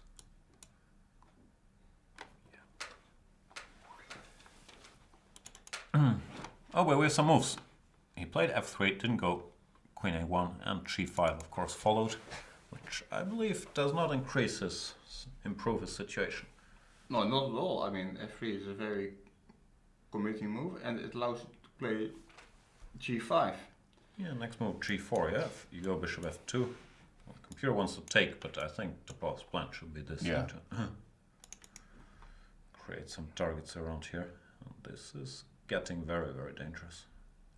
So if you take and play queen e2. No, I can already think about this, but okay, now you Yeah, take and go with three. But I have 2 passes as well, huh? Yeah, that's no good. Oh yeah, that is actually a good resource. Yep, agreed. Queen e6, this endgame is fine for white as well. Here. Is it? I don't know. Looks scary. King f7. Can push. Okay, I have to go around, huh? Okay, I'm not planning to do anything for the rest of the game. Yeah, sure. Let's say I play f5. Okay, I should not play f5. I want to play bishop d8 first. f5. What do you want? King h7. What do you want? Bishop f6. Yeah. There's no progress, huh? This is not a winning attempt. Yeah, it's still a draw, but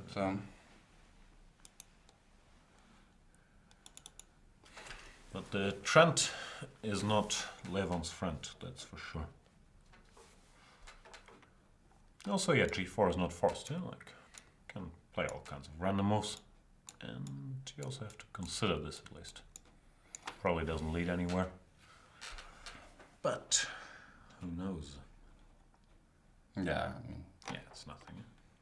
This defends everything. The king goes here.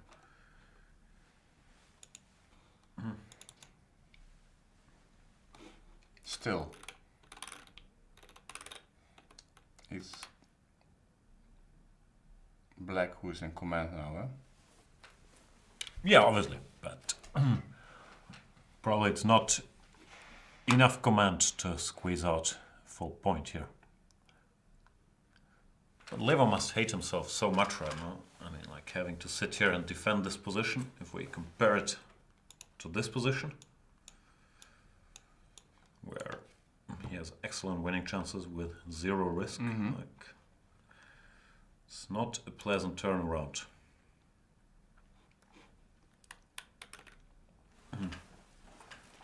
What's going on in the chat? Not much. Where's the Chess24 premium members? Looks like they're all asleep after Fabi won. They left us.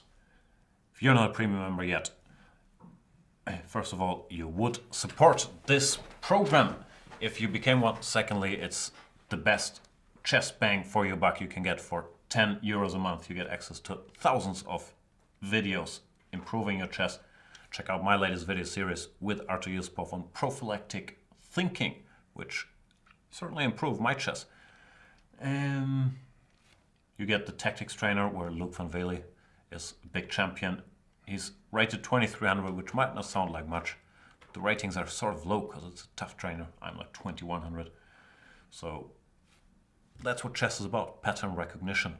And the more tactics you solve, the more patterns you store into your brain.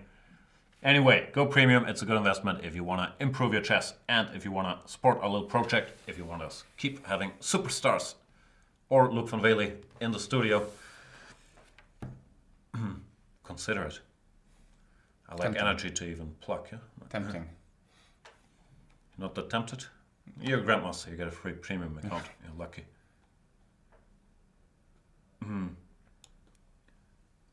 Not sure if Topalov is tempted by g4. Takes. But yeah, this is a good defense interest. You don't want to allow this queen to come to e4. And if check first, queen f3. Curious about this endgame, but Well, it could be lost, eh? yeah, exactly. No, h5 first maybe, yeah?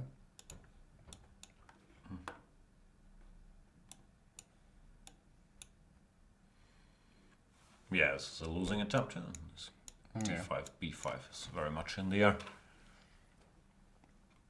So this plan is always... Okay, let's do move. It's nastier than it looks because this pawn is very hard to stop here. This b6, b7, bishop f4. No, he's not gonna go for this. He's taking a moment here. Do you think Vesselin is now he's playing for a win, right? He's Yeah, no of longer course, yeah. gonna accept a draw or anything.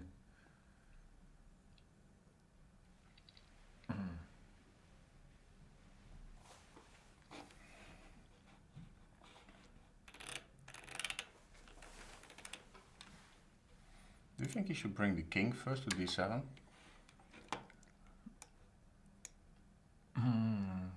No? Yeah. Why not?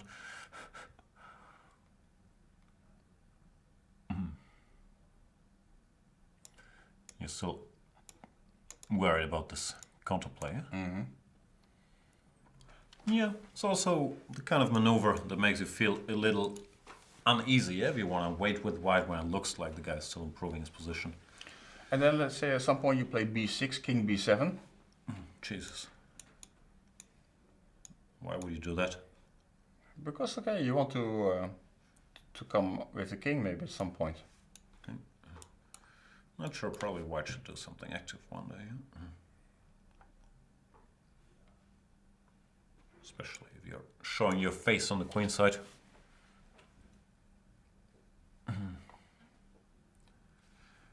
Yeah, objectively speaking, it should be a draw. Yeah, it's still... I mean... Still a draw, but you gotta be very careful. Even this stuff, the computer really dislikes this, but... yeah, promises queen covers everything.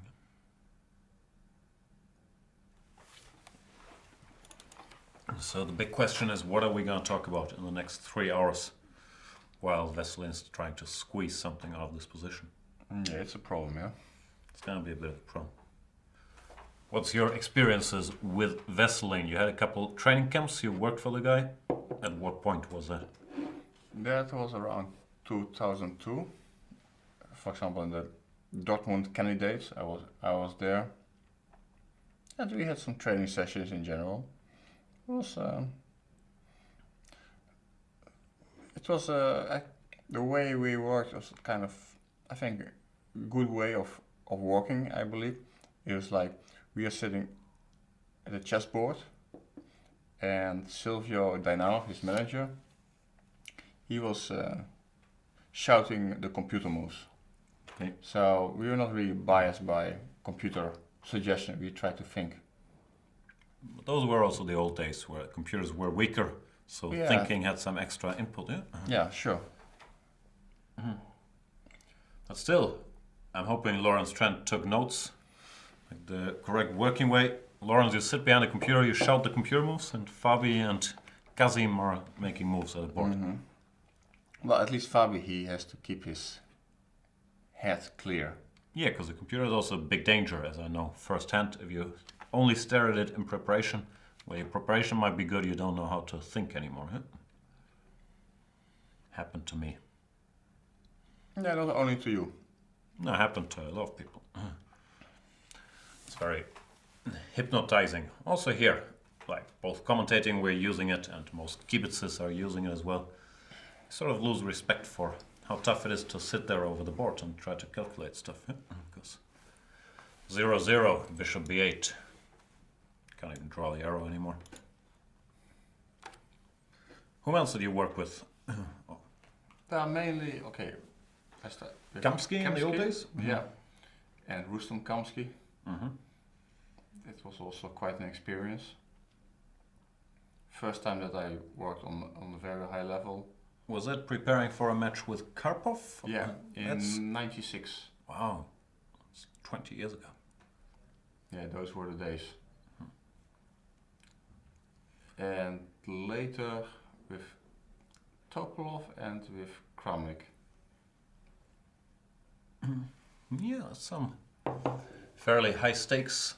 How did it go with Kamsky? I heard some anecdotes that Rustam was the father was pretty tough on you seconds, yeah? Yeah, well, there was the story that he hit Shabalov. And he's a strong guy, yeah, some boxer. Yeah, What happened? Did Shabalov blunder upon in some analysis? something like that. Yeah. Well, and yeah, he's. I didn't really have any problems with Rustam Kamsky, but yeah, it was not so easy sometimes for some guys to deal with him. Mm-hmm. And then the switch from Topalov to Kramnik, was this when they were already not so friendly, or was it before that? Yeah, this was when they're not so friendly anymore. So it was like made the switch in 2007. So that's why you don't want to get stuck on that desert island with Topalov. Eh? You No, must I mean, hold a bit of a grudge. we are on good terms, yeah, but let's say, well, Toilet Gate had its impact, of course. Sure. And, but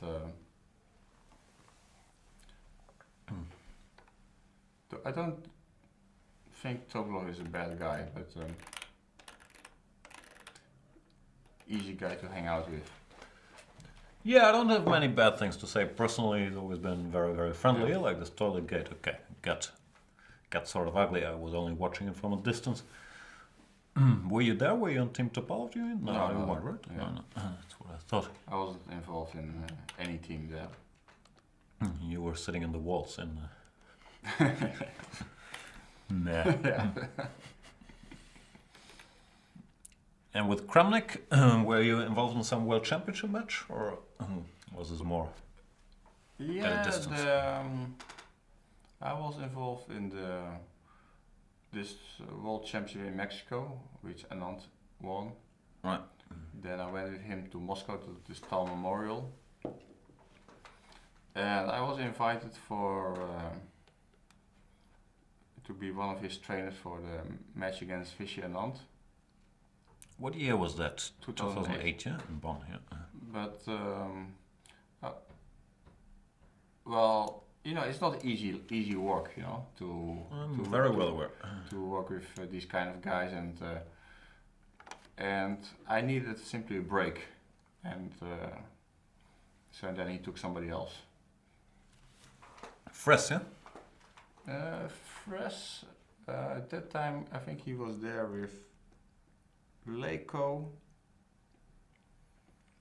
Robleski, Fress. and Fress, yeah.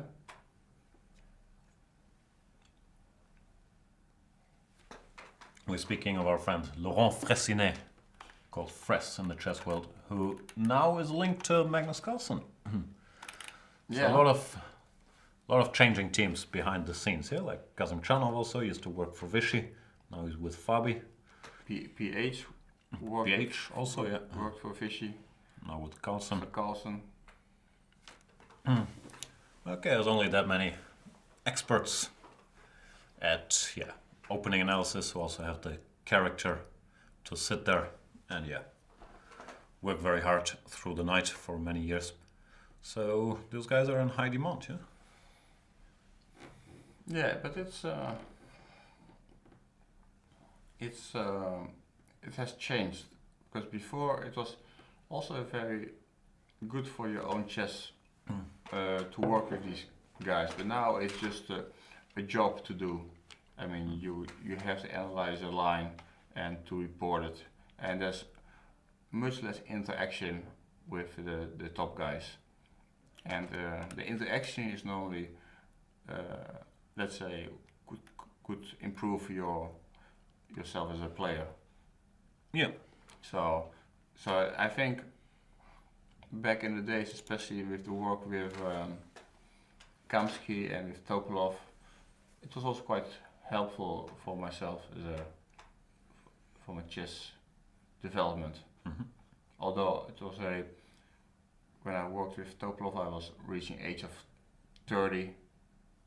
So That was 96. No, that was Kamsky. Sorry. Yeah. Confusing. Nice try, anyway. So it's a bit late to still improve your chess, but yeah, it's nice to work with those kind of guys. Yeah, but later it's too much of computer analysis, and Well, you know, it's getting it became different, the work. Here. Also, I think it's a young man's job, like in most cases, because yeah, you gotta be very flexible. You gotta be willing to work.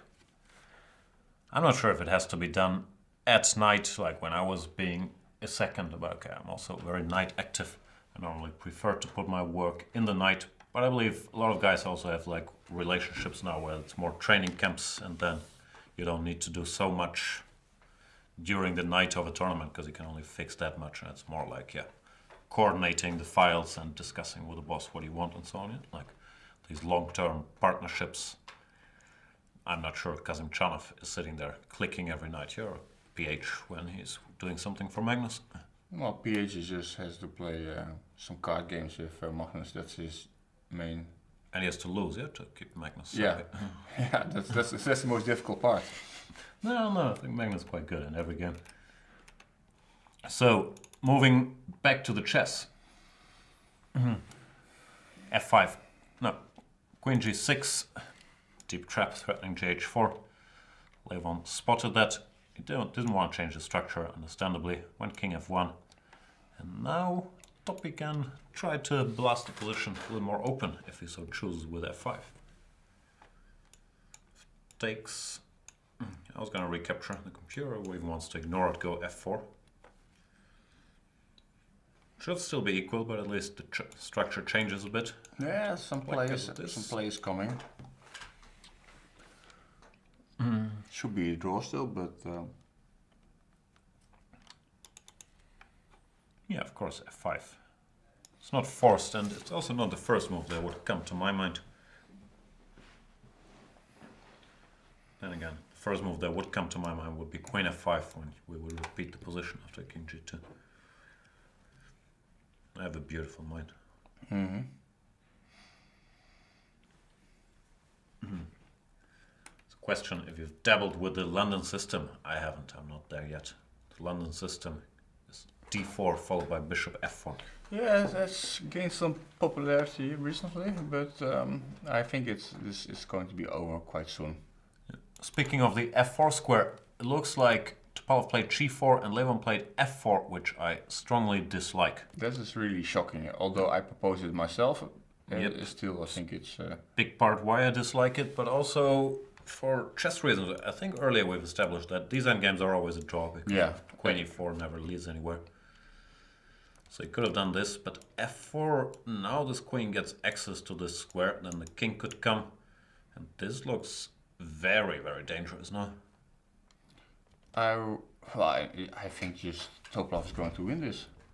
Yeah, it feels, well, the trend is getting worse and worse for Levon, and he's clearly not thinking straight anymore, because this FG is just a lot more natural, followed by Queen E2. And well, the computer says B5, which I'm not sure is necessary, and I don't think it's going to happen. I don't like it, because you always want to have the option to open up. Yeah, and also to bring your king here, should it ever happen. But if you just keep improving here, bring the king. Because now often can be mating attack, if white tries to go active. I'll mess it up and lose with black. You understand my troubles here, yeah? I'm trying to penetrate with the black king, but I'm not in time. Because now this is indeed enough counterplay. Yeah. Something very bad is going to happen on this diagonal.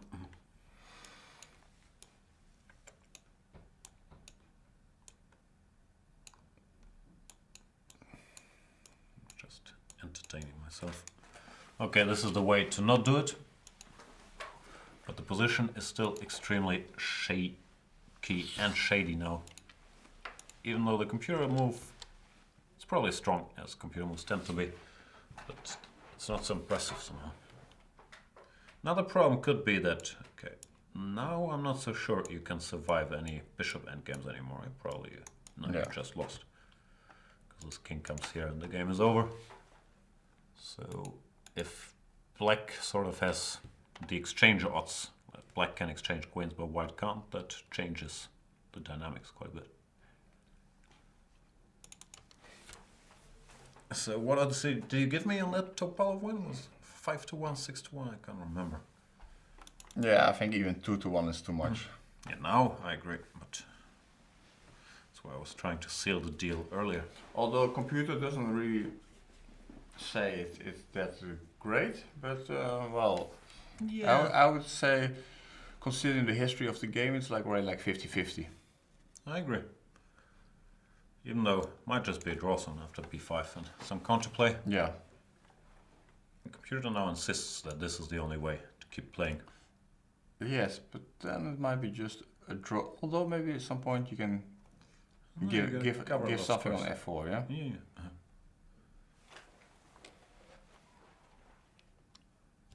We'll see. Ronian should still survive, but he's really pushing it to the limit. How about this, by the way? You can't take, I guess, huh?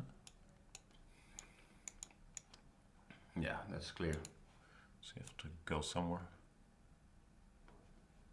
Maybe here, yeah?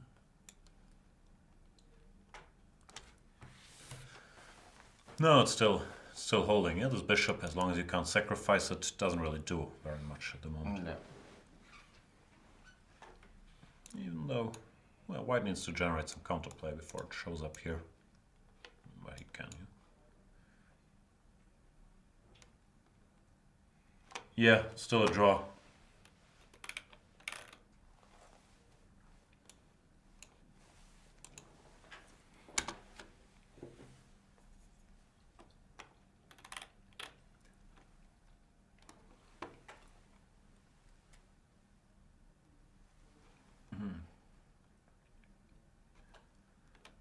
Catching up with the chat.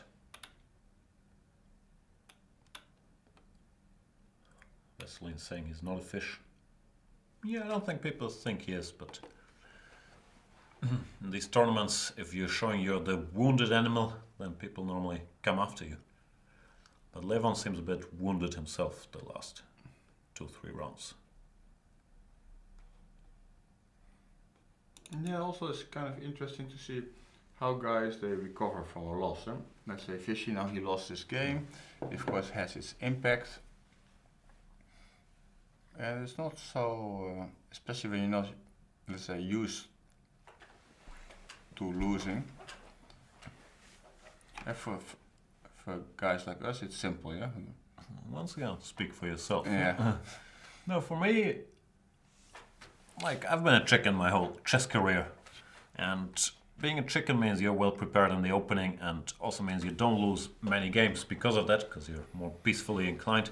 But then if you do lose a game, yeah, you're less used to it, and the impact is stronger than an aggressive guy like you or Topalov, where, yes, win some, lose some, yeah? Well, for guys who are more perfectionists trying to stop getting beat at all costs, it's much more painful. We consider this as part of the game, part of the risk you take, and you win more games. You will probably also lose more games, but down the stretch you should be making more points. Huh?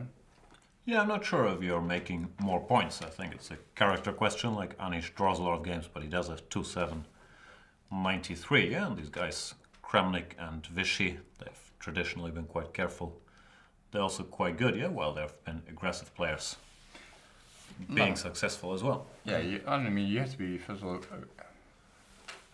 a very good player, and then you can still choose if you're going to play, let's say, defensively, or if you're willing to take some more risk. Yeah. Yeah, that's what I'm saying. Like that, style and strength can be two different things. Yeah, like in basketball, Spurs are more of a defense-oriented team, but they're pretty good, and Golden State is more aggressive, and they're also pretty good. Not a good comparison because there's no draw in basketball.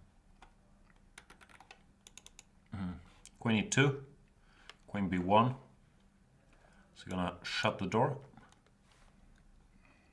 Yeah, but don't see. Is this a draw?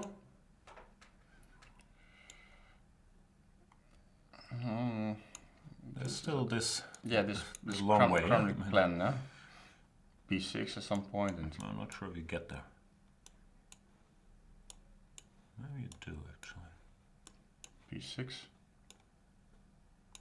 Why not this? What does it bring? b6 doesn't run away, no? Just want to get here Looks like a as quickly as possible. draw anyway, king b3, and I just stay now. Let me zugzwang you. Sure, go ahead. 18 squares for the bishop. Yeah, it's a draw.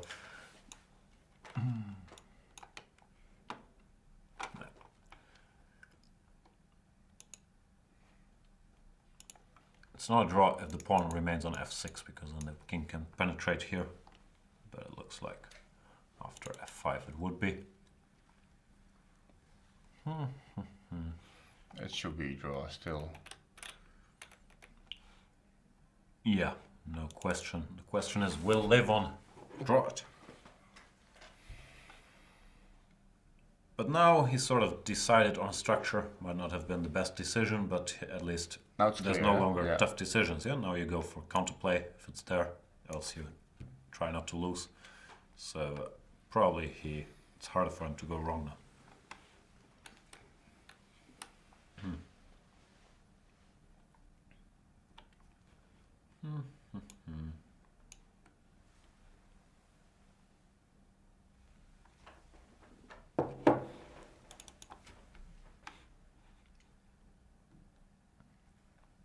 So are you gonna spend the next couple days? You got some plans, no?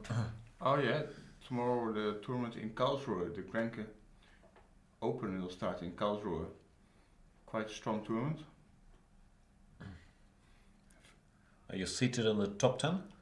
I don't think so. It's really tough, don't you? Bunch of 2700 guys showing up. Yeah, you have Wely, Rapport, Vitugov, Kamsky, Moisenko, Naidic, Bakro. So, and it keeps on going, yeah. I think Paco Vallejo is playing. Oh yeah, I think he is. Yeah, even your opens nowadays, the Sharks, don't let us alone. F5 is on the board, but that sort of closes the way for the black king. I think now it's a pretty straightforward draw actually. Queen You e1, can calculate this, yeah. Queen e4. Okay. As long as you can't take, there's nothing you can do. Yeah. In fact, I'm not sure I need Queen e1 if I just go here. This, I guess I can take. Yeah, it comes down to the same. What's going on?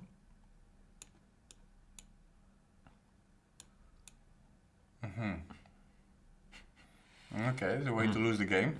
Found one again. Yeah. Surprisingly, black is winning. Okay, after Queen a6, can also get a check. Yeah, it's probably safer, yeah. Just wait and see. Queen a8. Okay. Watch I want. Whenever I make one move, like the computer always takes a dive. Eh? Kicking g2 might not be. But it doesn't It's quite entertaining to see the computer evaluation changing every time when you make some moves. We love to entertain you. But also, in fairness, I'm not sure the computer really has the hang of this yet. Yeah. Because this position just looks like a dead draw. Let me screw it up again. But in general, my theory is that whenever you occupy the E file, I'll go to the A file. Yeah. And if you don't, I'll stay on the E file. What you want. Yeah. Yeah, I don't need to.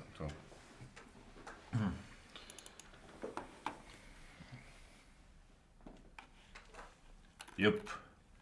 It is a draw. I'm wondering if this noise I'm making when I'm scrolling down the chat is very annoying for the people who are watching the show from the comfort of their own homes. Are you a big chess watcher? I don't necessarily mean commentary, but if there's some tournament going on, do you have the games switched on and watch them, or do you normally catch up later when it's not live? Depends. I mean, I prefer to watch the games live, yeah? I mean, of course, let's say a tournament like Wijk is of course a great tournament just to follow live. Well, you're also playing there now. But I'm playing there, so what to do? I don't know. But yeah, I mean, most of the tournaments I like to have it running at the same time. But well, I don't necessarily follow the commentary. Yeah, neither do I, even though it's heartbreaking to hear that you're not sitting there Yeah, watching my deep insights. It's nothing personal, but well, yeah. I mean, it's simply it's well, to keep on coming and going, and then you miss part of the commentary.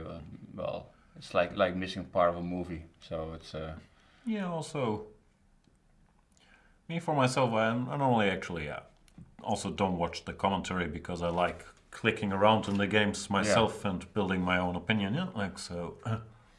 Here you have to focus on whatever random position I put on the board. Well, if you want to get rid of us, which is basically what I'm saying you should do right now, you can also make your own moves on the little board in the Chess24 tab. Start your own analysis. Just try it. Move a piece somewhere, see what happens. Which, yeah, I quite like, because sometimes I think, okay, this position is boring, but I'm really wondering what happens after King e6, so I just put it on the board. And sometimes the commentary can distract me from my interests. Also, normally I have to watch like some comedy series at the same time, and then it's too many speakers. And sometimes the commentators just don't say anything. yeah. Looks like Topalov. No, looks like Levon. Yeah, now it's an easy draw. He's going to stick to this plan. Keep his queen on the e file till the black queen challenges, then go to the a file. Else do nothing. If the king goes somewhere, you can always target the f5 pawn, queen d3 or whatever. Yeah, it looks like it's going to be draw soon. Yeah, you can also go b5 if you want to, but you don't need to. I don't see any real plan for black. No. I mean, once you played f5, it's basically it's over. And if you do something like this, I guess I'll probably bungle it again, but I guess I can go for counterplay like this. I think there's only one. Yeah, well. Well, no, maybe black is losing. But of course, black can never lose if he just stays active himself. Nope, draw is coming. Some questions if this is a draw in checkers too. I'm not very good at checkers. But you have this plus draw, yeah, in checkers, yeah? I don't even know the rules. I know you sort of jump around and you take all the guys. Yeah? What's a plus draw? Like you get 0.75? No, it's like when you have more stones than the other guy, I think. When, literally, yeah? Yeah, I think, was it like 3 against 1, for example, when you have, where you cannot win it, I think. And, well, then it's, or 2 against 1. Then they say it's, I think it's like that, then you have a plus draw, but okay, I'm not an expert in checks. We have to ask Chucky what he's involved now. I heard. So when you play checkers, do you normally have more stones than the other guy? Well, normally what it means, it has been like maybe 20 years. Ah, you're not that active in? Yeah. Okay, fair enough. Yeah, I don't think I know the rules. Looks like this game is over. Not sure it is. b5 has been played. Yeah, why not? Can even go b6 if you feel like it. Yeah. Yeah, It's just a draw. Something like this, for example, would leave very limited. Bishop takes f4 now, yeah? For example, yeah. I mean, you cannot really lose. Yeah, this is a challenge for the computer. Yeah, it says white is winning, but it's going to be very hard to find a winning plan here. I mean, there's only black can theoretically win. Why? Also only theoretically. Actually, there's also theoretically black could lose. Well, what's important is that this move is fine too, yeah? Yeah, but you should not take. now it's a draw for sure. It's true. And now there's no theoretical chances for either side. Yeah. Yeah? That's funny, yeah? What does the computer say? Plus how much after g3, bishop takes g3? Plus 350, yeah? Yeah. And this position is on the board actually. b6, bishop d8. Come on, Topalov, we should at least take on h4. Yeah. Just for us. Of course, it's a dead draw now. Okay, that's good. So. Yeah, they agreed to a draw. He didn't sacrifice his bishop. It's a nice final position, at least. Would have been funny at least to take. And then to play g3. Yeah, I agree. Sort of a shame. Didn't do that. Anyway, draw. So that means today Peter Svidler drew against Hikaru Nakamura. Peter Svidler not pushing all that hard. Same can be said about Kayakin against Giri. And yeah, quickly in a draw. The Fabster, the game of the day, defeated Vishy Anand, Fabiano Caruana. Very nice game with the white pieces. Nice opening work, and then he decided to sacrifice a piece, and Vishy did not manage to survive the onslaught. The Levon game, Levon's not going to be very pleased with himself. He got a very pleasant position outside of the opening after some strange moves by Topalov, but then he blew it with some uneasy moves around move 30, mainly this. He's tried a bit to lose this position for the last 50 moves, but in the end he managed to defend, and it ended peacefully. That's it for today. Thank you so much, Loek and Wely, who joined us here for 2 days, giving a lot of great insights, a great banter blitz. Some of my friends texted me say, I know you're a great player, but why can't you play like Loek? So I've been in a bad mood like all day. Thanks, Loek. I hope you enjoyed. Oh yeah, definitely. The experience. It was hopefully more than a one-time experience, Jan. But okay, I think now we have to give each other some space. I think after. Yeah, I'm a free spirit. Like 3 days has been fine, but I can't take it for another hour. But soon I will see you in Bangkok again. So. That is true. We're both playing the Thailand Open, and yeah, best of luck in the Grinke Open, which you're playing starting tomorrow. Thank you guys for watching the show. Go premium if you aren't already. That's it for today. Good night and good luck.